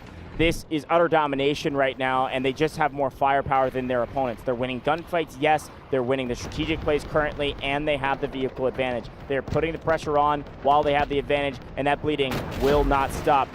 FX is down bad right now, and they cannot stabilize. D sector will fall immediately. And somehow, some way, a miracle is needed for FX if they want a chance to win map 1, and it has to happen on E sector. Here is the problem. Even a miracle might not save them when is.G is up in the skies, in the jet, about to rain terror down on a vehicle-less team. Yeah, of course, as we do know how Cyclone plays out. He was silenced there for a little bit during that D sector, as it is all inside, but the approach towards this final sector, this is without a doubt the most amount of tickets that we have seen over the course of this week. Just yesterday that we saw Cyclone played a couple of times. This is an incredible feat from the side of LT. And look at this, the line, the prepare to attack, that's just now disappearing. And they are already right on the outskirts of these zones, ready to pounce. It was a weather missile. E1 probably the target. Adjust attack plans set to the impending storm. We've got a boat, we've got an AAV joining the mix, we've got some dynamic weather about to change things up a little bit. Who knows, maybe a changing of weather could be the changing of the tides for FX. It's feeling unlikely, but you never know. If you were discounting a miracle, I'm sure we could discount the weather as well as being a big enough of an impact to help out FX in that regard. But yeah, E1 is seemingly going to be the target. You can see a couple of vehicles, the boat, the AAV, rolling up on the shore, making sure that they're finding the support that they need. And what's really, really tough for FX to kind of deal with is that usually the economy, wait, hold a minute. That was crazy. Burger is nasty. Let's see if he can go ahead and sniff out the respawn beacon, else that flank might come in for the side of FX. But yeah, FX is trying to go ahead and pressure the tanks that are just sitting up on the hill, able to go ahead and just apply so much pressure. Here's a vehicle finally falling for the side of the defense. And with so much action happening on the sectors, with so much value happening on the sectors, they're relying on Better-Zechi to take down this AA, and that's exactly what happens. It is a brutal awakening for FX. Wormy has found his way into a boat and is seeking any bit of cover he can find. Becoming a bridge troll under the water, praying for a changing of the tides right now. E1 completely falling. It's going to be held by the vehicles while he goes down to a jet yet again. This is the best fighter pilot in the game right now from what we have seen, and will likely continue to be the best as we move in deeper into the upper bracket if this continues. LT are just feeling so comfortable right now that they're just calling in vehicles on the points themselves. That being said, FX are going to take a little bit of advantage of that, take out that assault vehicle. Not that big of a win, because we know those assault vehicles do not provide that much value. Randy is going to be getting something going here for the side of FX in that tank destroyer. Is he going to be able to go ahead and carry throughout, make something happen for the side of FX? Maybe a little bit of a pause here for the side of LT. I'm very, very surprised they actually allowed this vehicle to touch down. Better-Zechi is trying to make something happen. He's trying to go ahead and pepper it, but is able to only get it down to 50% HP. So 2 vehicles available now for the side of FX. That's going to be an AAV and a tank destroyer. But Better-Zechi is trying to go ahead and change the tides once more. He's doing another bombing run. He's going to get down to 25% HP. This time around, I bet you in about 10 seconds, that's going to be destroyed. I mean, where do you run? Where do you hide from a jet? It's going to be Randy by himself in a tank destroyer fighting for his dang life. And the only reason Randy isn't the target of the jet is because, unfortunately, Siren is. Down goes Siren, down goes AAV. Randy, the last hope, the final stand, and the urgent redeployment to get these players back onto the mat and hopefully pull something out here on E2. An artillery barrage over the top will at least force 009 and likely PZ Dog to back up a little bit. Could open up a window of opportunity for Randy to make a play here. Decent amount of damage downrange, but he's taking some in kind, and it looks like the LT team will also answer that artillery barrage with one of their own. Nobody's happened on the point when there's barrages going left, right, and center. A lot of green respawning, and smartly, Siren's going to come in the backside, unfortunately lose the gunfight here, but with the help of Nitoxi, should be able to get a trade and should be able to at least try to stall out E1 to recap and trade this. A good play. Here's the problem. Where's that guided missile going that's calling in right now? Do you think it's E2? No. I would imagine it's going towards E1. They're feeling a little bit of a pressure over there. They have so many vehicles on the side of E2. They're feeling comfortable with the attack over that way. Guided missile is going to be landing. That's going to be picking up 8 kills for the side of LT. An incredible feat from 78 Dog. Gets the guided missile so fast. LT have been in full control. They now have the E2 zone. Take a look towards E1. Some of these times the floods can kind of happen. The strategic beacon is going to be placed down. They're trying to go ahead. They're trying to storm the zone. But look at LT. They've been on top of things throughout the entirety of this map. They know exactly what's happening. Better-Zechi in the skies. The vehicles are swarming this beacon. They're trying to end things now. FX are swarming the point, but they're falling like flies. Perfect read. right when that missile was called in, we knew for certain it was landing on the backside of E1. It was the only play FX could make, and it gets thwarted immediately. Anytime FX thought they had an advantage, thought they had a play that they cooked up, they got read like a book. LT, another textbook win. Wow, what a start to what could be a tumultuous matchup, or could be another clean sweep. Well, I have to apologize again because I said, go ahead, get some snacks. You're going to be sitting here and watching this game for 30, 40, 50 minutes. No, you had to watch it for about, what, 13 minutes? That was insanely fast from the side of LT. Obviously, just the sheer amount of time, that as a metric alone speaks to how dominant they were. But to just add on to that, I mean, their tickets throughout as well never went below 170 for a majority of those sectors. I mean, obviously towards the end there, they were down to like 160, but yeah, in the bulk of it, man, they just were not even going down ever. Yeah, that was clinical. Honestly, you know what it reminded me of the most was actually the very first matchup of the day. It reminded me of the value that you see somebody like Sarah Jin in the air take and be able to create on the map. The amount of space that they were able to take because we had air superiority, LT win that on the back of Berezechi.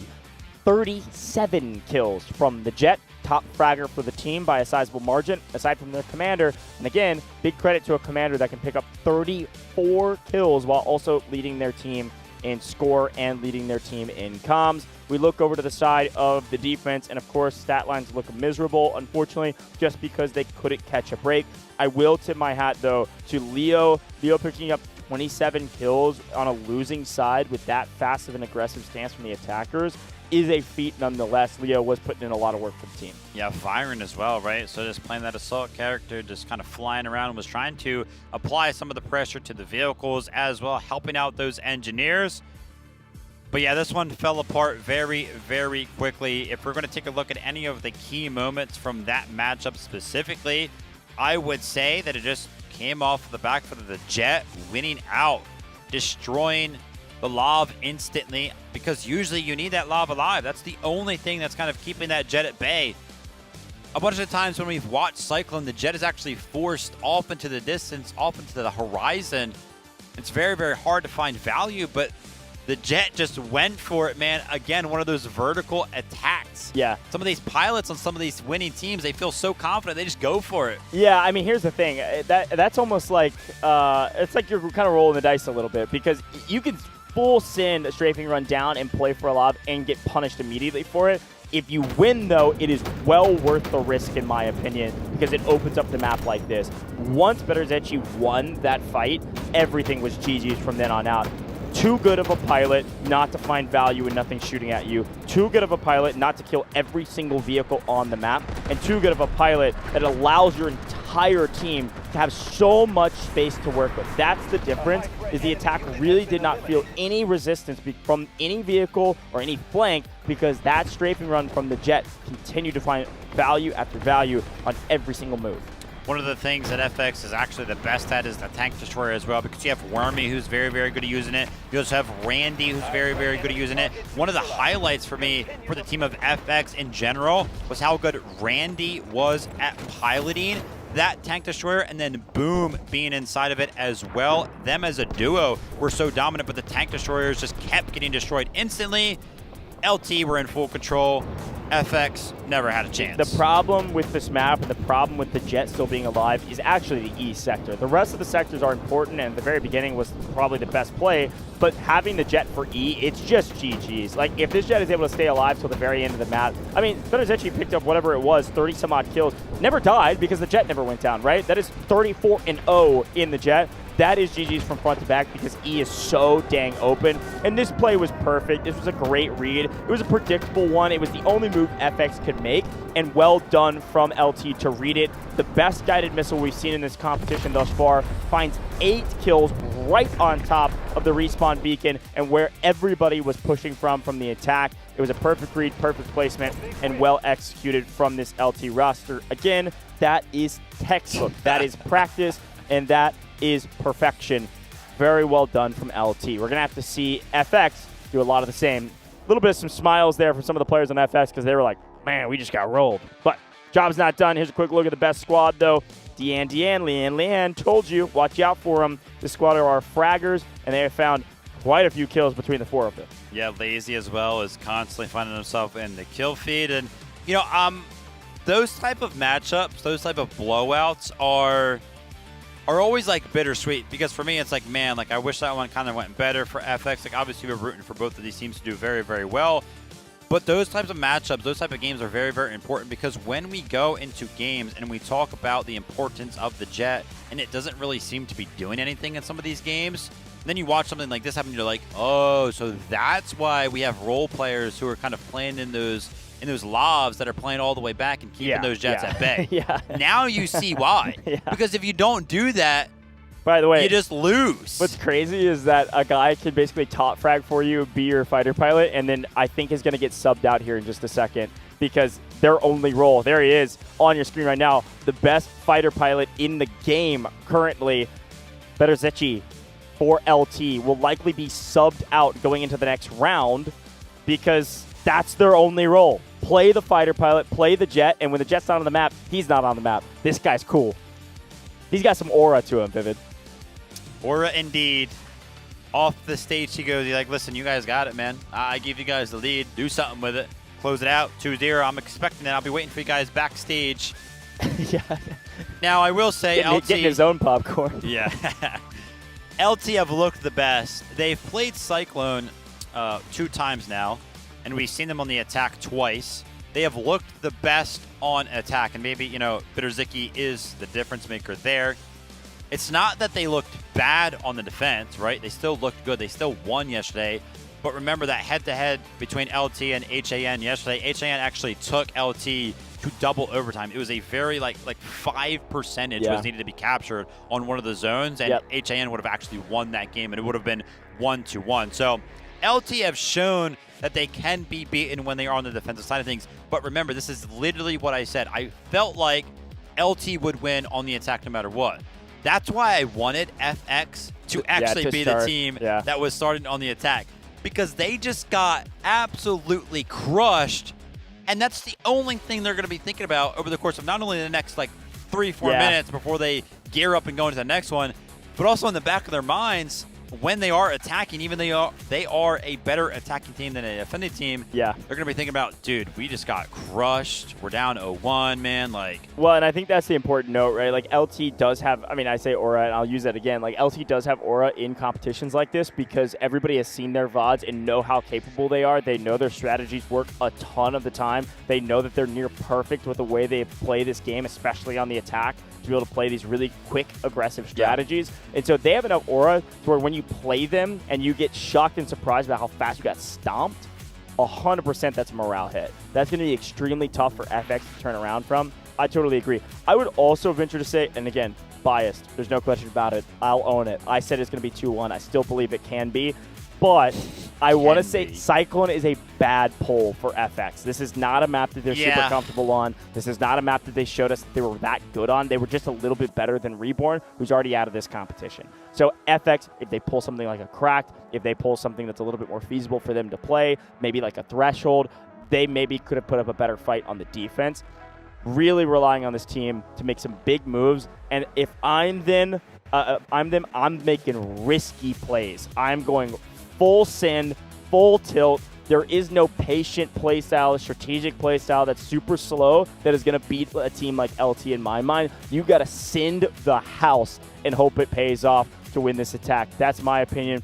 Biggest question marks, of course, is some substitutes potentially happening. Who's going to be running that Jet for the side of FX? Is Berzechi going to be pulled out? Or are they going to give him a victory lap on the ground? I can't imagine it. They've got a game plan, but still, some fun conversations. Yes, absolutely. And, you know, you were kind of mentioning that this was maybe a bad pull for FX. No, I think it was just a really good pull for LT. Yeah, that too, yeah. I would imagine that as we kind of continue into the further stages of this competition, some teams might be looking to ban a map like Cyclone. There's only, what, 2 maps in our pool that you can pull a Jet? So, I mean, they've got a substitute that, I mean, probably also is a good helicopter pilot, but they've got a substitute that plays a Jet only, which means he's only playing 2 maps. Interestingly enough, don't LT ban Fault? The other jet map? Yeah. Pretty sure they do. Yeah. So that's something to think about. I wonder why. I mean, none of the teams want to play Fault, so we don't guess, have to get into the weeds on that. But it's like, yeah, it's just no real deep dive in. Yeah, we just don't want to play Fault. Yeah, okay, that makes sense. Even though we have the best jet pilot. Yeah. Anyways, it is a fun conversation. Likely also pretty good in the helicopter, I can assume, and has some other roles they may play. But hey, listen, if you've got a 20-player roster and you can pick up 5 subs that you can potentially play with, you might as well grab the best jet pilot you can find on the map and put him into your substitute roster, pay him whatever it takes to get them on your team, because he almost single-handedly just won them that game. Yeah, it was crazy. LT are actually some of the favorites to go ahead and win this whole event, and they kind of just showed us why. Yesterday, it was like, whoa, man, some of these teams are actually kind of taking it to them. I think that attack from LT right there kind of reminded us of the prowess that they have, the reputation that they have coming into this event. Yeah, swapping sides, baby. It's time for FX to show us something. They're on the attack. And again, as a reminder, this is the upper bracket. If FX lose here and LT win in a quick 2-0, they will be going down to the lower bracket, still in this competition. We are not eliminating any other teams today. The next 2 games, this match and the next one, will send a team to lower bracket. This is a double elimination format. 5 days of competition, and we are only barely past the halfway point of day 2. We're not even halfway through this competition yet, which is so sick to say. We had a total of 4 matches yesterday. We're playing a total of 4 today. It'll be 3, 2, and then the last day, Sunday, is just the grand finals. That grand finals is a best of 5. Sure. It's going to be a lot of fun, man.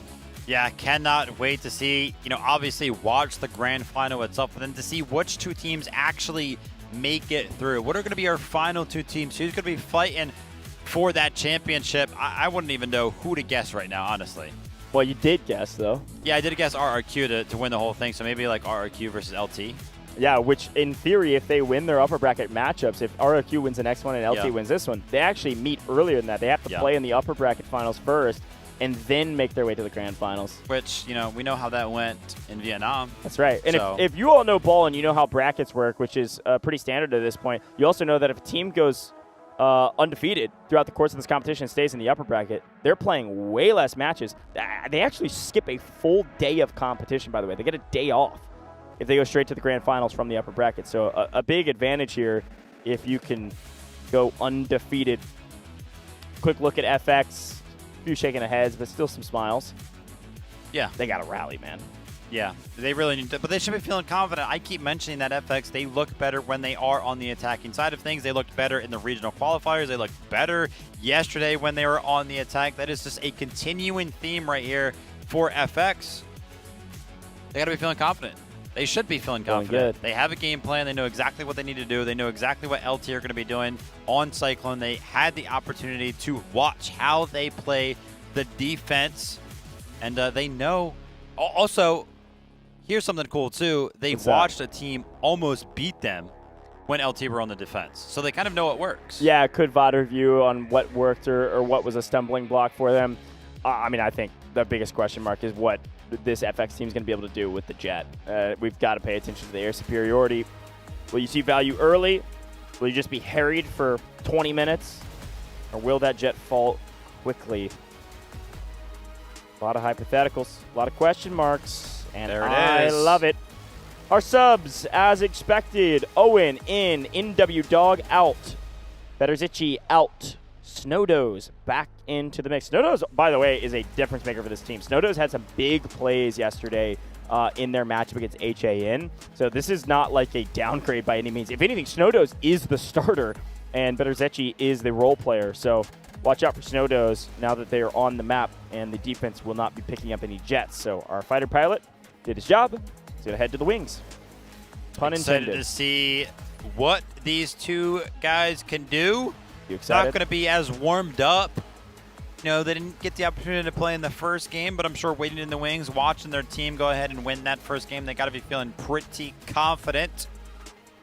And this is what they're used to, man. They've been subbed in. They've been subbed out before. They've been subbed in and out yesterday as well. Confidence for LT. They're up 1-0. This is to take them to that upper bracket final where they will play for a chance to jump straight to the championship game. There is a lot on the line between these two teams right now. FX, of course, want to keep the dream alive for the Americas team. LT want to prove why they are the favorites. They want to keep the ball rolling. They want to stay undefeated. They want to go 4-0 all over Cyclone. This time around, they're going to have to do it from the defense. And FX, they've got a lot to prove. Are they really the attacking team that we keep saying they are? Here we go. Gotta capture them all.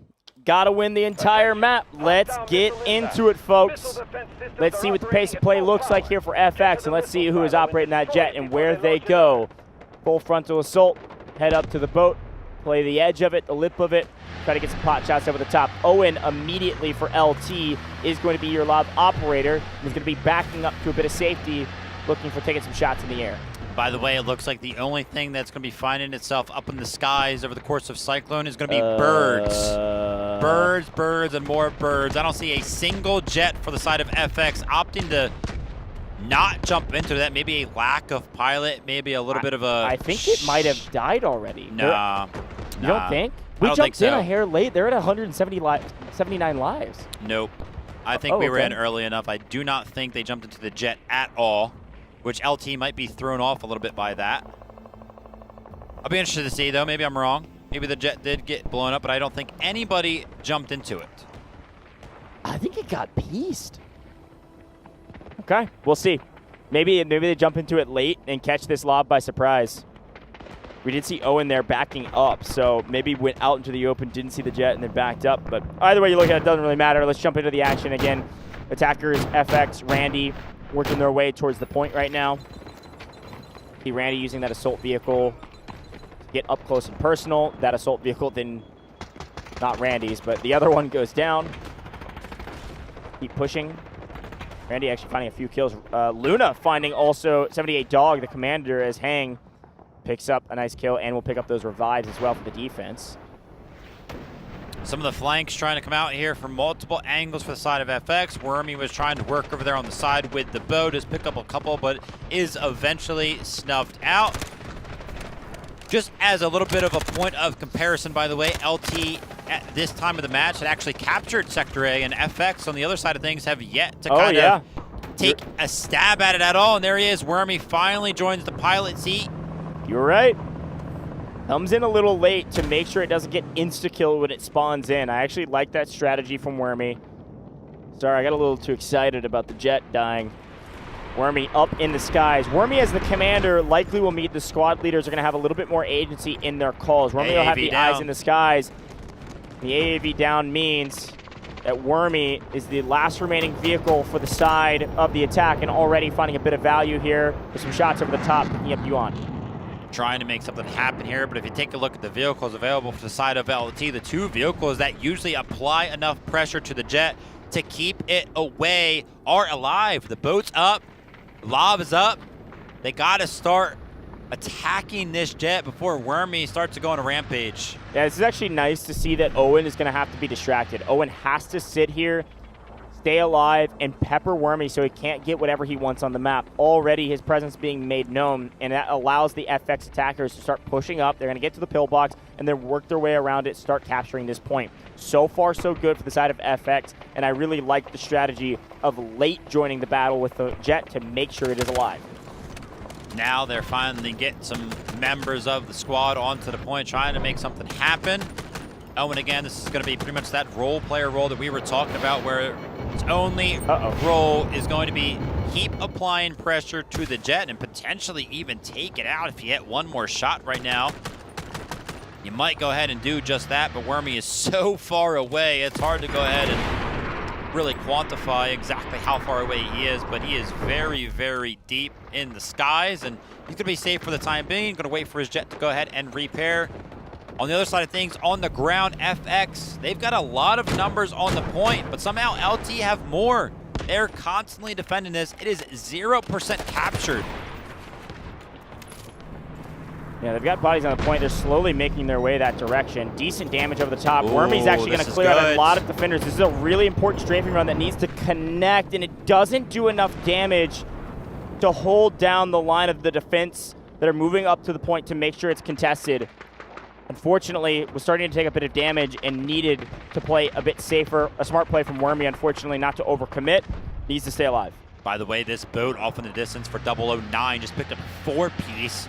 Is raining in absolute terror to anybody that is trying to go ahead and attack towards that A sector. Owen seemingly lining up a little bit of a shot here, waiting for Wormy to go ahead and make a mistake. Wormy is trying to make some of those runs over top of the A sector, but every single time that he's done it, he's gone down to about 50, 25% HP. So every single time it's been scary.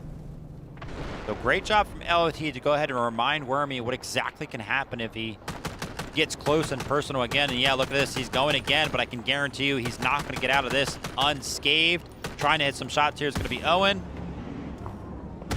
Not too much to worry about for Wormy, and he's trying to go ahead and actually take on the boat. Ooh, he is takes very low. A lot of damage, 10%. One more shot will do it. I think I just heard that whiz by the way. Owen is very good with taking some shots over the top. Leading that jet, knows exactly where he needs to lead it to get some damage down. Well done. Ian here for LT, able to pick up Urk in the assault vehicle. Not sure if he was able to get this vehicle respawn beacon down. That's another vehicle down for the side of FX. An important one, but not paramount. So far, it is a scrap. It is a tussle. It is an all-out brawl on the A sector. Looks like the attack mostly playing inside of these pillboxes, working their way around, and finally the attackers get their tank destroyer. Finally, Randy putting on a little bit of a show for us. So far, down to 132 lives means they've taken quite a bit of hit. And actually, that tank destroyer goes down. How? That was a ton of Alu rockets all at the exact same time. That Snowdo's already showing his impact on the map after being subbed back into the mix for that Better Zetchi pilot. Wormy now. I saw exactly what he was aiming towards. He was aiming towards Owen and Slav, so not necessarily going for those runs over the point anymore. Potentially trying to go ahead and take out the Slav. And this is that position that we usually see out of teams when they do play to defense. But remember, just let's go back to that last round. The FX Slav was like in the middle of nowhere, and that's why Bitterzicki was able to find so much value out of the jet. Owen knows how to play this just a little bit better than the side of FX. Jet goes down. Plays safe, and yeah, Wormy. Jet goes down. From what we could tell, Wormy with a smirk on his face. I have an expectation. I hope they have that in the replays. I have an expectation that I think Wormy got hit by one of those wire-guided missiles. You can see anytime Owen is taking the shots up in the sky, he throws out a wire-guided missile where he thinks the plane may cut to once his shots start going up. And I think Wormy may have cut straight into that missile and gone down with a blast. Either way you look at it, jet down is bad news for FX fans. They were starting to get some traction on the point. This is going to open up Owen on the LT side to get a little bit more active. And potentially, as Wormy is trying to get a little mixy with the jet ski, it's immediately at least scared by 009 here with the boat. But I think Owen's going to be a tear on the map now. Yeah, you can see Wormy's always trying to do something away from the team, trying to make something happen, because just going head on towards this point is currently not working at all. So he's going to be trying to make some sort of a flank happen. Muzz in that AAV is also trying to make something happen, but once again, tank destroyer down. Randy is so good in the tank destroyer. Can't live long enough. But he's finding nothing. It's just too coordinated, man. This is the thing that LT is so dang good at. It's the thing we were touting TXD about. They just perfectly time all of their Aluru rockets with the AT4s. Once they have visual, they say everybody 3, 2, 1 fire. I don't care how many engineers you have.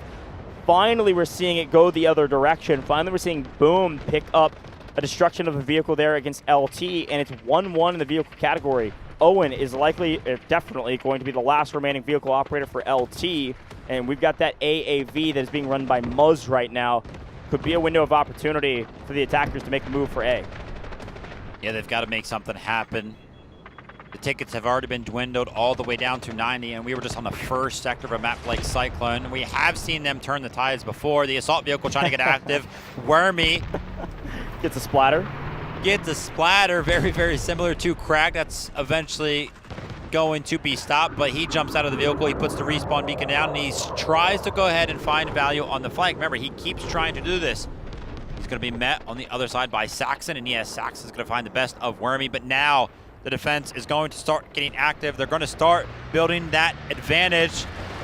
Warfare is very, very forgiving, and so is the map of Cyclone. They give another opportunity to play the airspace. The jet has been called in once more for the side of FX, and I gotta imagine they need it. It should be a different pilot than Wormy, because we just saw Wormy go down, right? Yeah, I'm not sure that he's going to be able to respawn that fast for the jet to be on the board for us, but either way you look at it, the attackers all over this A sector. Finally. Once the defense lost a lot of their vehicles, they were forced back, the attackers all piled up, and then death ball onto the point. What did 78 Dog do? Doubling down. We've got an urgent redeployment happening for the side of the defense, and an artillery barrage landing on point, actually right off center on the pillbox. So these guys can actually stick point or get inside of the pillboxes and likely stay alive through the artillery barrage. And because of that, that is a lot of investment from 78 Dog.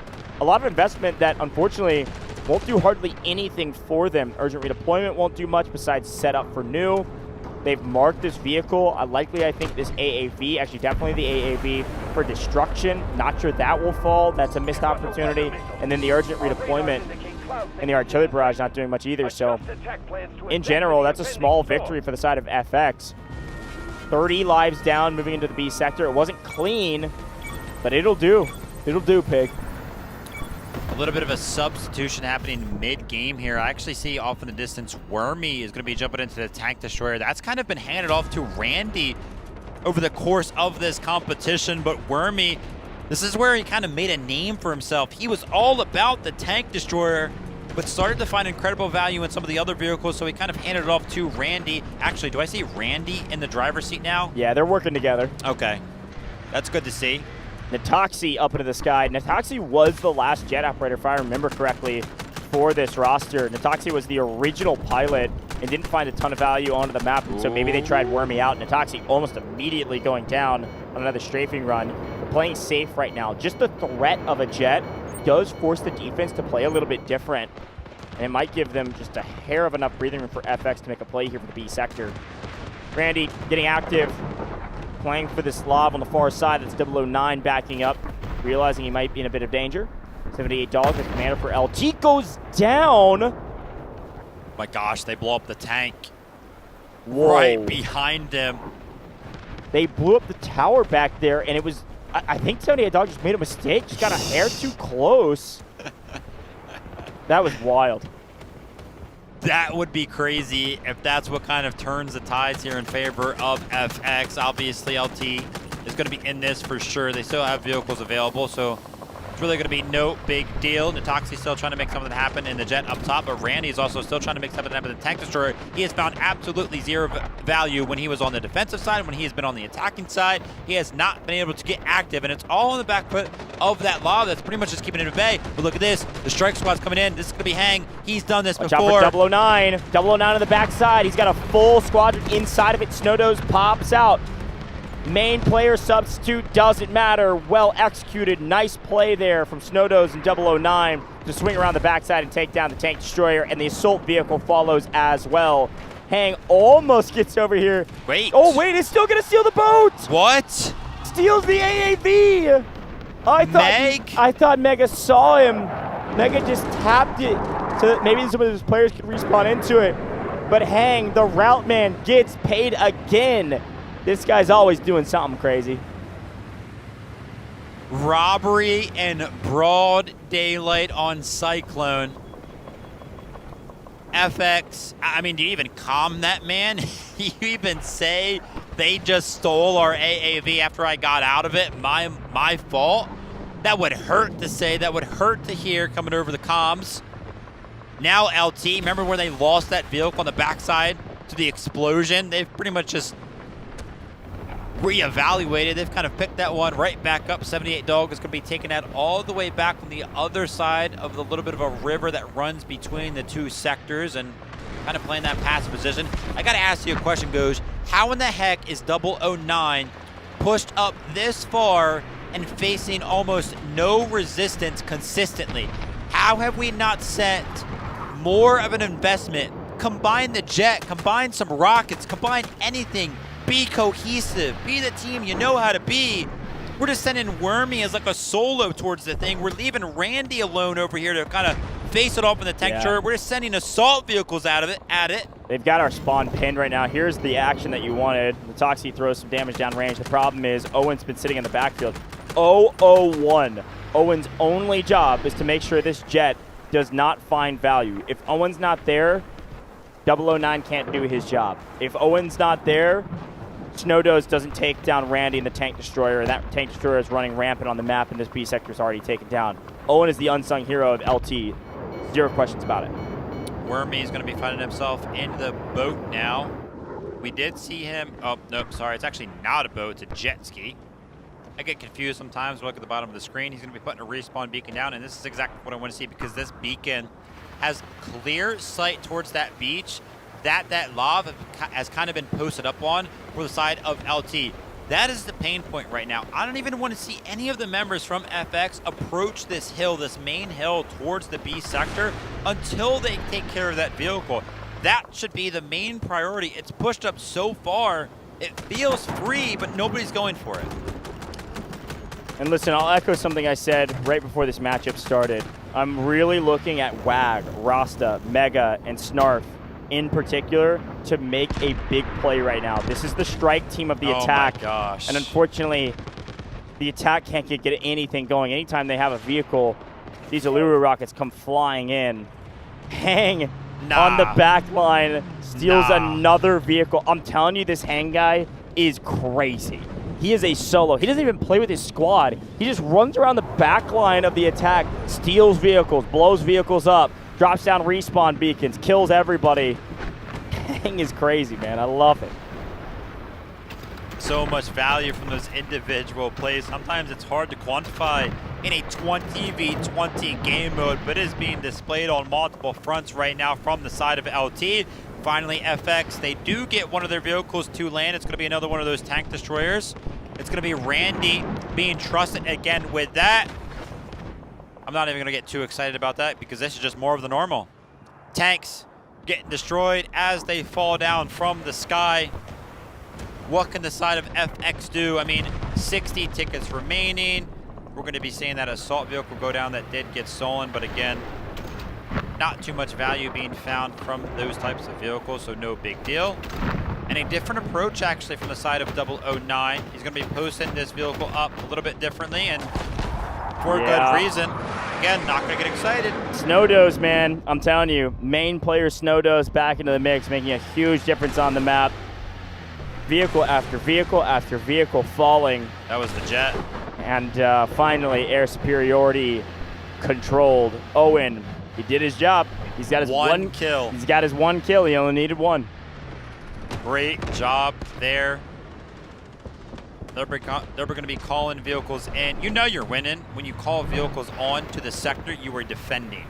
How far pushed back, how far pushed up are LT pushing FX all the way back to what feels like their spawn? I got to tip my hat a little bit to FX because they're doing something that we saw yesterday, kind of pausing. They feel like they need a reset. They feel like they need a little bit more of a plan to kind of approach this, and they're trying to get active, but again, 009 in this lava is just finding so much value, taking it to the house. Now Randy's trying to get active in the tank destroyer. Can he make something happen? The shots are being traded. He's going to be putting the lava down to about 50 HP. Got him. He's finally going to be destroying it. He's got to back up though. He's taking heavy damage. Find some support. Nice play. Find your engineers, and he does get in. He gets to the destruction, and he gets out. And say it ain't so. Another vehicle being stolen. LT, stop. Ian stole this one and will likely pick up the commander. Wormy as well. Give him a little double tap love. See you later. Oh man, this is brutal. But hey, we'll give credit to Wormy picking up that kill. I want to give a shout out as well. I'm seeing a lot of love for him in the chat. Siren. Really want to see Siren step up here. A really strong player for this roster. Again, I've been casting over Siren, Rasta, Snarf, WAG for years now here in Delta Force and Warfare, and these guys are veterans in the space. Siren has moved over to the squad of Natoxi, Muzz, and Urk, really trying to support that roster with their vehicle gameplay. And it's going to be a team effort right now, but we need some heroes to step up and make some miracle plays. Siren's definitely one of those. So many vehicles now for the side of LT. They've got 2 posted up on the sector itself, and then they have 2 posted on the hills just behind. Remember, one of these vehicles that they have was stolen from the side of FX. Here's a push. If it went back to the side of FX, we'd actually be 3v3 vehicles right now. It's going to be a big difference maker. Yeah, they're trying to make something happen. Finally, that pause. They're going to be hitting the play button. They have the game plan sorted. The calls have been kind of made. What are they going to do? How are they going to play this one differently? Yeah, unfortunately, I mean, even just those respawn beacons, that's what they're used for. The assault vehicles being stolen, not having those vehicle respawn beacons is actually a huge problem for the side of the attackers, because once they make these pushes, one of the things you can do is just get the respawn beacons at any of them down on the low ground of some of these cliffs, and at least you've crossed the river. At least you have some cover when you pop back into the map. We got 2 vehicles over here side of the attack, but it's 2 to 4 in vehicle advantage. We know how math works. Not great odds for Randy and Siren to stay alive. Here's that vehicle support I was talking about with Siren and Urk, trying to stay alive here, taking quite a bit of damage. High ground in complete control by LT. More and more, this is looking just too difficult for FX to handle moving into the B sector. They invest in artillery barrage that doesn't get much for them. Hang finally sniffed out on the backside of this, where the attackers spawn. Not before he got a respawn beacon down. Oh, jeez. Yep. See if WAG can find it. Look at it. Could see a couple players pop onto the grassy knoll and make a play. As soon as FX have started to go ahead and try to make that attack happen once again, they've lost 20 tickets, so they have doing it absolutely. Hang goes ahead and spawns right back in. His squad must be playing vehicles, by the way, all the way in the back, because every single time that he's in a position like this, like, nobody ever follows him. Oh, jeez. And take a look at that. PZ Dog finds the vehicle. 1 remaining vehicle, but I can't lie. You may have a vehicle left, FX, but I feel like the hope counter, it's at 0 for me, man. LT just looked too good. Yeah, the problem is you've got, because you have the vehicle advantage, now 5, by the way, Owen and 78 Dog, Commander, is up on high ground. So they can actually see over the top some of the cover that Randy and Siren was using to try to stay alive. So once the light tank was kind of in the ravine, they thought they had enough cover to where they could tank a couple of Allura rockets, but a well-placed shot over the top with the help of the Allura rockets to take that tank down, and now all hope is mostly gone for FX. A hero moment. A miracle play is desperately needed.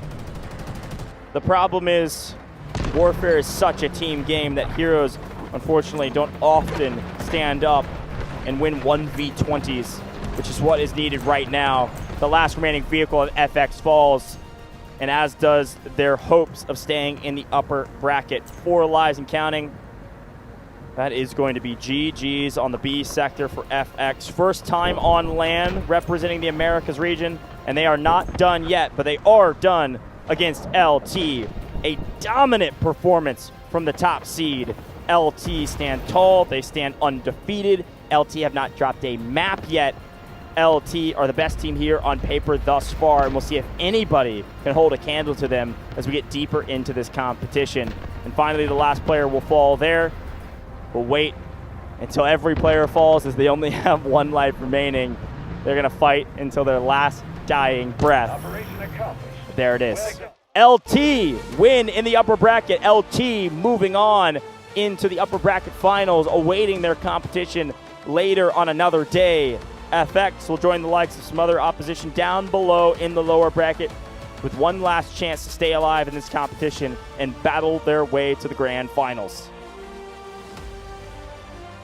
LT given a second opportunity to prove just how good they can be on a map like Cyclone. HAN took it to the house yesterday, tried to go ahead and take LT to that second map, to round number 3. It looked a little bit different, but now LT are like, hey guys, don't worry. We're the team you all know us to be coming into this competition. We're dominant, and we're going to showcase that against a team like FX. Well done from the side of LT. Not only did they put on an absolute performance in their attack up against FX, but coming into this one, we were talking about how good FX can be on the attack, and we were proven wrong. FX were kind of humbled in that regard. They were shut down at an early sector in every which way. LT, take your well-deserved bow. Enjoy the rest of your day as you go ahead and 2-0 FX in very quick fashion. Got a lot of supporters here in the crowd as well. We got the upper deck starting to fill out today, so a lot of action here, and especially with the hometown heroes of LT, that's got to feel good. And listen, I love seeing some support for some teams locally. Obviously, I hate to be wrong, though. I thought FX was going to pull off a miracle. Unfortunately, it was another quick 2-0, folks. LT dropped our third 2-0 in a row, and that was on Cyclone. And that went pretty quick. Yeah. Kind of weird to say that we're done with 3 out of the 4 matches we're playing today. What is happening? Woo!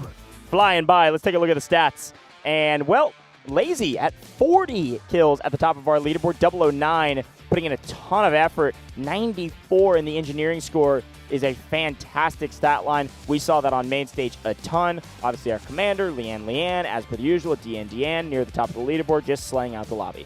You're not going to shout out Owen, who quadrupled his kills after he picked up that jet. That's right. 4 kills there, man, but obviously doesn't tell the full story. Did a great job taking a look at FX, right? Do they have anything really going for them?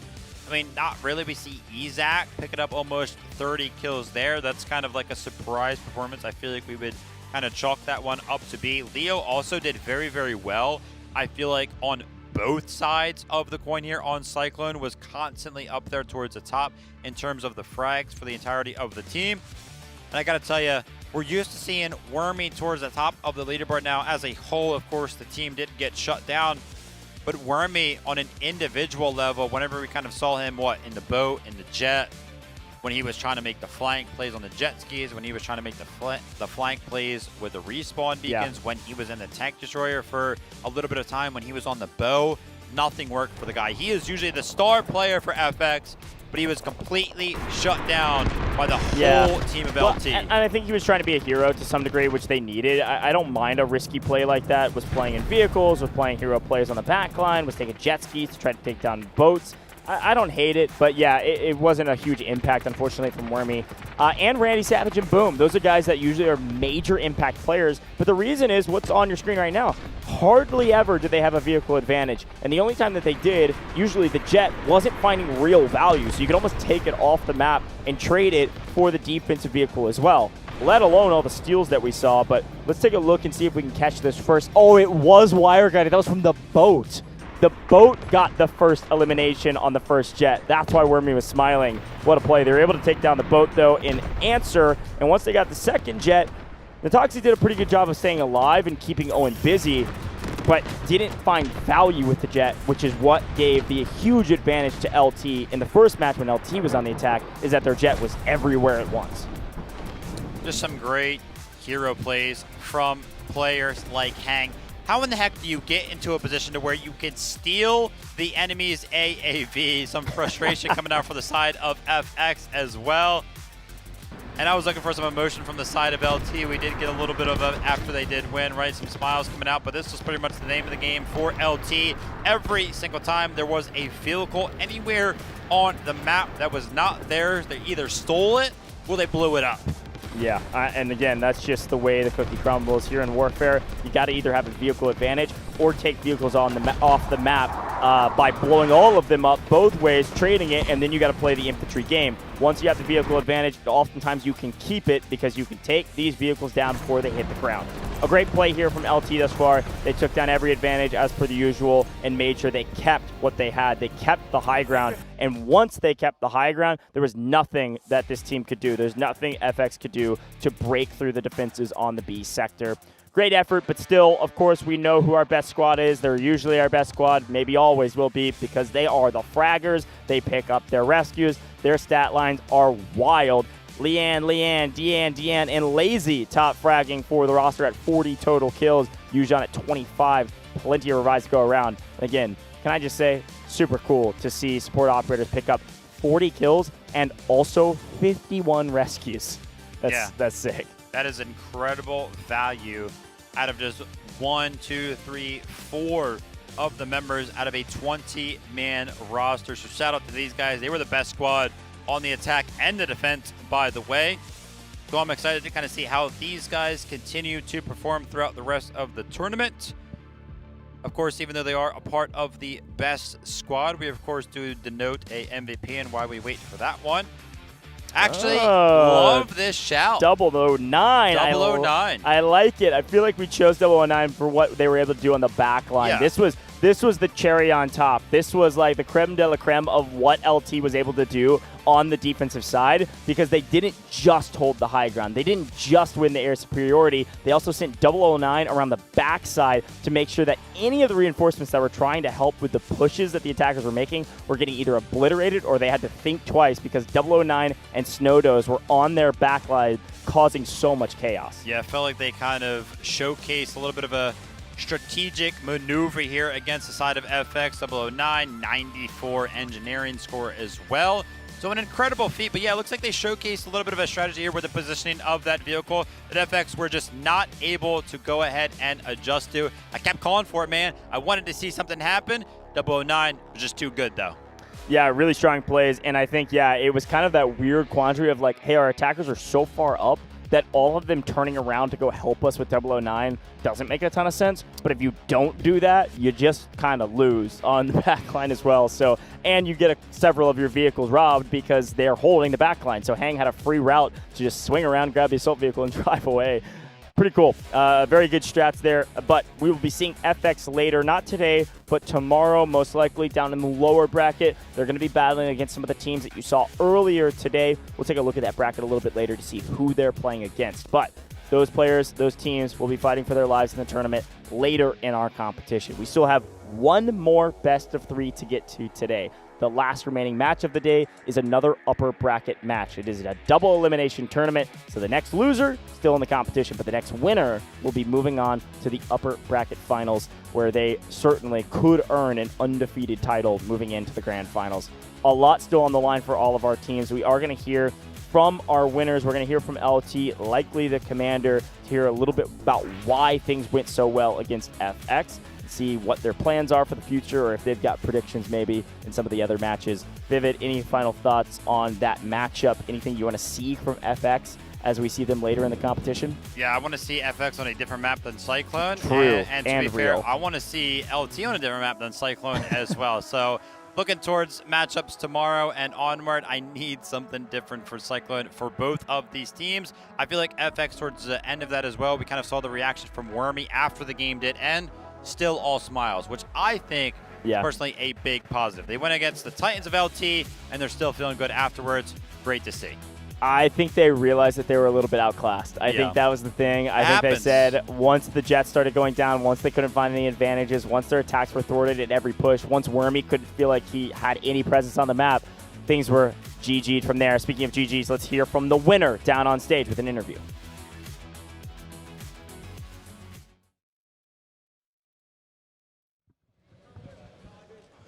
Hello， 各位，欢迎来到赛后采访五条闹。我们这次邀请到龙腾战队的点点和恒，有请二位和大家打个招呼吧。大家好，我是龙腾战队的点点。大家好，我是龙腾战队的恒。想问一下线上以及现场的各位啊，今天他们发挥的溜不溜？把你们的掌声送给他们。OK， 今天第一个问题，打完这场比赛之后感受怎么样？来，点点先回来回答。So the first question for you is, how was your feeling after this victory? 很开心吧，因为打他们战队的话，我们还是做了很充足的准备的。很充足的准备。OK。He's very happy because he is fully prepared for this fight. 恒这边呢？也是我也感觉比较很开心啊。我们这次对战对我们来说也有很大的收获，能让我们更加弥补自己的不足吧。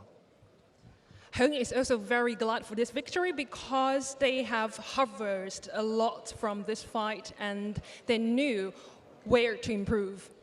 OK， 作为三朝元老，想点问一下点点，这一次参赛和之前有什么不一样的感受 ？So， 点点 ，this is your third time participating in this tournament.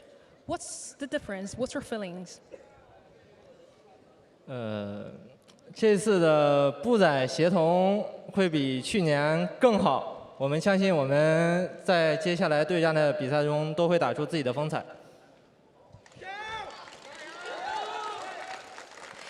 So Dian believes that this time they did better on the coordination between infantries and vehicles, and they believe they will do better in the future. OK，想问一下恒，这次是恒第一次参加我们全面战场的国际邀请赛，有什么心情和大家分享一下？ So Heng, is that your first time in this international warfare competition, right? What's your feeling right now? 我作为第一次参加这么大型的赛事，其实我还是有一点紧张的。但是我虽然在线上的时候有一颗大心脏，但是来到线下面对观众，面对对手，还是有紧张的这种程度的。 He was really calm when it was just online, but now everything happens physically, and facing those fans and audiences, he still felt a little bit nervous. OK，其实刚才点点有提到嘛，这一次步战和载具是非常要好的一个关系。要不今天一边是步战的代表，一边是载具代表，要不兄弟们抱一个？来。OK， 接下来我要搞点事情了，有一个刁钻的问题想问一下，今天点点作为步战组的代表来给载具组来打个分，满分100的话能有多少分？ So a tricky question for you now. As the leader of infantry group, how do you rate the vehicle group? The maximum is 100. 我给99分吧。 99分，少一分怕他们骄傲，怕他们骄傲。OK， 那恒作为步战组，作为载具组的话，给步战组打个分，能有多少分？我给步战组打1分，多这1分我不怕他们骄傲，因为我希望我们今年能拿到冠军，把冠军留在武汉。 They have given each other 99 points and 1 point because those two added together 100, and they wanted to get the champion in Wuhan.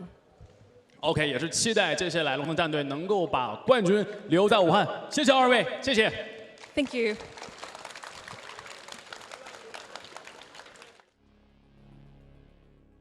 A great interview there with Dian and Hang, and it was cool to hear the contrast between the two. One was a veteran, had been playing in LANs for the last 3 years, and then one a newbie to the scene. And of course, they're giving each other credit because, well, they both earned it.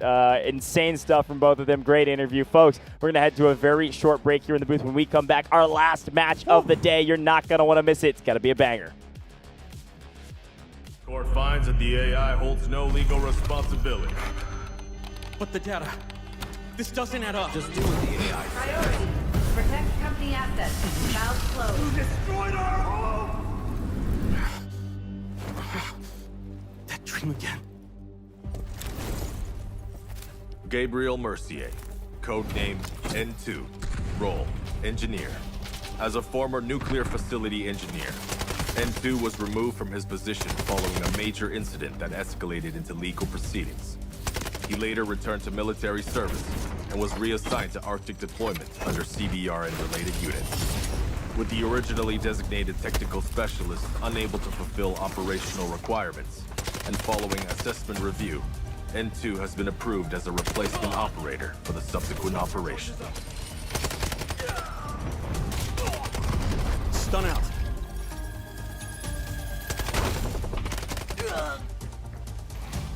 Throwing stun.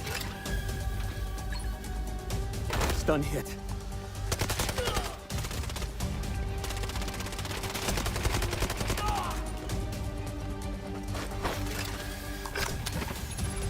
Freeze right there.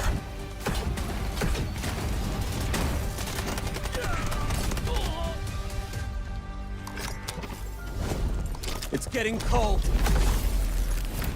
N2 is equipped with a modified grenade launcher, capable of firing up to 6 LN2 grenades.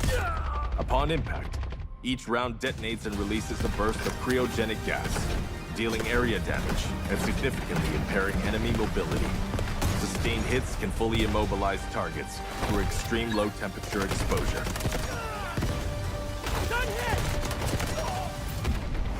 Cold.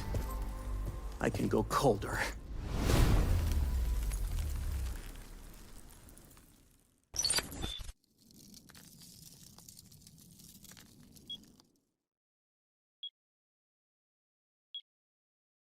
Should we really be sending her to the front lines in her current state?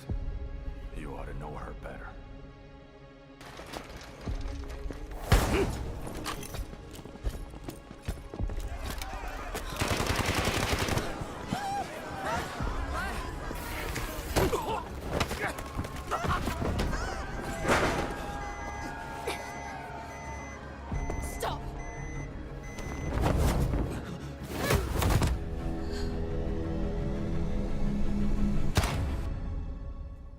Lena Vandermeer, codename Vlinder. Role, support.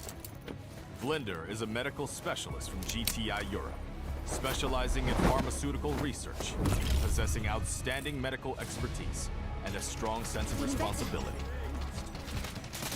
Vlinder's med drones can be deployed to a targeted area, dispersing med-infused nanobots that restore teammates' health, providing them with an adrenaline boost. They may also be deployed on herself, following and continuously restoring her own health for a limited time. Her windmill smoke grenades are guided by gesture censoring tech. Upon impact with a service, grenades create a cloud of smoke, creating cover for teammates. Smoke grenade out. Vlinder's Flutter Rescue UAVs will automatically target downed teammates, administer medical injections when deployed. Once the injection is administered, Vlinder may approach the downed teammate and manually revive them. During deployment, the UAVs may also utilize their active defense system, automatically absorbing 1 instance of explosive damage per deployment, and applying a buff effect to Vlinder. Counting on you guys. Vital signs stable. Prepare for rescue. I've got you. It's taking effect. I'm here.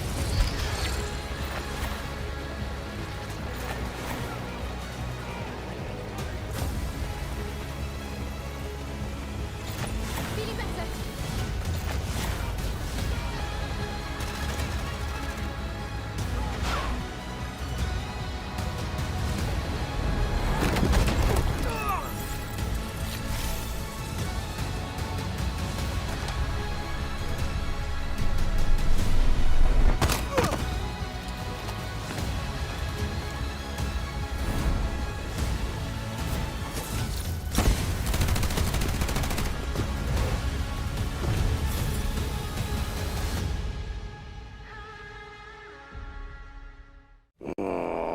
Can't I just have 5 minutes, peace? Everly, we've picked up abnormal acoustic signals in the Eastern Sea. Just dolphins mating. It's that time of year, after all. You won't get away. Luke Everly, codename Morse, class Recon. Morse is a former Navy acoustic intelligence specialist with deep expertise in maritime acoustic environments, making him highly skilled in the analysis and exploitation of sound waves and portable sonar equipment. As an operator, Morse excels in the use of his jammer, a portable sonic device that disrupts enemies by reducing their audio detection range.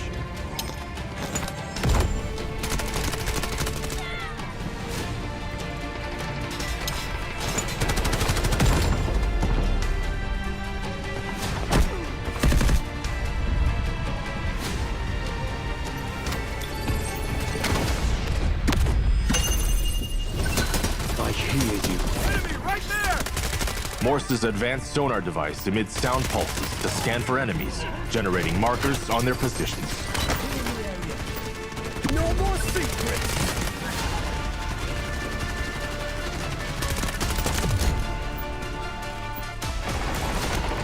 Jammer out! Pulling flash! Sending jammer! Throwing delayed flash! Allied troops engaging. Searching for hostiles! Throwing delayed flash! Sending jammer! Throwing jammer!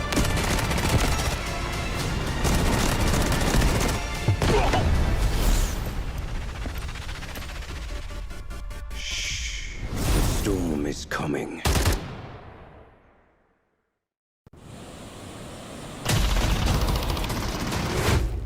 Keep it down. I need to listen.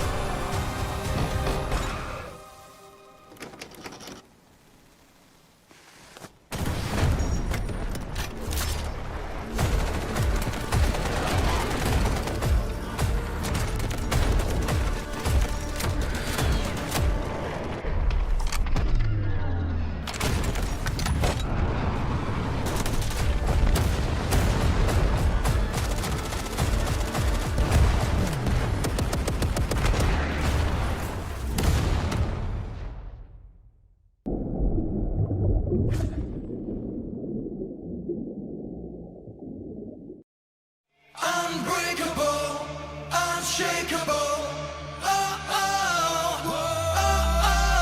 Shadows tried to dim my light. They told me to give up the fight. Said I was weak, said I was small, but there's a drum inside my chest, a beating heart that gets no rest. I'm waking up, I'm shifting gears. You can build a wall so high. Watch me spread my wings and fly. You can try to block my way, but hear the words I'm gonna say. I am invincible, I am the storm, breaking the silence, I am reborn. Throw your lightning, bring on the rain. I find my power inside on the blade.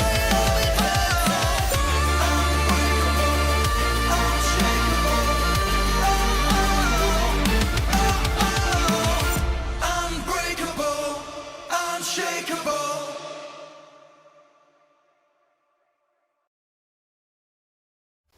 This court finds that the AI holds no legal responsibility. But the data, this doesn't add up. Just deal with the AI. Priority. Protect company assets. Valve closed. You destroyed our home! That dream again. Gabriel Mercier, codenamed N2, role, engineer. As a former nuclear facility engineer, N2 was removed from his position following a major incident that escalated into legal proceedings. He later returned to military service and was reassigned to Arctic deployment under CBR and related units.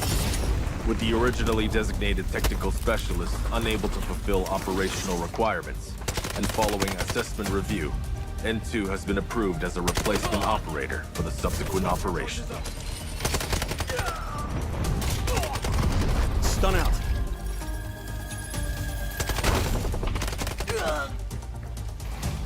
Throwing stun. Stun hit.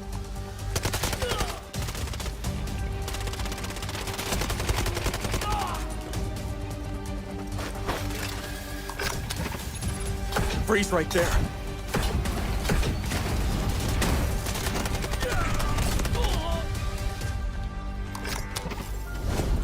It's getting cold.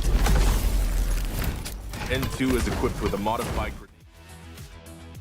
Welcome back to the Delta Force Invitational Warfare 2026. We are almost done with day 2 of 5 total days of competition. Coach Vivid, we've been here all day and excited to get into our final best of 3 of the day. 2 new teams to bring back up after some interesting gameplay yesterday, Vivid.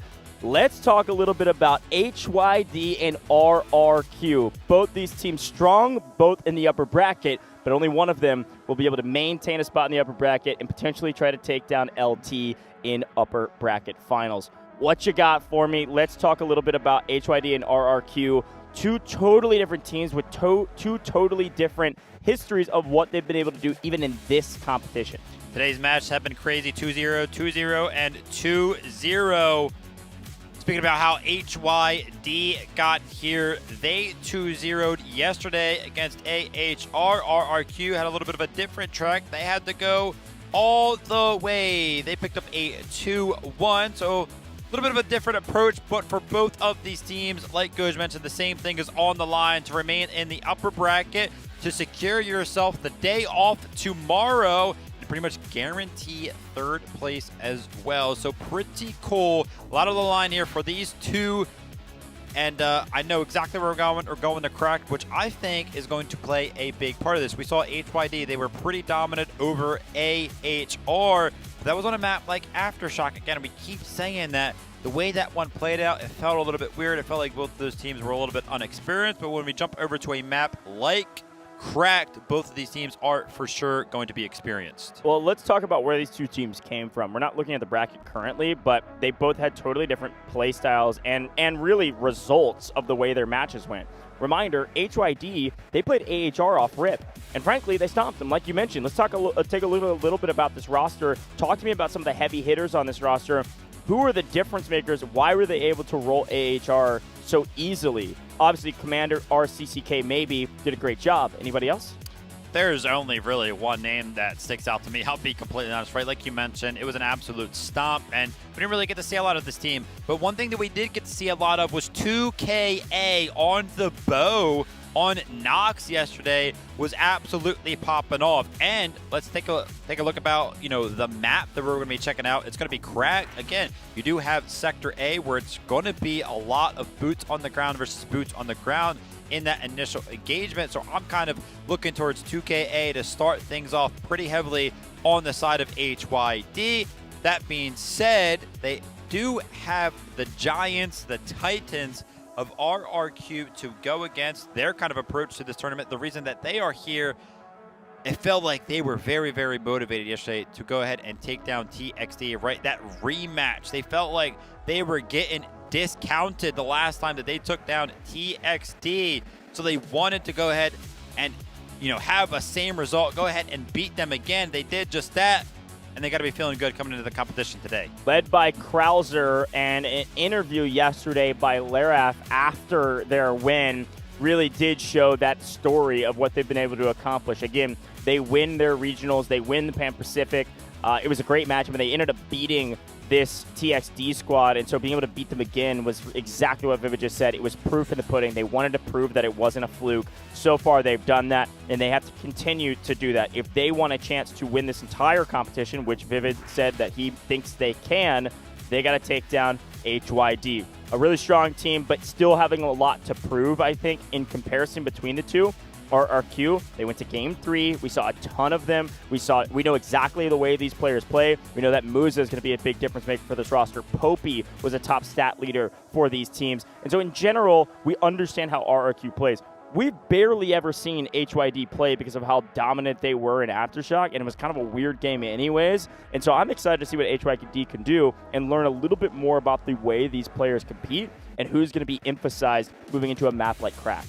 Yeah, absolutely. And this is why this 5-day competition is so fun, because even though we come into the specific event knowing enough about these teams to kind of, see and predict how they're going to do, we just continuously learn more and more about these teams. So like Goz mentioned, very, very excited to kind of learn what HYD still have to offer. Let's take a look at our predictions.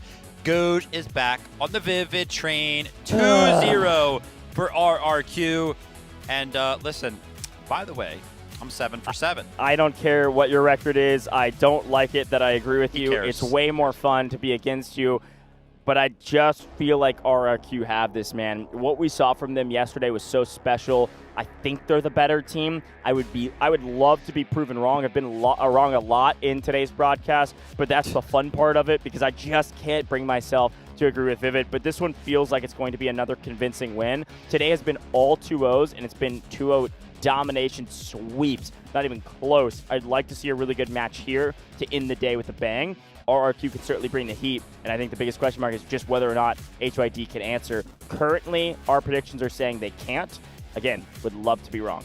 Yeah, it's kind of one of those weird things as well where RRQ did feel so motivated by the fact that on the opposition was TXD. Yeah. Can they kind of carry that motivation over into a different head-to-head? I mean, I'm sure they can. They have the skill needed to go ahead and do so, but again, they just felt so passionate yesterday about taking down TXD. That's probably what, helped them secure it. Yeah, no, I totally agree with you. Oftentimes, esports, it doesn't matter when you're playing your rivals, if that's who they are, which it sounds like they are the rivals, you play totally different. You play with an extra bit of fire, an extra bit of passion. Yeah. You're able to execute a little bit better because of that. Sometimes it'll actually mess you up too, but RRQ did great under pressure. So expecting them to come out on top. We both expect this to be a 2-0. Again, I would love to be surprised.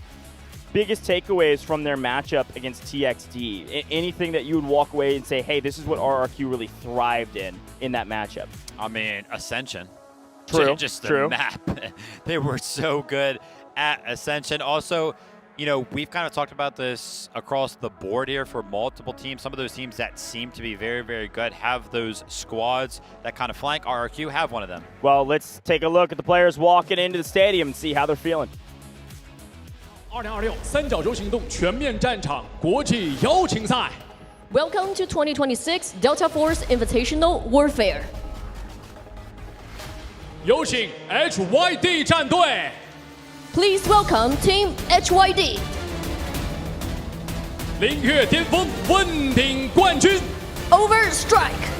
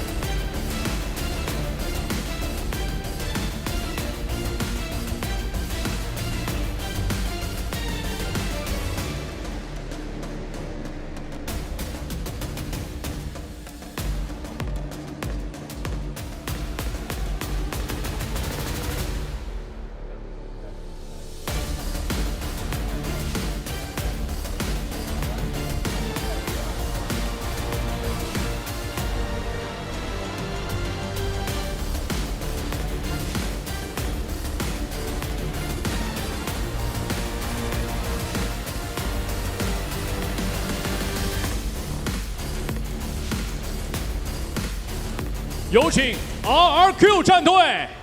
Please welcome Team RRQ. 荣光归于 RRQ. Viva RRQ.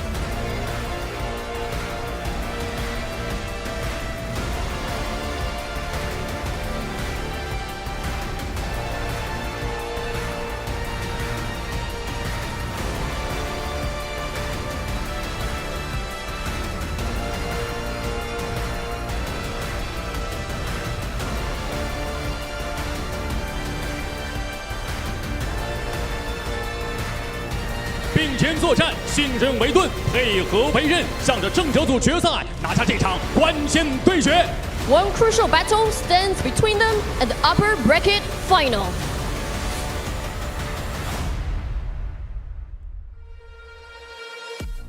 Well, here we go. Our competitors are ready. I am pumped about this matchup, and I gotta say, the alt jerseys are looking nice. I like the purple there for RRQ. Changing it up on day 2. What do you think? I mean, that is slick. That is clean. Love to see it. What else is slick and what else is clean is those walkouts, man. I've yet to go ahead and get over to that tunnel and get one of my own. I'm a little bit disappointed in myself. Goj has got to be my cameraman, man. Help me out a little bit. We should do a walkout for Grand Finals Day in our suits. That would kind of be kind of nice. Now he agrees with me. Chad, if you want to see that, let us know. You may not care. But anyways, hey, let's talk about RRQ and HYD a little bit more now that they've walked out and we can see their fits and how they're feeling. Again, I think this is going to be a matchup that is a little less one-sided than some of the others, but we still both predicted a 2-0. Somebody else we didn't mention on the RRQ side, on the HYD side, that was an impact player and a squad leader was Hazmat. Yeah. Remember what Hazmat was able to do with his roster? That is going to be the Charlie squad to watch out for. Hazmat, Mume, Mirika, and Lise is the squad that I think could be a difference maker for this team. Given what we've seen, we're not 100% certain who will really change the game for the roster or what even roles they play because it was such a quick matchup and Aftershock played a little bit weird. But I do think Hazmat, from what we do remember and what we have seen in the past as well, is an impact player and a squad leader, meaning that squad will likely move as a unit. Speaking about who we've seen pop off in the past, I know we've seen Killua pop off in the past as well from the side of HYD, but obviously, you know, nothing from the past really matters. Again, it kind of feels like we're going to be seeing HYD for what feels like the first time. Like, yeah, obviously we saw them play yesterday. They won, they stomped. It was 2-0. It's very, very quick. But we keep saying it was on Aftershock. It was just a weird game, how it kind of played out. So I'm very, very excited to kind of see how they kind of face up against RRQ, who, you know, Goj keeps pointing out. I pointed out earlier on, this is actually the team that I think looks the best right now to go ahead and take home the competition in general. Of course, I'll go ahead and answer that question in full after we do get an opportunity to go ahead and watch match number 8. But as a quick reminder, we are here in Wuhan, China, and so are the players as well. Hongshan Sports Center. It has been very, very enjoyable so far. I've loved the setup of the stage as well. A little bit of a change, you know, over the course of the past 6 months to the stage itself, and these players have done a great job of just jumping on the stage and getting ready immediately to keep things rolling here today. Good shout. Been having a blast. Taking a look at HYD, Bravo Squad, Charlie Squad, Echo. Looks like most of the same, by the way, when it comes to their starting lineups. Both of these teams don't have full roster of subs, and no major changes from day 1 to day 2. And again, teams representing their regions well, but right now it is about team chemistry and communication. It'll be fun to compare also the difference between Krauser and RCCK, maybe the two commanders of HYD and RRQ. Again, every time we've watched a team, every commander has a different role, a different play style they prefer, but the onus of responsibility remains the same. Got to communicate effectively. You've got to make the right calls. And then the squads have to listen. We've called out a lot of the individual prowess for both of these squads, but I took one last little peek at the rosters here to remind myself one player on the side of RRQ that I feel like we did not go ahead and talk about was Ragnarsson. And I feel like Ragnarsson actually was a part of our highlight reels quite a bit yesterday after the win. Just based off of the sniper. Yes, indeed. And the reason why I wanted to go ahead and point that out is because a lot of the times on Cracked, we see some of these players do just that. They pick up a sniper and they like to play off in the distance, which they can find a lot of impact on the back foot of that. So it'll be interesting to see if Ragnarsson kind of follows that up with another sniper performance here on Cracked. It's a little bit of a map change than what they played yesterday, right? And kind of those highlights were coming from the map of Ascension, which is a much bigger map. But again, I feel like Cracked does employ the opportunity to go ahead and bring that out. So I'll be looking towards his squad and the Delta squad to see if they go ahead and do that. I mean, speaking of Cracked, while we've got some time here, let's bring up some of the main strategies we see on Cracked. Let's talk about operator comps. Biggest question mark is how many engineers are you going to invest in the early part of Cracked when you know there's no vehicles, at least off rip? 0. But you get them pretty quickly. And we saw so how swap. much you can swap. You can run, obviously, Assault. You can just run Virons and get those magnetic bombs. But those vehicles traditionally aren't going to get super aggressive. They're going to play the back line. But if you have enough engineers, you can still take it down before it lands. You then get the score bonus. You get the score lead, rather, and you're able to pull in some of your own vehicles. That's the nature of the game. Again, I think something else that we don't talk about that often, this is Victory Unite. So you can call in a ton of vehicles in this game mode because of what Commander is able to do. And so that kind of changes the way Cracked is played. Like, this is a much more vehicle-heavy map than it traditionally is in just pubs. Yeah. Because it's Victory Unite. Absolutely.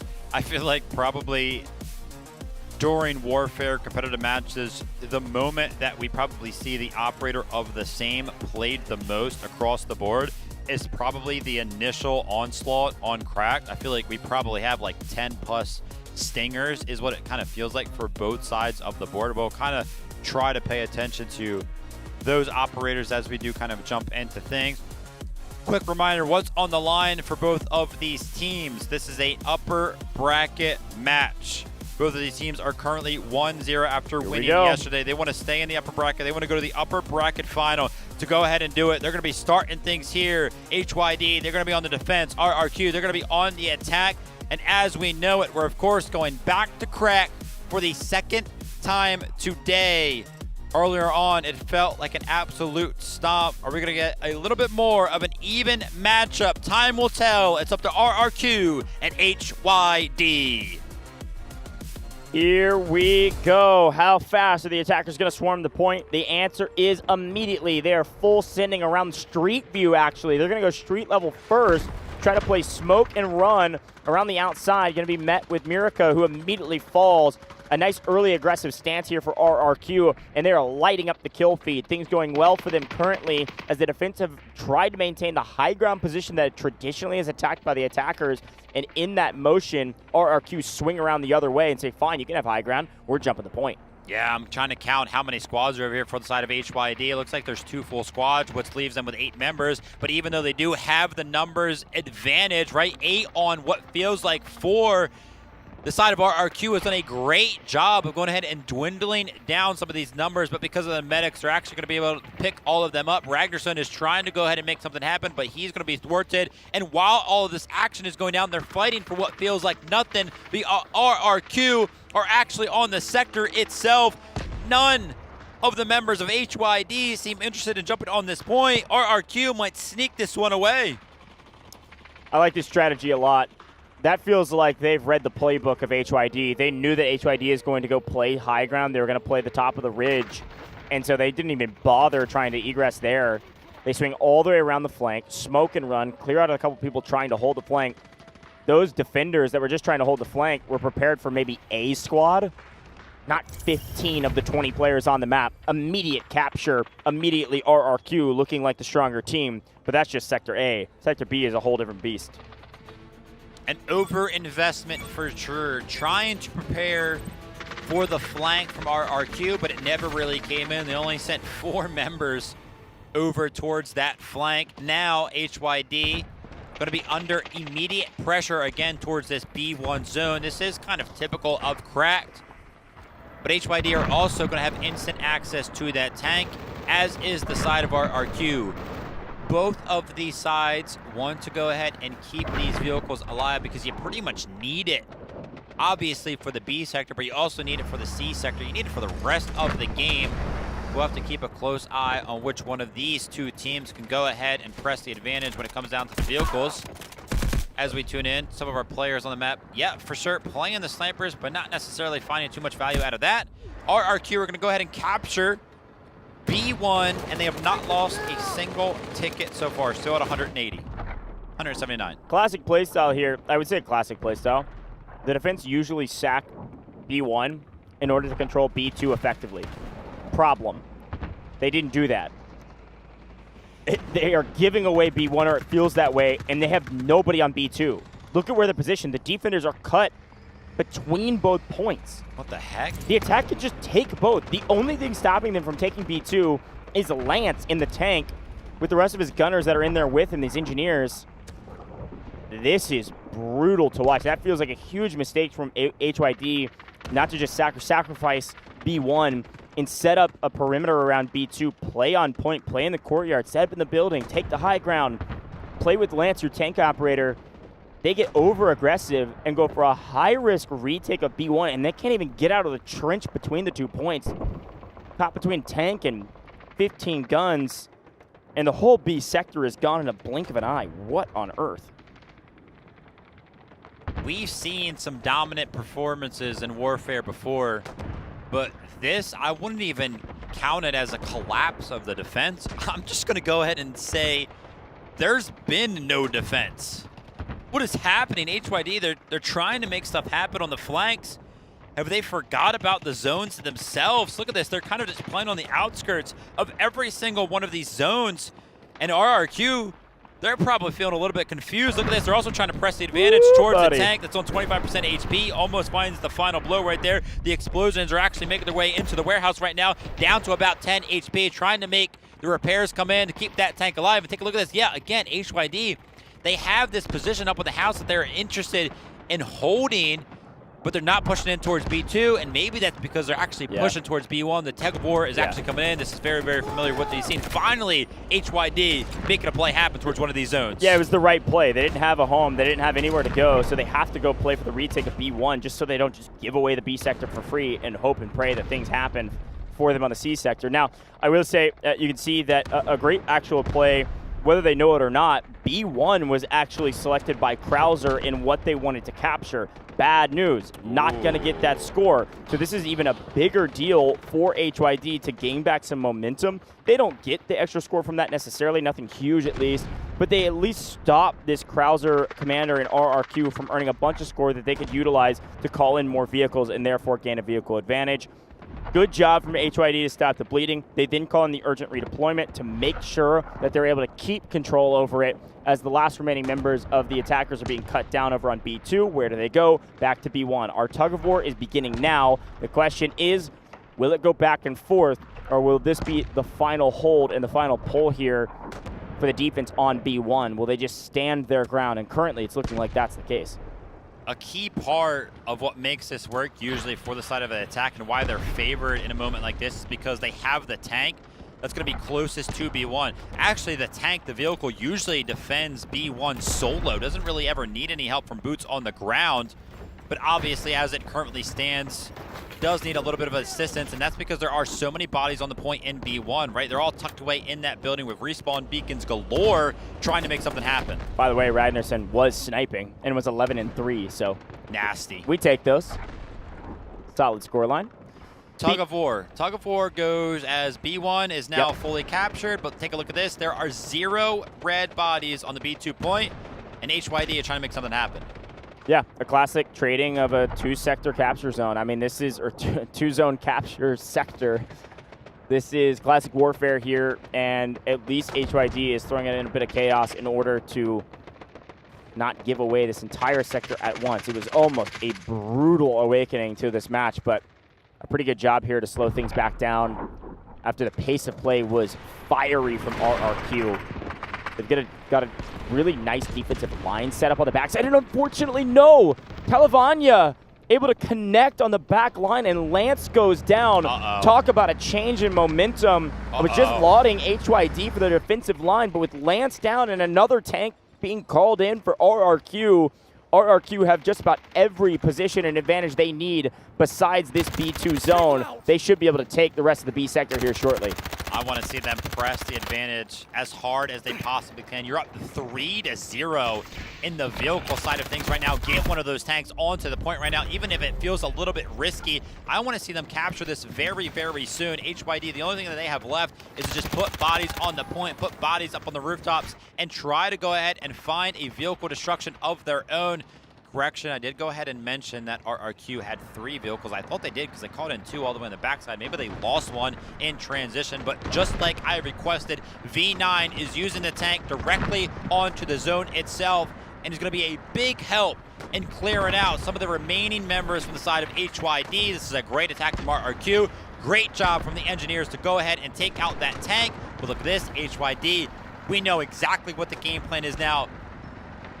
Surrender B2 and go for B1 as much as we possibly can. But now that we have two tanks available to us, surely this doesn't work as well. Yeah, exactly. I mean, this is, again, another classic strategy. When you've watched this map over and over again in comp, there's only so many things you can do. A pretty good job from HYD to try to retake here, but when you have vehicle advantage, especially when they're playing aggressive with their vehicle advantage, you put one vehicle on B2, you put the other tank dead center of B1. You almost don't need anybody else because you got a full squad that can play from that tank, pop out, engineers can shoot their gun if they want, pop back in, heal, repair, doesn't matter. That tank's going to do a crazy amount of damage and an easy hold on B1. Here's another retake, though, on the backside of B1. Well executed, well organized. Two full squads come swinging this direction. Now with the tank gone, the tank has to choose, now can I take 8 people down?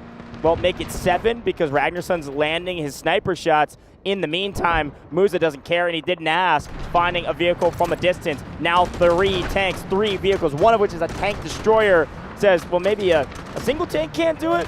With the help of a destroyer, the help of Krauser, we retake here. We take B sector. Well executed. Yeah, I was wondering how HYD were finding the space to go ahead and just keep flooding this point. Taking a look at the hills off in the distance, right on the outskirts of B1. There's like 3 respawn beacons down, so 3 squads pretty much have instant access to that, but the strategy is going to fall short as soon as the vehicles start to join the fray. RRQ have a big advantage going into Sector C. That being said, they did lose their tank on B1 right now, and actually Krauser is under heavy fire right now. They're trying to make something happen. HYD, they were still spawning on those beacons, but he's able to go ahead and take the remaining members out. Sight line set towards Sector C, and I feel like RRQ got to be feeling pretty good at where they currently stand, because remember, Mausa sitting all the way back with that tank should be able to continuously take out all of the vehicles that get called in for the side of HYD. This LAV, or LAV, as chat wants me to say. I like LAV better. Called in, 3rd vehicle for the side of RRQ. They've got everything they need under the sun to get this win. Now it's just a matter of execution. HYD trying to hold the line. That's Hazmat, that's Lise, that's Mume at the top with Mirka trying to help out, but they're just outnumbered and outgunned right now, doing everything they can to keep each other on their feet and keep fighting. Unfortunately, they'll lose most bodies onto C1. A classic early aggression and another classic shot here from Mausa way up on the ridge, hitting their shots on the floating parachuting vehicle that this HYD team desperately needs. Yeah, super hard to counter strat. The approach from the attack, this is very, very common. This is what we always see, but it's why we kind of talk about how important it is to keep that initial tank alive. So when it did get destroyed, RRQ did such a good job, and it was a big momentum swing. Now, speaking about momentum swings, the tank destroyer is trying to get Swifty towards C2. It does take a lot of damage, but it is able to go ahead and get out of there. It's got to be careful, though, man. Some of those sweeps are very, very scary, and you can see a bunch of engineers are poised up all the way on the backside of the map. You got to imagine they're going to be calling in a vehicle and trying to protect it every which way that they can. Nope. Those vehicles are dying like off spawn in the air. Talk about coordinated shots. I mean, that's probably the highest I've seen a vehicle explode in the air. That's not an actual jet or helicopter. Anyways, V9 DHM on your screen right now in the lab, just getting active downrange. This is one of the choke points on Cracked. It's one of the ways you can find so much value. Also, Talavanya picking up like 6 at the kill feed in their vehicle. This is utter destruction right now. Again, it's warfare, and vehicles are a huge piece of it. But in Victory Unite, Cracked becomes much more of a vehicle game than it traditionally is in pubs, and I brought that up for this very reason, because you have to utilize your advantage. When you have the advantage, you talked about this last time we played Cracked Vivid, you have to take these vehicles out before they hit the ground. And it's even easier, frankly, in Cracked, as long as you're aware of where the vehicles likely will be called in from. The quote-unquote safest place for the defense to call in their vehicles is behind the one, I'll call it a skyscraper, the one tall building on the far side. Looks like Javier may be in a bit of trouble. But But if you know that, you're going to play to destroy it every single time, whether take your shots early or just swing around the outside where it is less protected. Little nuance there. Pretty easy to get the kill is all I'm saying. Javier feeling the pressure right now, but you can see there's a giant strike squad off to the left that's not going to be able to defend C2. Is anybody from the side of HYD going to be able to defend C2? They call in the urgent redeployment because they're starting to feel the pressure right now. There is only 4 boots on the ground actually capturing C2 right now. Somehow they're making it work, but the tug of war comes into play. There's a couple members from the side of HYD jumping on the C1, but they're going to be taken out very, very early on as there's 2 vehicles that are interested in going ahead and defending that possession from the side of our RQ. Urgent redeployment, the only thing saving them here for a moment of just stalling out this C2 capture. Javier. I mean, this is just Javier. Frenzy. Javier. A frenzy of kills. It was all Javier and all Krauser, and everybody from HYD is dying, all on respawn with urgent redeployment down, and they all were spamming out. I think more than half the team is on respawn timers right now. That's gotta be GG. There's no way these defenders can get to the point fast enough. They've got to run so dang fast to get here, and when they arrive, Javier will be there to meet them. See you later. A crazy, dominant performance. Maybe the fastest win we've had in this entire competition. Krauser, RRQ are going to get the win here unless we have a miracle from HYD, and the miracle has to come right now in the form C1? of a retake on C1. They're still battling. Falling apart potentially here for RRQ. If that tank destroyer goes down, I'd be a little bit worried. Javier has to be a little bit careful, but it looks like they've regained C1 in a dominant performance. But as I started to say that, C2 is contested for quite a quick second. But RRQ, look at this, they're hype. I can actually hear some of the people in the arena screaming for that win right there. And yeah, that had to be the fastest win we have seen so far. They got the early advantage when they took Sector A, when they took out the tank on Sector B, and after that, it was a clean slate, man. They weren't even slowed down. Whew, back to the drawing board.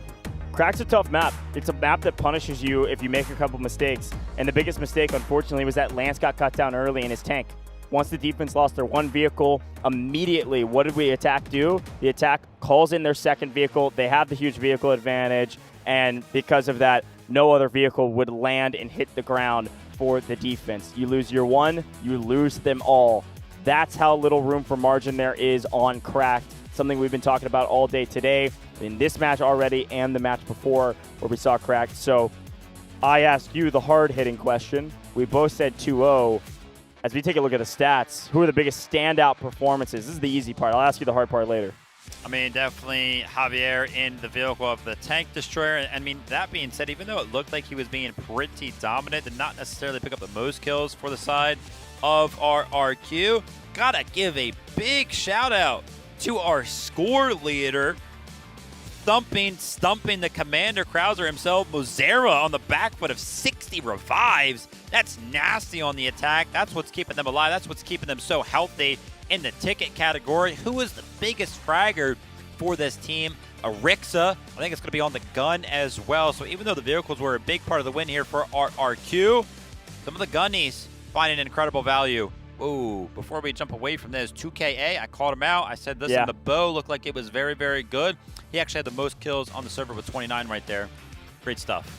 Yeah, listen, as much as it was the most dominant performance we've seen and the fastest win we've seen on the attacking side, I will give some credit to HYD. They put up a bit of a fight. Like, they still were able to strike back some. They had some nice retakes. They had a couple decent stat lines individually, but could not piece together as a team. It started here, though, on the A sector. The best play, and really what gave the attackers such a big advantage, was that they swung low side. They went street side because they knew the playbook of HYD. Caught them by surprise, took A sector immediately. So when we got to B, they had all the momentum. What do? Immediately take B1. And this is where things got weird because the defense were kind of trapped between the 2 sectors trying to figure out what to do. I think the play call was we retake B1 when they leave. And that's exactly what happens. I personally think that everything that HYD did in terms of their playbook was played out perfectly. I think what the problem is, right, the game plan was there. I think they over-invested in everything they did. Let's go back to Sector A. Do you remember when they were trying to protect the flank to the left side and they had multiple squads over there? They had way too many members over there. They had nobody on the point ready to defend it. Remember when they kept playing the tug-of-war game on Sector B? They had 3 separate respawn beacons, 3 separate squads trying to play for that tug-of-war towards B1. Guys, you gotta have somebody on B2. Usually you only really need a couple members, a couple of boots on the ground to go ahead and play that tug-of-war game because there's nobody gonna be there for the side of the attack. And then towards C2 at this point, it doesn't even really matter what you're employing in terms of the game plan because you are just so far down in terms of vehicles. Crash is one of the maps too where it's kind of a thing where if you've got the vehicle advantage like the attackers do, it's less that the defense needs to figure out a way to win, and it's more that the attackers don't need to scam and lose the game, right? And it can go either way. It can go vice versa on Cracked, but it doesn't often go vice versa. Yeah. The main reason for that is because the attackers, if they are losing in vehicles, they can call their vehicle in way back, all the way back to the original spawn. And it's far enough away that sometimes you can get away with it. There's a couple of pieces of cover that can't be flanked. For the defense, I said this before, and it's, I think, a really important topic, is that when you're calling in your vehicles and you don't have the vehicle advantage, and your vehicles are getting shot out of the air, the safest spot for you isn't really very safe at all. It's behind the tallest building, but if you don't have people covering the flanks, a bunch of engineers or a bunch of Virons or something, those tank destroyers or those vehicles that have the advantage are going to come swinging up and be able to shoot that thing out of the air, whether it's on the ground and about to land or literally off respawn in the air. Crazy destruction and great timing from RRQ to keep their advantage. Again, I think it's whoever gets the advantage early, it's about not losing rather than the other team trying to win. Yeah, absolutely. And I did see HYD actually try to play their engineers over towards that hill that RRQ were kind of playing with that tank that's destroying all those vehicles, right? Mausa, they tried to play for it. Just didn't happen, man. RRQ were actually there to answer. They were ready for it as well. So as much as we can kind of criticize what HYD was doing in terms of overinvestments here, overinvestments there, RRQ were actually just responding to everything that HYD did very, very well. Obviously, it was a stomp. They must have been doing something right. Yeah, okay. Well, let me bring it back up. The hard-hitting question. Oh, okay, We both said it was a 2-0. Right. Do you think that RRQ holds them on Sector A? That's the question I got for you. While you think on it, let's talk about the team that may be able to do it. The squad, the best squad, Marv, Wu-Tang, Ripstra, and Arixa are the top 4 players as a squad, and for good reason. Take a look at that stat line. We see solid assists, solid fragging across the board. These guys were all damage all day. Incredible stuff from the side of these guys. Should I answer your question now or later? You can answer it now. We're about to see the MVP of RRQ, so that's going to be the player to beat, which I think we know who it is. So absolutely. But listen, I think they're not going to hold them on Sector A, but I can almost guarantee you when they do capture Sector A, I think they'll go into Sector B with like less than 120 tickets. I think the vehicles will start to flow in for the side of the attack, and they'll just overwhelm the defense, but then they'll probably lose on Sector B. So you think that HYD will get Sector A, but they'll get it when they have about, like, what, 70 lives remaining? Yeah. Okay. Heard. Yes, Chef. David's been cooking on his predictions. We'll see if he cooked on this one. Chat, let me know what you think. It's going to be an A hold, or do you think we'll go to Game 3, or even just a later hold and a later win for RRQ in this game alone? Again, taking a look at Top Squad, now MVP. Give it to Mausa. I agree. I think MVP doesn't always go to the player at the top of the leaderboard because, again, this is a role-playing game. This is a team effort. And Mausa was a huge difference maker for this roster in that tank from the backline on the ridge, putting down a ton of damage and putting up a ton of assists on the actual vehicles that were flying out of the sky, and still 22 assists in general, just shelling these points. So great job from Mausa. Yeah, absolutely. Was this who you were expecting to be the MVP?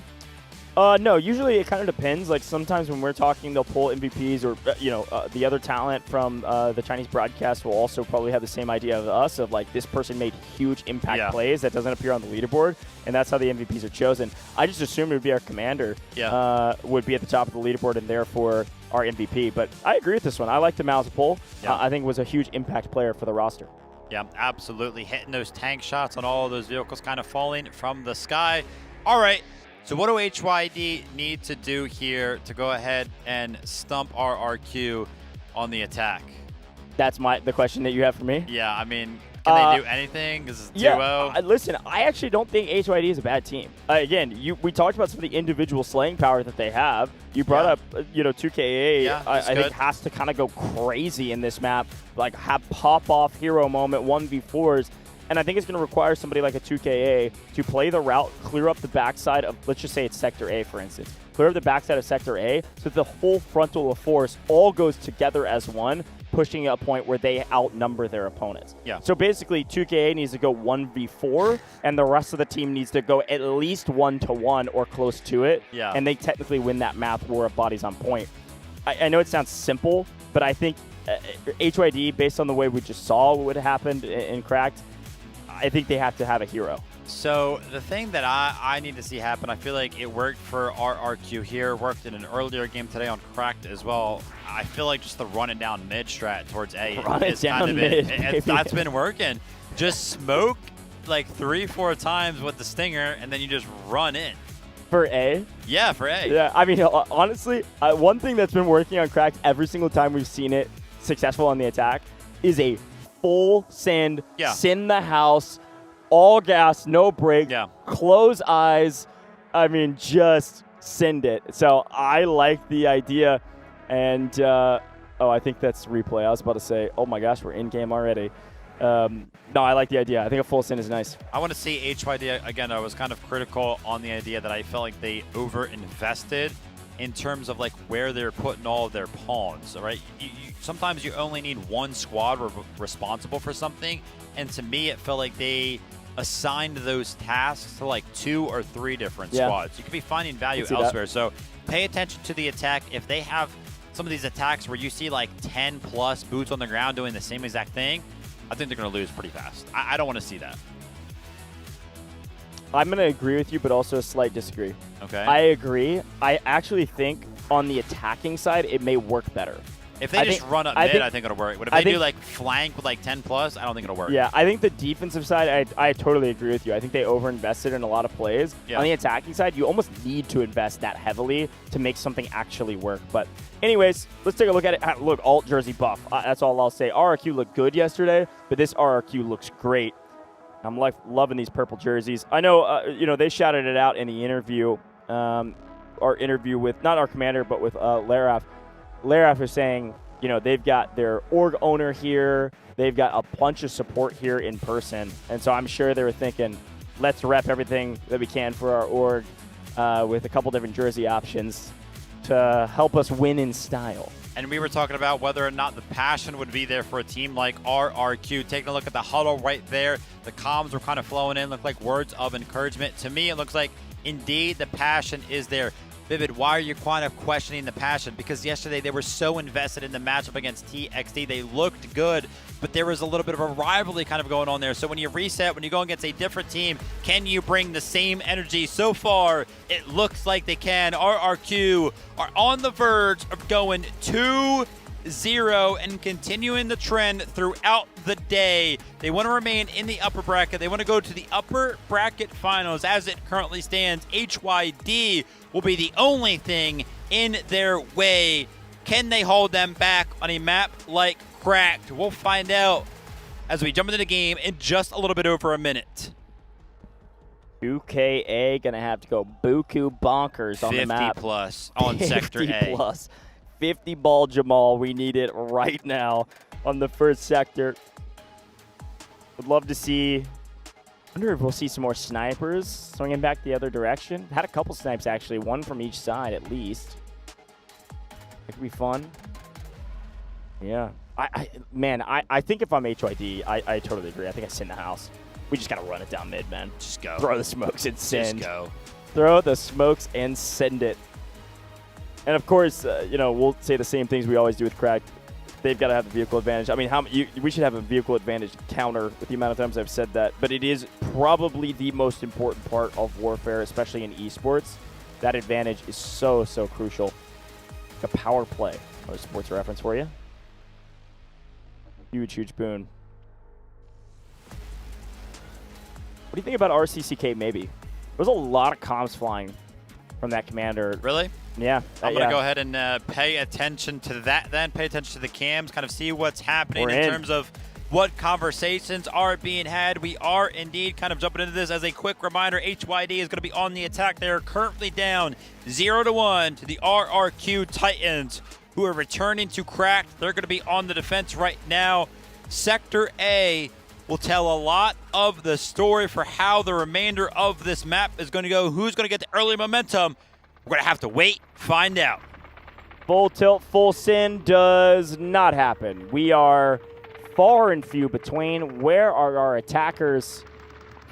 My goodness, Elegant was deep in their spawn.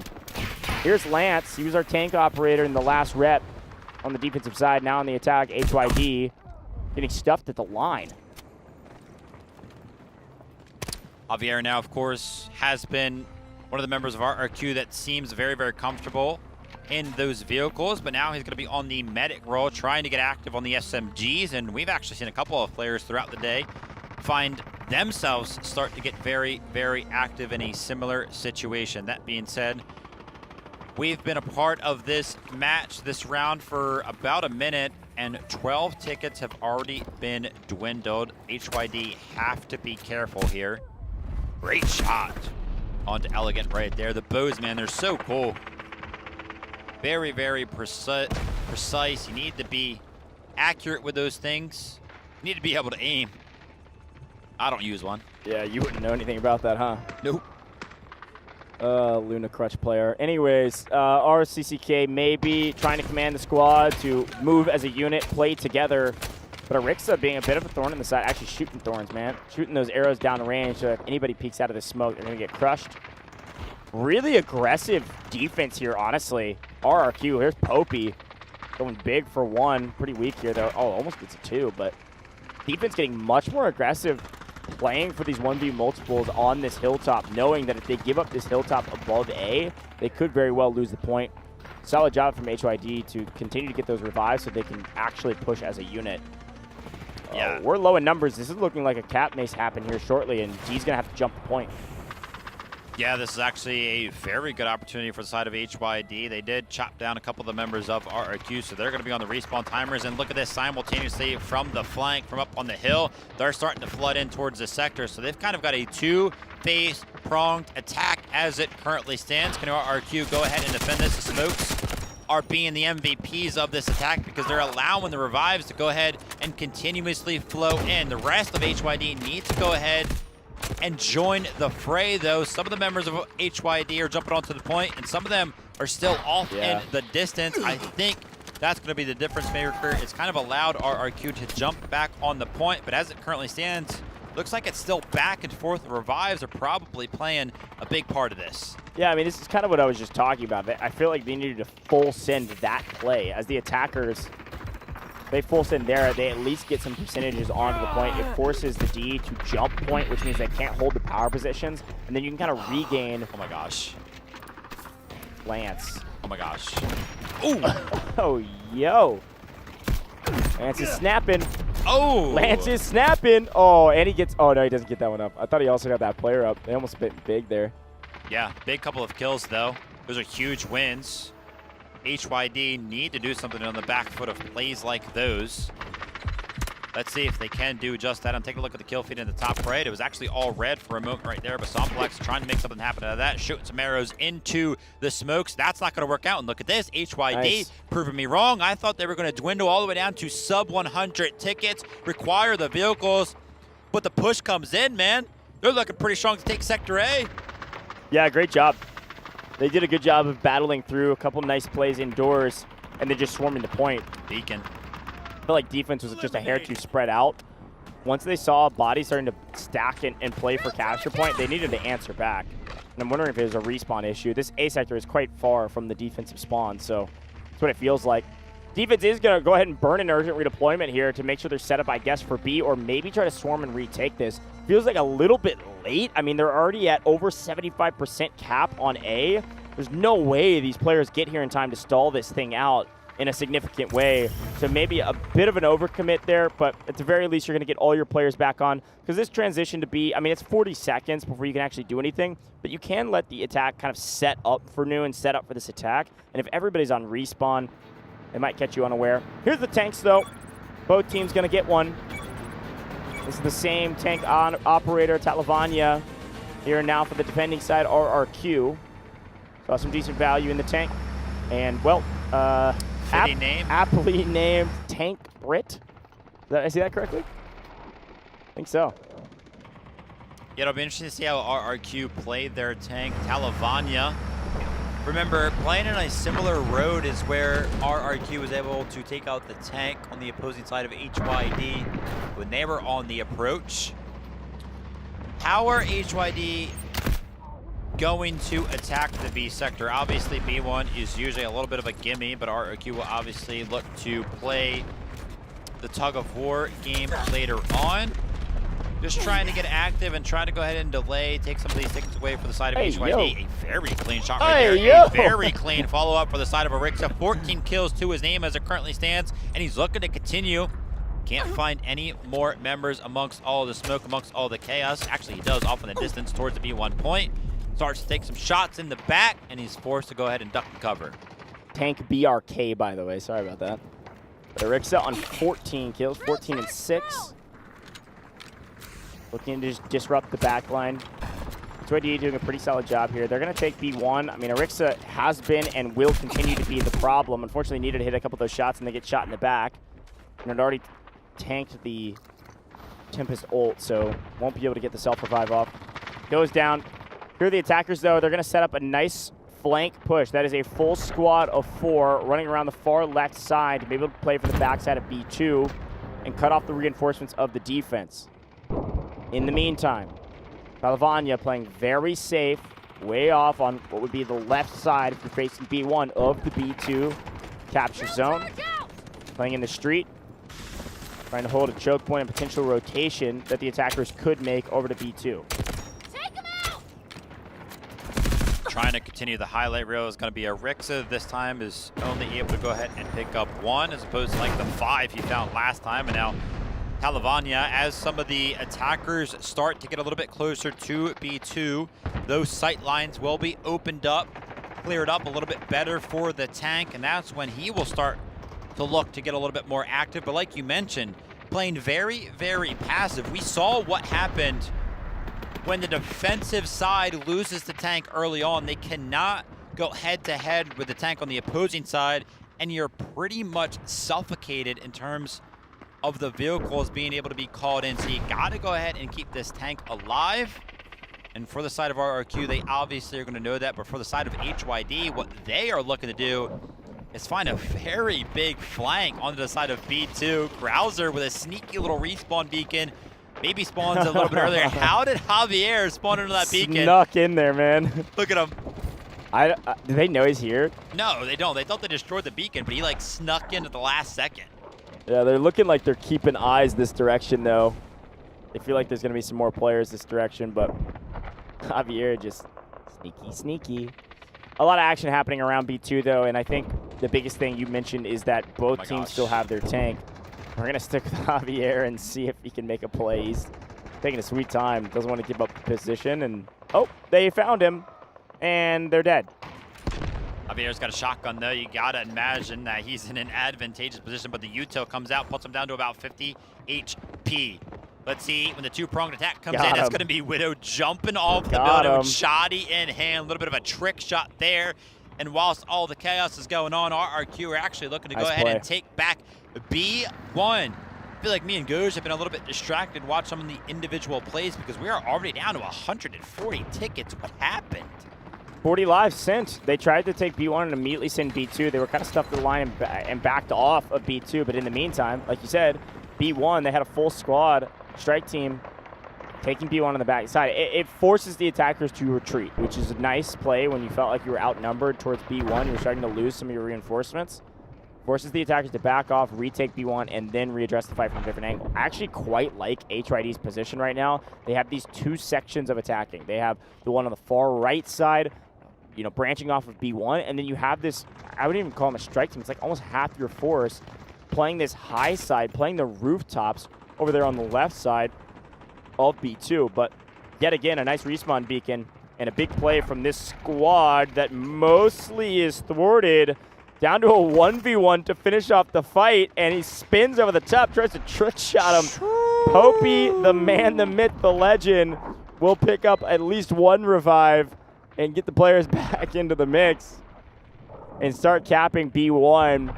I liked the attacker's position, but now they are fully split in half. With this respawn beacon outside of B1, you have half your force out on the right and half your force way out on the left, causing, I think, maybe you need much more of a force in one position. I think you stick with like a strike team and then the rest of your force on the right, which maybe is what they're trying to do right now as they try to retake B1. But I don't know. I don't hate the idea. It's just not being executed maybe perfectly.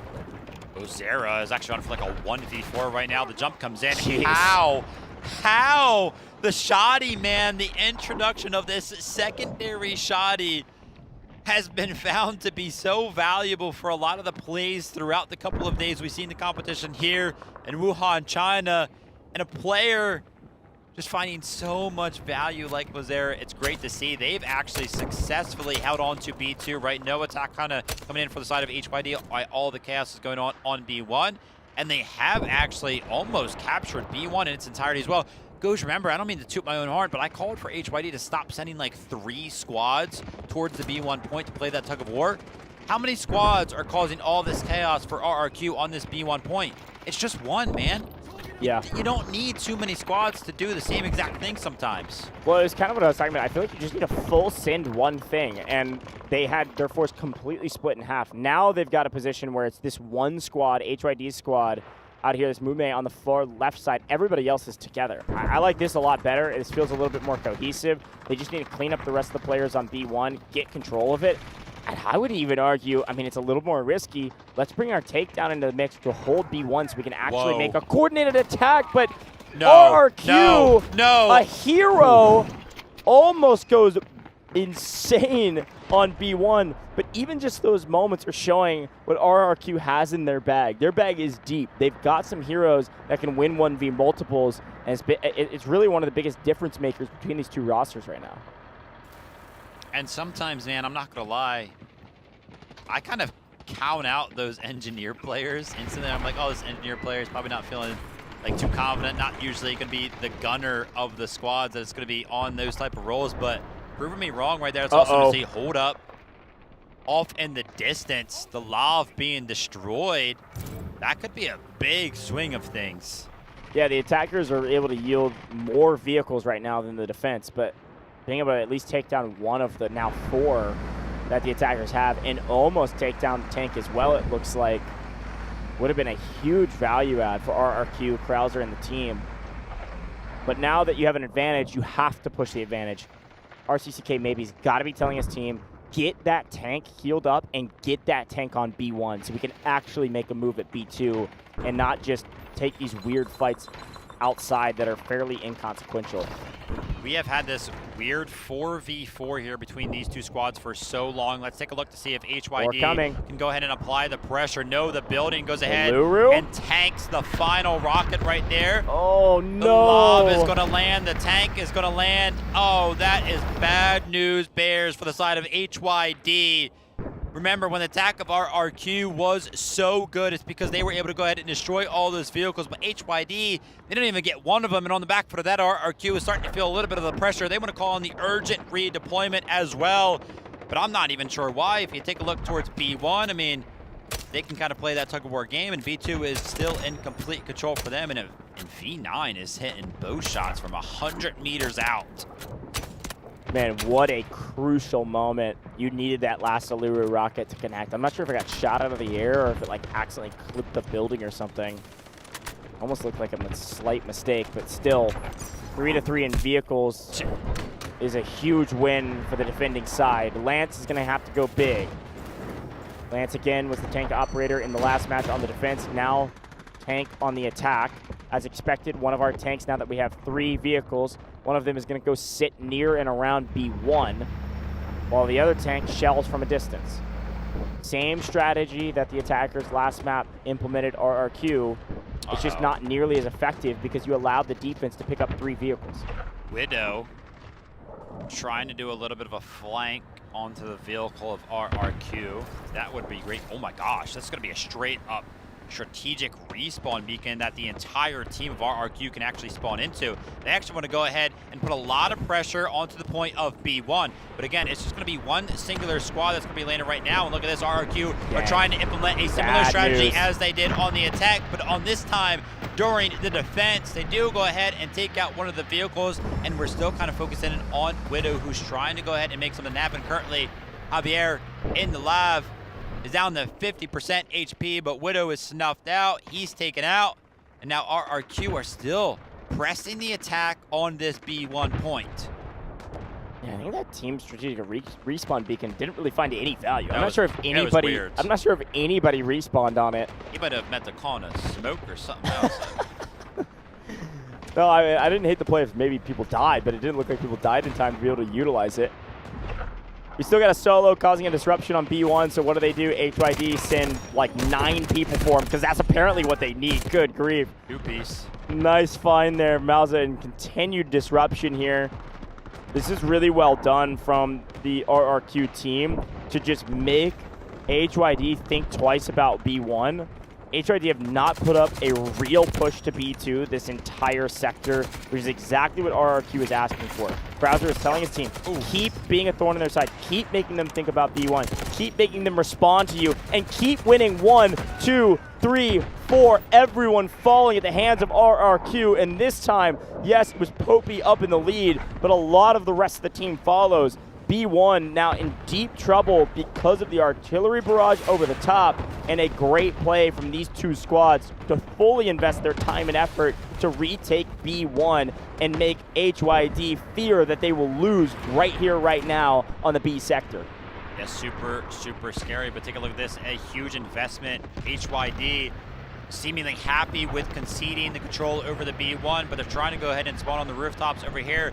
Maybe they have set their eyes over towards this vehicle, but taking a look off into the distance, Mauza is doing Mauza things, continuously destroying these vehicles before they touch down. HYD, we got to go ahead and turn our eyes over to this play towards the rooftops. Why are they over here? What is the game plan? What are we going to do now that we have this position? I feel like every single time we take a look at this rooftop, we've usually only had one squad over here. They haven't found any value, so why is the call to go ahead and send another squad over here? They're not even seemingly pressing the LAV either. No, I agree. I think it's an overinvestment on that rooftop. It's a decent power position, but you have to do something with it. They've been sitting up there for nearly, 80 lives at this point, and really have just been taking these weird 4v4s on the off angle. Now, the answer is, if you stop getting shot in the back over here, you actually make your way across the street in a much shorter duration flank or cross to the B2 sector. The problem is they just haven't done that yet, or at least we haven't seen them do that because we've been focused over here on B1. We now have complete control over both zones in this B sector. It is looking clearly like it's going to be an RRQ victory, and this might be one of the nails that gets added to the coffin of HYD. Both vehicles go down. Both vehicles will not land or be able to be used. Anytime there is a chance HYD can grab an advantage, it gets swept out from underneath them, and they fall flat on their back and say, now what? It's kind of cool. HYD is trying to call on one of those little transport vehicles in front of the actual vehicles that they're calling in, like the tanks and the tank destroyers, to try to eat some of the artillery barrages from the side of RRQ. It's just not working. Like, RRQ is aiming properly, finding the angles that are necessary to go ahead and take them out. So they're staying up on top of that. We've seen Popey kind of pop off. We've seen the whole team of RRQ pop up because Popey's remember, the man. me and Gouge were talking about how they kept going to that rooftop. They sent 2 squads over there, which they conceded B1. Now they have 50 tickets to go ahead and basically just full reset on the sector of B and try to reclaim B1 and B2 with just 50 lives remaining. We don't get to do this often. Look at Popey. I mean, this is an individual making a difference. He's double positive. He is 39 and 18, make it 40 and 18. That man is worth 2 of a normal player on the side of HYD. Individual plays like that make a huge difference, especially when you have several players doing a lot of the same. Those KDAs, we don't see them in the leaderboard at the end of the game, but when you are able to see them in-game, it really shows you the difference that these players are making. I mean, Arixa is able to hold down a full choke point of these players getting out of spawn. Speaking of getting out of spawn, they can't buy a vehicle at this point. RRQ have complete control. This has got to be GG's. Arixa is actually keeping up with Poopy as well. Poopy has 40, Arixa has 38. So you talked about the individual prowess. Every single time this guy takes damage, you think he's going to lose a fight. He makes something happen. You think about it for a second. You're like, oh my gosh, is he going to make it happen? He doesn't eventually go down because I jinxed him. It's not going to be his fault. But RRQ are still in full control of the B sector. You posed the difficult question, are they going to hold them on A? I said no. I thought they were going to have a little bit of a stronger hold, but it looks like the strong hold, the strong defense, was actually going to be set up towards the B sector. I'm so glad we're showing the map view. It just really tells the story of what we've been echoing over and over and over again. The red team, the attackers, they can't even get out of spawn at this point. RRQ were not content to sit back and hold B2 and hope that it was enough. They have fully retaken B1, and then they have pushed them back and back and back. The attackers can't get out of spawn, and they are desperately relying on these revives. They're desperately relying on their medics and the smokes to hopefully get them onto the B1 point. Insane. Talking about getting onto the B1 point, finally HYD, a full reset kind of comes in. They get a couple of members of their team onto that point, but Poopy is going to be in the mix right now. You can see him kind of jumping around in the smokes. He is going to go ahead and fall, but a giant barrage of explosives coming in from all of the vehicles from the side of RRQ are trying to go ahead and stop the efforts of HYD. You can also imagine that this artillery barrage that's being called in right now from the side of RRQ is also going to be landing on this B1 point. Typically, these investments are what we usually see be invested in towards B2, but RRQ are so far ahead of the game right now that they're able to go ahead and fight for B1. They do eventually go ahead and lose it, but they do gain a lot of position around the map, and as we saw off in the distance, Javier was actually able to go ahead and take out another one of those vehicles. He actually jumps out of the vehicle. He's interested in jumping into the Allure rocket. They actually take out the assault vehicle from the side of HYD as well. Crazy job here, RRQ. Again, as expected to some degree, HYD is going to have to start lining up one of the last couple pushes that they can make. But the problem is anytime they're talking about what they do next, they have to reassess because Poopy's just going insane. Again, a retake. And again, domination on B1. And you blink and you missed it. We lose 20 lives because we didn't have anybody to pick us up. There's too many players. Bottom right, by the way, Krauser, over the last couple of minutes, he was smiling, he was laughing. They're cracking jokes over there on the side of RRQ, man. They're feeling really, really good about this matchup. I mean, obviously, no reason not to. And they are so far ahead that they've even got a guided missile to go out and toy with if they do so, please. The rain of vehicles does come in, and oh my gosh, it's a Christmas miracle. A vehicle for the side of HYD has touched the ground. With 16 lives left and a lot of bodies on the ground right now, I don't know if that miracle is going to be enough to make a huge difference, but we'll take what we can get. Enough score to call in 2 guided missiles with another successful objective. Let's see what comes of the rest of the score and whatever vehicle advantage we have finally found with HYD. Here is one of the pushes happening. Immediately thwarted by 2 players. I mean, what is like these guys are getting into the mix back there. Arixa is causing so much chaos. Look how far that Timstol, by the way, brought him back. That was nuts. Man. I'm gonna see RRQ just start to have some fun with these guided missiles. Now they have 2 of them available. Of course, they don't be overconfident. You don't want to underestimate your opponent and go ahead and waste a bunch of score. But with the push coming into B1, why not call it in now? Can we go ahead and predict a guided missile? We can indeed. Krauser, the commander, is looking to take over this match. He wants to go ahead and win the thing now. HYD, they're going to be forced over the point. I don't know if this is going to find a lot of value in terms of the kills because HYD is to be fully aware of the fact of where this is going to land. 3 seconds separate them. They're actually able to go ahead and secure beat number 1. Now, they're going to go ahead and look to avoid the guided missile, which they do successfully, as do all of the vehicles. They need Nice to play. go ahead and make a giant push towards B2 right now. This is Urgent deployment called in for Krauser. He's starting to feel the pressure as well, but Lance finally gets into the mix. He's been in the back lines all day, takes it to the front lines, and instantly is met by the side of RRQ. Lance goes huge, and Talavania answers. Mauza there as well. A huge investment from HYD. It was the right play. It was just too little too late. The guided missile lands, and they say, what do? We full send as a unit. This is what I've been asking for. They sent the house, and it almost worked. Here's the problem. Javier was there for backup. Talavania's still there, and they win the trade, they win the round, they win the sector, and they win the match. RRQ, not infallible, but pretty dang good. All smiles down the line here for RRQ. Fist bumps are coming out. Like I mentioned, when you take a look at a team and they're winning that dominantly and they start laughing, they start smiling about halfway through, you start to feel a little bit worried for the opposition. I mean, I guess you could say the worries came in a little bit earlier than that. The way the first round of this one went, when RRQ were on the attack, it looked like they were the better team, and they went ahead and solidified that statement as well with their performance on the defense. They didn't hold them at A, but I feel like a hold on B on a map like Cracked, that's obviously going to be good enough. Respect given, and again, this is not the end of HYD. HYD will move to the lower bracket. They'll still fight for their life in this tournament. Moments of greatness, certainly a team that could make some waves and maybe grab some upsets down in the lower bracket, but they're not going to beat RRQ, not today. RRQ is too polished. They played too well. They have too many heroes. This is a strong roster here to continue to make a statement. They'll be joining LT in the upper bracket finals, and they're going to give us one more bow and a wave for what they were able to accomplish today. That is 4 matches that went 2-0. 4 matches in near clean sweeps. Crazy. It's what I expected coming into the day, though.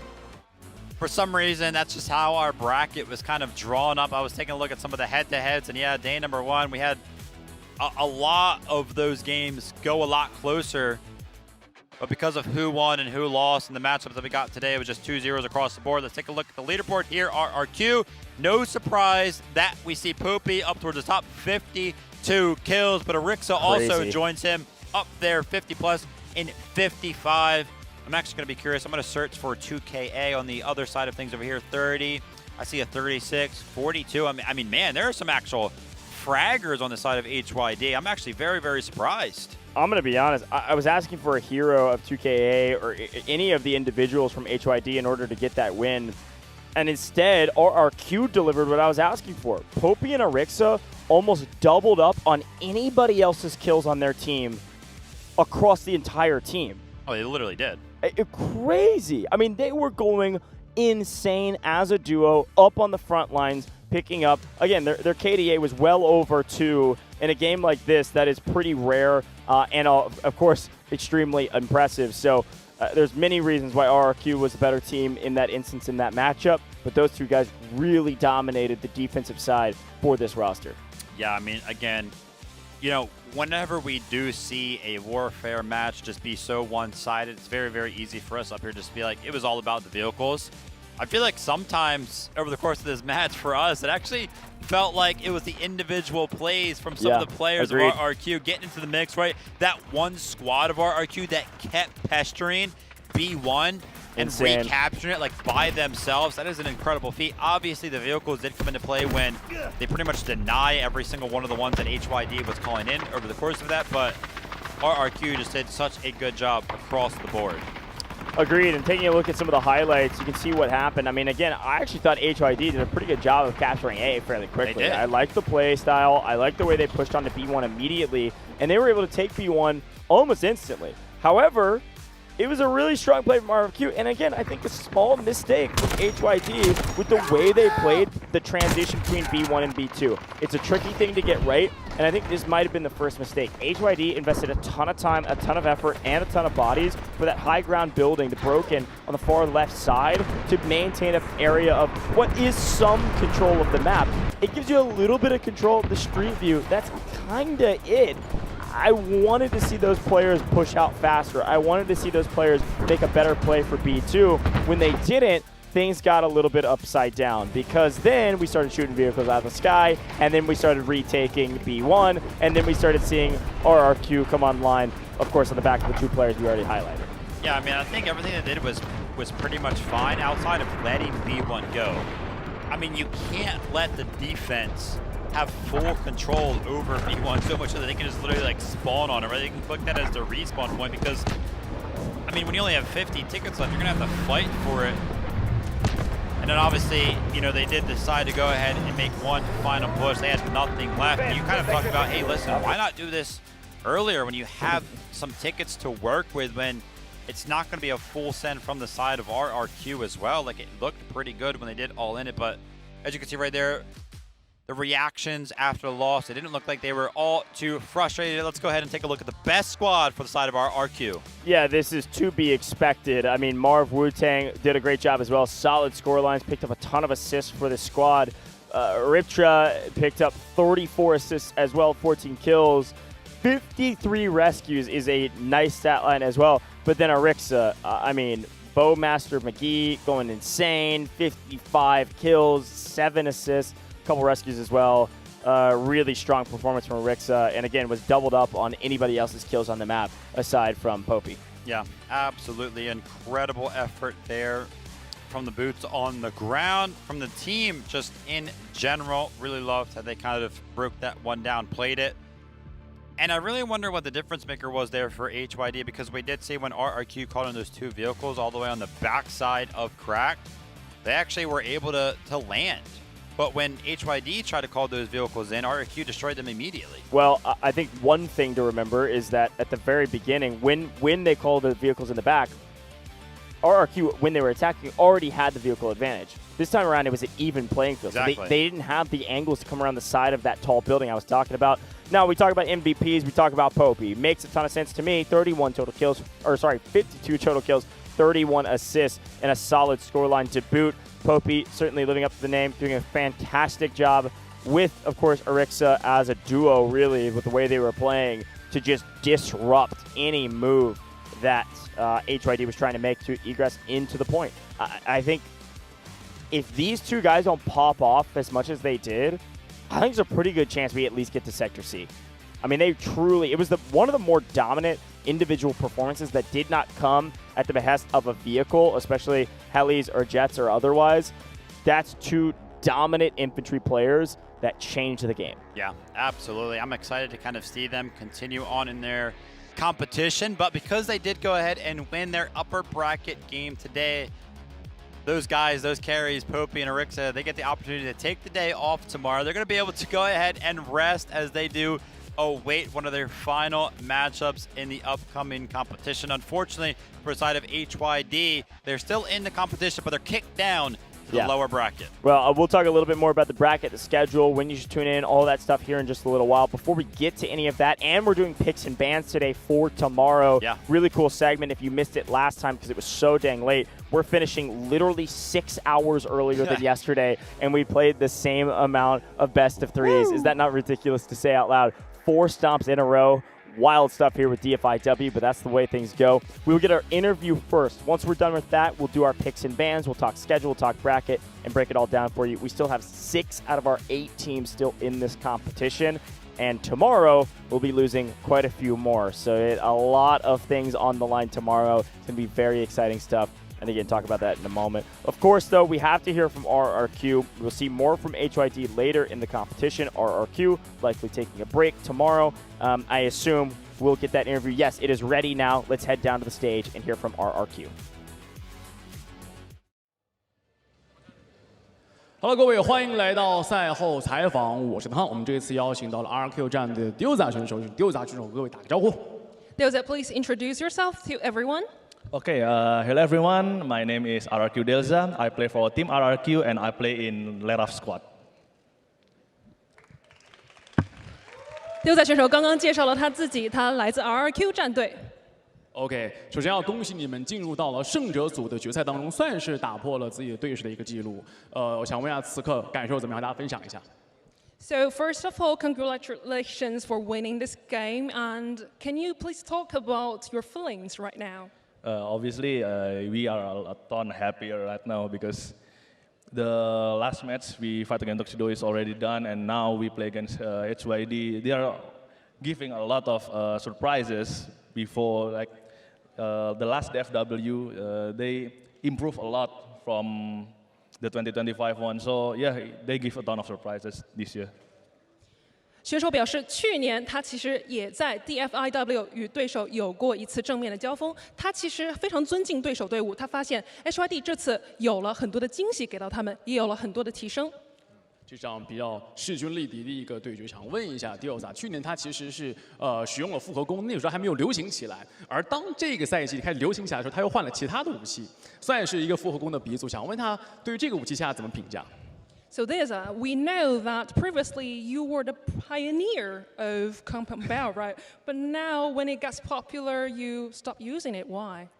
I felt like there are a lot of better players in my team right now that can use compound bow to the fullest. So in that case, I'll be just the flex one. I'll be the anything that the team needs. In case that they need compound bow back, I'll play the compound bow again. DILTA 表示，现在他的队伍里有其他队员，其实使用复合弓的技巧要比他娴熟很多。但是他也表示，他的位置是非常灵活的，他现在更倾向于一个补位的状态。当然了，如果需要他再次拿起他的复合弓，他很乐意随时效劳。OK， 其实发现 DILTA 在这次赛场当中用到的是 FS12， 怎么评价这把武器？ DILTA, you used FS12 in this game, right? Yes. How did you comment this weapon? Broken. Very broken because yeah, it can be used in a secondary weapon slot. So you can have like two weapons where the main one is for the long range one and the FS for the close range, like you guys saw in the match. Yeah, it's kind of broken to be honest. DILTA 选手对这个武器的评价就是，其实是非常两极分化的，非常灵活的。你既可以把它用作副武器，也可以用作这个近战的主武器，所以他觉得这把武器其实非常灵活。 OK， 下一个问题是，你们下场比赛将会遇到这个龙腾战队，想问一下，对于这场比赛 DILTA 怎么看？有没有比分的预测 DILTA, in the next match you will face LT. So do you have any predictions of the score? I think it will be a hard 2-1, and I hope we won. Obviously, they are obviously the powerhouse of this, this game, and also they always bring the surprises in every single match since ACL and then the last year Dfiw. Even though they lost against Tuxedo, it's still they are one of the best team out there. DILTA 非常肯定 LT 的表现，他表示在去年的 Dfiw 和其他赛事当中 ，LT 都有着非常强劲的表现，而且他还表示 LT 每次都会给到他们无限的惊喜，所以他的比分预测是他们会是胜者，而且比分将是2-1。 OK， 那也期待你们在胜负决赛表现。谢谢 DILTA， 接下来把时间交还给评论席。Thank you. Well, folks, that was DELTA, a great interview with RRQ yet again. I'm loving their interviews, man. Electric energy, really, really kind, humble, but also confident that they will get the win, even against some of the best teams in the game. But they're right, RRQ is going to the winner finals, if you will, the upper bracket finals. Yeah. One more chance. If you win that, go undefeated. You make it to the grand finals, skip a whole day of competition. Crazy, crazy stuff. But hey, what a great day and a weirdly fast day. Yesterday was it took forever. We had several game threes. It was nail biters. It was overtimes, double overtimes. Today, we had a bunch of good teams, but we had 4 fantastic teams.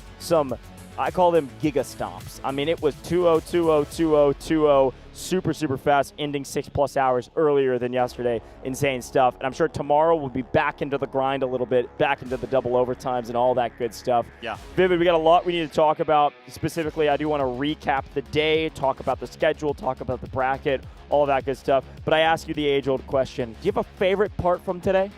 Do I have a favorite part from the day? Let me go all the way back and think. I think it just has to be how well Ascension was kind of played, right? Okay. I'm going to mention one name and you're immediately going to agree with me. Sarah Jin. Yeah, I mean, duh. That was ridiculous. Yeah. That was one of the most dominant performances I've ever seen. Sarah Jin, went insane. Also, I got to shout out the best jet pilot in the game right now, Berezecchi, and they were unstoppable. It was one of the best jet operators I've ever seen in game. That was super cool. That's 2 different teams that had aerial support that just was the difference in them winning or not. I would also throw in this last match, man. We actually saw in 4 matches, we saw 3 different win cons that we're not necessarily used to seeing. We saw a helicopter win con, a jet win con, and then 2 boots on the ground just out-frag everybody win con. You don't see any of those options very often in game. Yeah. I think sometimes it can happen in a slightly imbalanced power between 2 teams, but still, I loved it today. It was cool to see something a little bit new. Yeah, absolutely crazy stuff. Definitely saw some stuff that is new. Now, speaking about new stuff, why don't we talk about old stuff? And when I'm talking about old stuff, I'm talking about old questions. Oh, the question that I asked you earlier on was, who do you think is going to win the whole competition after we were done with match number 6? I told you. We've been through all 8 matches of the day, and you were like, dude, I'll tell you after we finish the matches of the day. No, I told you before. I said it was going to be the winner of LT versus FX. You did say that. It's going to be LT, man. I feel like they've got this one in the bag. They feel like the most polished team. They feel like the most well-rounded team, and they've got their heroes that can make pop-off plays. I'm loving it, but a quick look back on the results from today. We started in the lower bracket as a reminder. It was HAN versus RBN, a stomp, frankly. And again, I don't blame them. RBN's a great team, but HAN on paper is a top 2, top 3 team in this event, and they came to play today. They knew their back was against the wall, and they stomped the competition. Unfortunately, RBN couldn't get anything going. We then moved to the AHR matchup versus TXD. Similar story. TXD is an extremely polished team with a ton of experience as almost an entirely full roster. This is almost a perfect repeat roster from last year's Vietnam competition. They won DFIW 2025 with this roster. No surprise to see a 2-0 stomp there as well. But of course, talking about LT and FX, HYD and RRQ.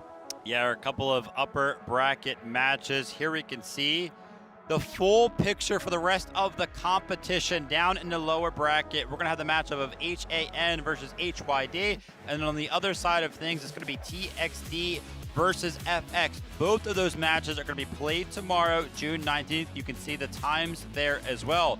Following match number 9 and following match number 10, we also are going to have match number 11 tomorrow, which is basically going to have the winner of those 2 matches, which will, of course, go to the loser finals in match number 13. That's right. Like we already mentioned, a break for the 2 teams that have stayed in the upper bracket or in the upper bracket final. So we will not see LT tomorrow, and we will not see RRQ. They're going to be waiting in the wings for June 20th. So all elimination games tomorrow for us, That's right. guys. If you were excited about the Warfare games today, you were excited about all of that, you got to tune in tomorrow because there's going to be so much on the line. Yeah, that's exactly right. It's all elimination games tomorrow. Every single game tomorrow, we will lose a team from this competition. Sheesh. We currently have 6, and we will go down to 3.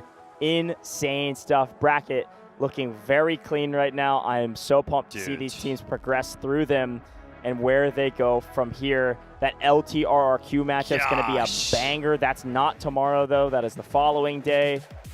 I mean, I think all of these games are going to be solid. HYD versus HAN will be a fun one. TXD versus FX. I want to see FX come out with some fire and potentially try to take down the TXD current reigning champs of DFIW. Both of those matches will be a lot of fun. I do think that if they let it get away from them, both of our 2 rounds that we start with tomorrow could be 2-0s, though. Yeah, I mean, obviously, I think I'm looking at HAN. I'm looking at TXD. I actually hope both of them win because I want to see those 2 teams play each other. That's what I want to see happen. HAN and TXD? Yeah. Yeah. I feel like that would be that. a really good game. I respect that. I'm a little too biased to agree with you, but I do respect that. I like to play. Man, no, I'm having so much fun with this. And I think HAN TXD would be a really good matchup. I think FX could put up a decent fight against HAN too. I don't know. We'll see. I think the top matchup will be fun, but overall, as we move through our bracket, June 19th, that is tomorrow, folks. Same time, same place, by the way. Everything's starting at the same time. These 3 matches, all elimination matches. Here they are as a recap. Starting out, same time. It's going to be a 1 p.m. start for the game start. We'll be live a little bit before that, 10, 20 minutes or so of Vivid and I yapping. HAN versus HYD to kick it off. TXD, then FX after that. And then the TBDs are just the winners of both of those matches. All elimination. Only 3 teams will remain at the end of the day. Crazy stuff. So we've actually watched 8 head-to-heads, 8 matches now of DFIW 2026. Would you consider us more than halfway done? Because we've only got because we did 4 and 4, and we have. Yeah, you're right. I think you're right. We're halfway done. 5 days. We're gonna be here for 3 more days ahead of us. But with this new schedule, last year was only 4. With this new schedule, we've got the grand finals is a full best of 5, and it's its own day. And this stadium is going to be packed. It's getting more and more loud each day that we go along, and I think even tomorrow it'll be more packed. But grand finals is going to be nuts, especially if TL make it there, or LT make it there. I think they've got a pretty good chance of making this stadium break some decibel records, man. I mean, it is going to be insane. Absolutely, and the fact that it's a best of 5, that's going to be the first time we're going to be seeing that as well. I'm excited to kind of see how that one's broken down. Best of 3s until we actually get there, though. But, yeah, a lot of competition still ahead, man. That's kind of crazy when you think about it. There are only, what is that? What did I say, 6 head-to-heads? Left, and we've already watched 8. That is crazy. 3, 2, 1 left, folks. It's going to be 3 matches tomorrow, 2 the next day, and then grand finals the following day. We are over halfway done, but 3 more days of competition. Now, don't go anywhere yet. We are about to jump into it. I can see it fully set up behind us. We'll be heading to the picks and bans for tomorrow's matchups. You'll be seeing, we're there. Ready to rock and roll. Let's see what they do. So Saturday or Saturday? Got HAN versus HYD here. So obviously both of these teams are going to ban 1 map each. The coin kind of decides who actually map bans first. For HAN, they're going to be banning. Let's wait till we can read it. Aftershock. Who's surprised? Yeah, that's it's either Aftershock or Fault. Let's see what yeah, okay, that checks out. Yep, and there it is. This might be the... We have 8 teams. We have, what is this? What did we say? 8 matches. We've done 8, and we have 7. We have 15 matches in 15 matches, unless maybe in a best of 5. I don't think we ever see Fault. No, I'm not even going to give it the time of day. It's not going to happen. Those might be the bans for the rest of the competition, by the way. Like, literally straight up Aftershock. And Fault, both of the members from the team here will go ahead and mix the balls up to make it just that much more fair. And then whatever ball is chosen will be the map that these 2 teams will play tomorrow in the first 2 rounds. If it is tied after that, they'll go to a round 3 where one of the teams will go ahead and tip the map. But the first 2 rounds will be... No way. No, I'm not saying it. It's Cyclone, baby. So we're going back to Cyclone. Woo! Gosh! Let's go! Another Cyclone map. Couldn't be more excited about that one. Who's going to get what side? HAN will attack first. HAN will attack first. HYD will defend first. They're looking to see which way they want to go around the referee there to go ahead and get the handshake going. Cyclone once more. Have you not had enough of Cyclone yet? Listen, I was the one excited about it. You were the one that was dismayed. Yeah, I got guess pumped. I was projecting. More Cyclone, baby. We saw Cyclone, 2 times on opening day yesterday? And then we saw two Cyclone. Full, and then best of once 3s. more today as well, right? Yep. That's 3 times already. Now we're going to see it a 4th time. Yeah, out of 9 best of 3s, we'll see it 4 times in an 8-map pool. If we pull Cyclone in this next matchup, what are you gonna do? I'm You're gonna crash out. It's gonna be feeling reminiscent of Vietnam, where we only saw Threshold. Hot take or not, I want to see Threshold. I'm so ready for Threshold. Yeah, I'm ready as well. I know we were so tired of it at the end of Vietnam because we saw it so many times, but it is still one of my favorite maps. I love the way it's played, the strategies we got so used to. And now I'm starting to feel that way about Cyclone. So I'm feeling good. I want to see more Cyclone, man. Cyclone has still netted us some of the best games of the competition. That's true. So, you know what? Fine. Double tiebreakers, the whole 9 yards. Yeah. That's a good shot, actually. So it's been some of the closest games. It'll probably continue with the trend. That's so funny. All right, we move to the next matchup, though. As we head down to the other matchup in the lower bracket tomorrow. We got TXD and FX. Yep, TXD and FX. We're going to see Wormy up there making some calls in a second. What do you think? Do we think it's going to be Fault and Aftershock again on the bans? I mean, the last time, I misspoke way earlier thinking about what the bans were, Wormy actually banned Ascension. but I don't know if that was a target ban for LT like I was talking about. Yeah. Or if it was something that they just don't feel as comfortable on comparatively to their opposition they're playing. Guys, so let's take a look. According to our rulebook, TXT It's also important to kind of think about the loss that both of these teams took. Like obviously FX losing on Cyclone, maybe that might play a little bit of a part into I'd what love a map Cyclone they're ban. thinking about banning. Oh, now you're flipping. Oh, my the bad. I script mean, on no, us. I want Yeah. to see Cyclone. Yeah, exactly. Wormy's going to be banning the maps first here. What's it going to be banning? Is it going to be Vault, baby. Vault? All right. Naturally. That's funny. All right, TXT have the opportunity to switch things up here. Are they going to ban Aftershock, or are they going to switch it up? He's actually, wait a minute. Cyclone. He's thinking, he banned Cyclone. No way. He banned Cyclone. Cyclone. We could see another Aftershock game. All right. Let's manifest it. I want to see more Aftershock. Wormy's got a smile on his face. I think he's thinking about the possibility of Aftershock. I just think he was excited that they banned Cyclone. True. Yeah, he kind of wants that, right? Because they just lost on Cyclone today. Yeah. They do have a win on Cyclone, though. So True. It's not like, wouldn't be that bad. It would be interesting to kind of hear from these teams what maps they would kind of pick in a situation like this. That might be a cool little segment or cool little interview question that we could potentially ask them if we catch them backstage or something like that. All right, let's see. TXT FX elimination game tomorrow in the lower bracket. It's going to be decided on the map of we're back. Cracked. We're back, baby. Cracked again. This is great news if you're FX fans. We saw FX roll Reborn on Cracked in Game 3 of their matchup. I think this is probably best case scenario for FX in consideration. Attacker in first round. And they pull attacker first round. Nice. If you're an FX fan, best case scenario 100%. Yep. Absolutely. Stare down coming from Wormy right there as the handshake gets completed. All right, there we go. The stage is set for both of our elimination games tomorrow on the initial part of the day. We're seeing no variety. No new maps. We're playing Cyclone again into Crack. Awesome. Still haven't seen Fault. Still haven't seen Threshold. Still haven't seen Trainwreck. Yep. Wild. I'm loving it, though. Listen, it's all randomized for now. We get to more picks later. And who knows, we maybe see some Game 3s again, where we could see some of those new maps that aren't currently shown. And again, because we have the winners of these two games playing each other after this, we'll do another one of these picks and bans live in the stadium before the match starts, right? So that is the other thing to consider. This third matchup will be the first one that doesn't have a full day of preparation behind it. Ooh. So the winners are going to have to kind of think on their feet and do some live planning like we saw last year. So that is another thing to consider. If FX were able to pull out a sneaky win here or something, or TXD win in pretty handedly fashion, all the preparation that TXD oftentimes does, they won't have the time for going into either the winner of HYD or HAN. Yeah, absolutely. So some cool stuff to think about, man.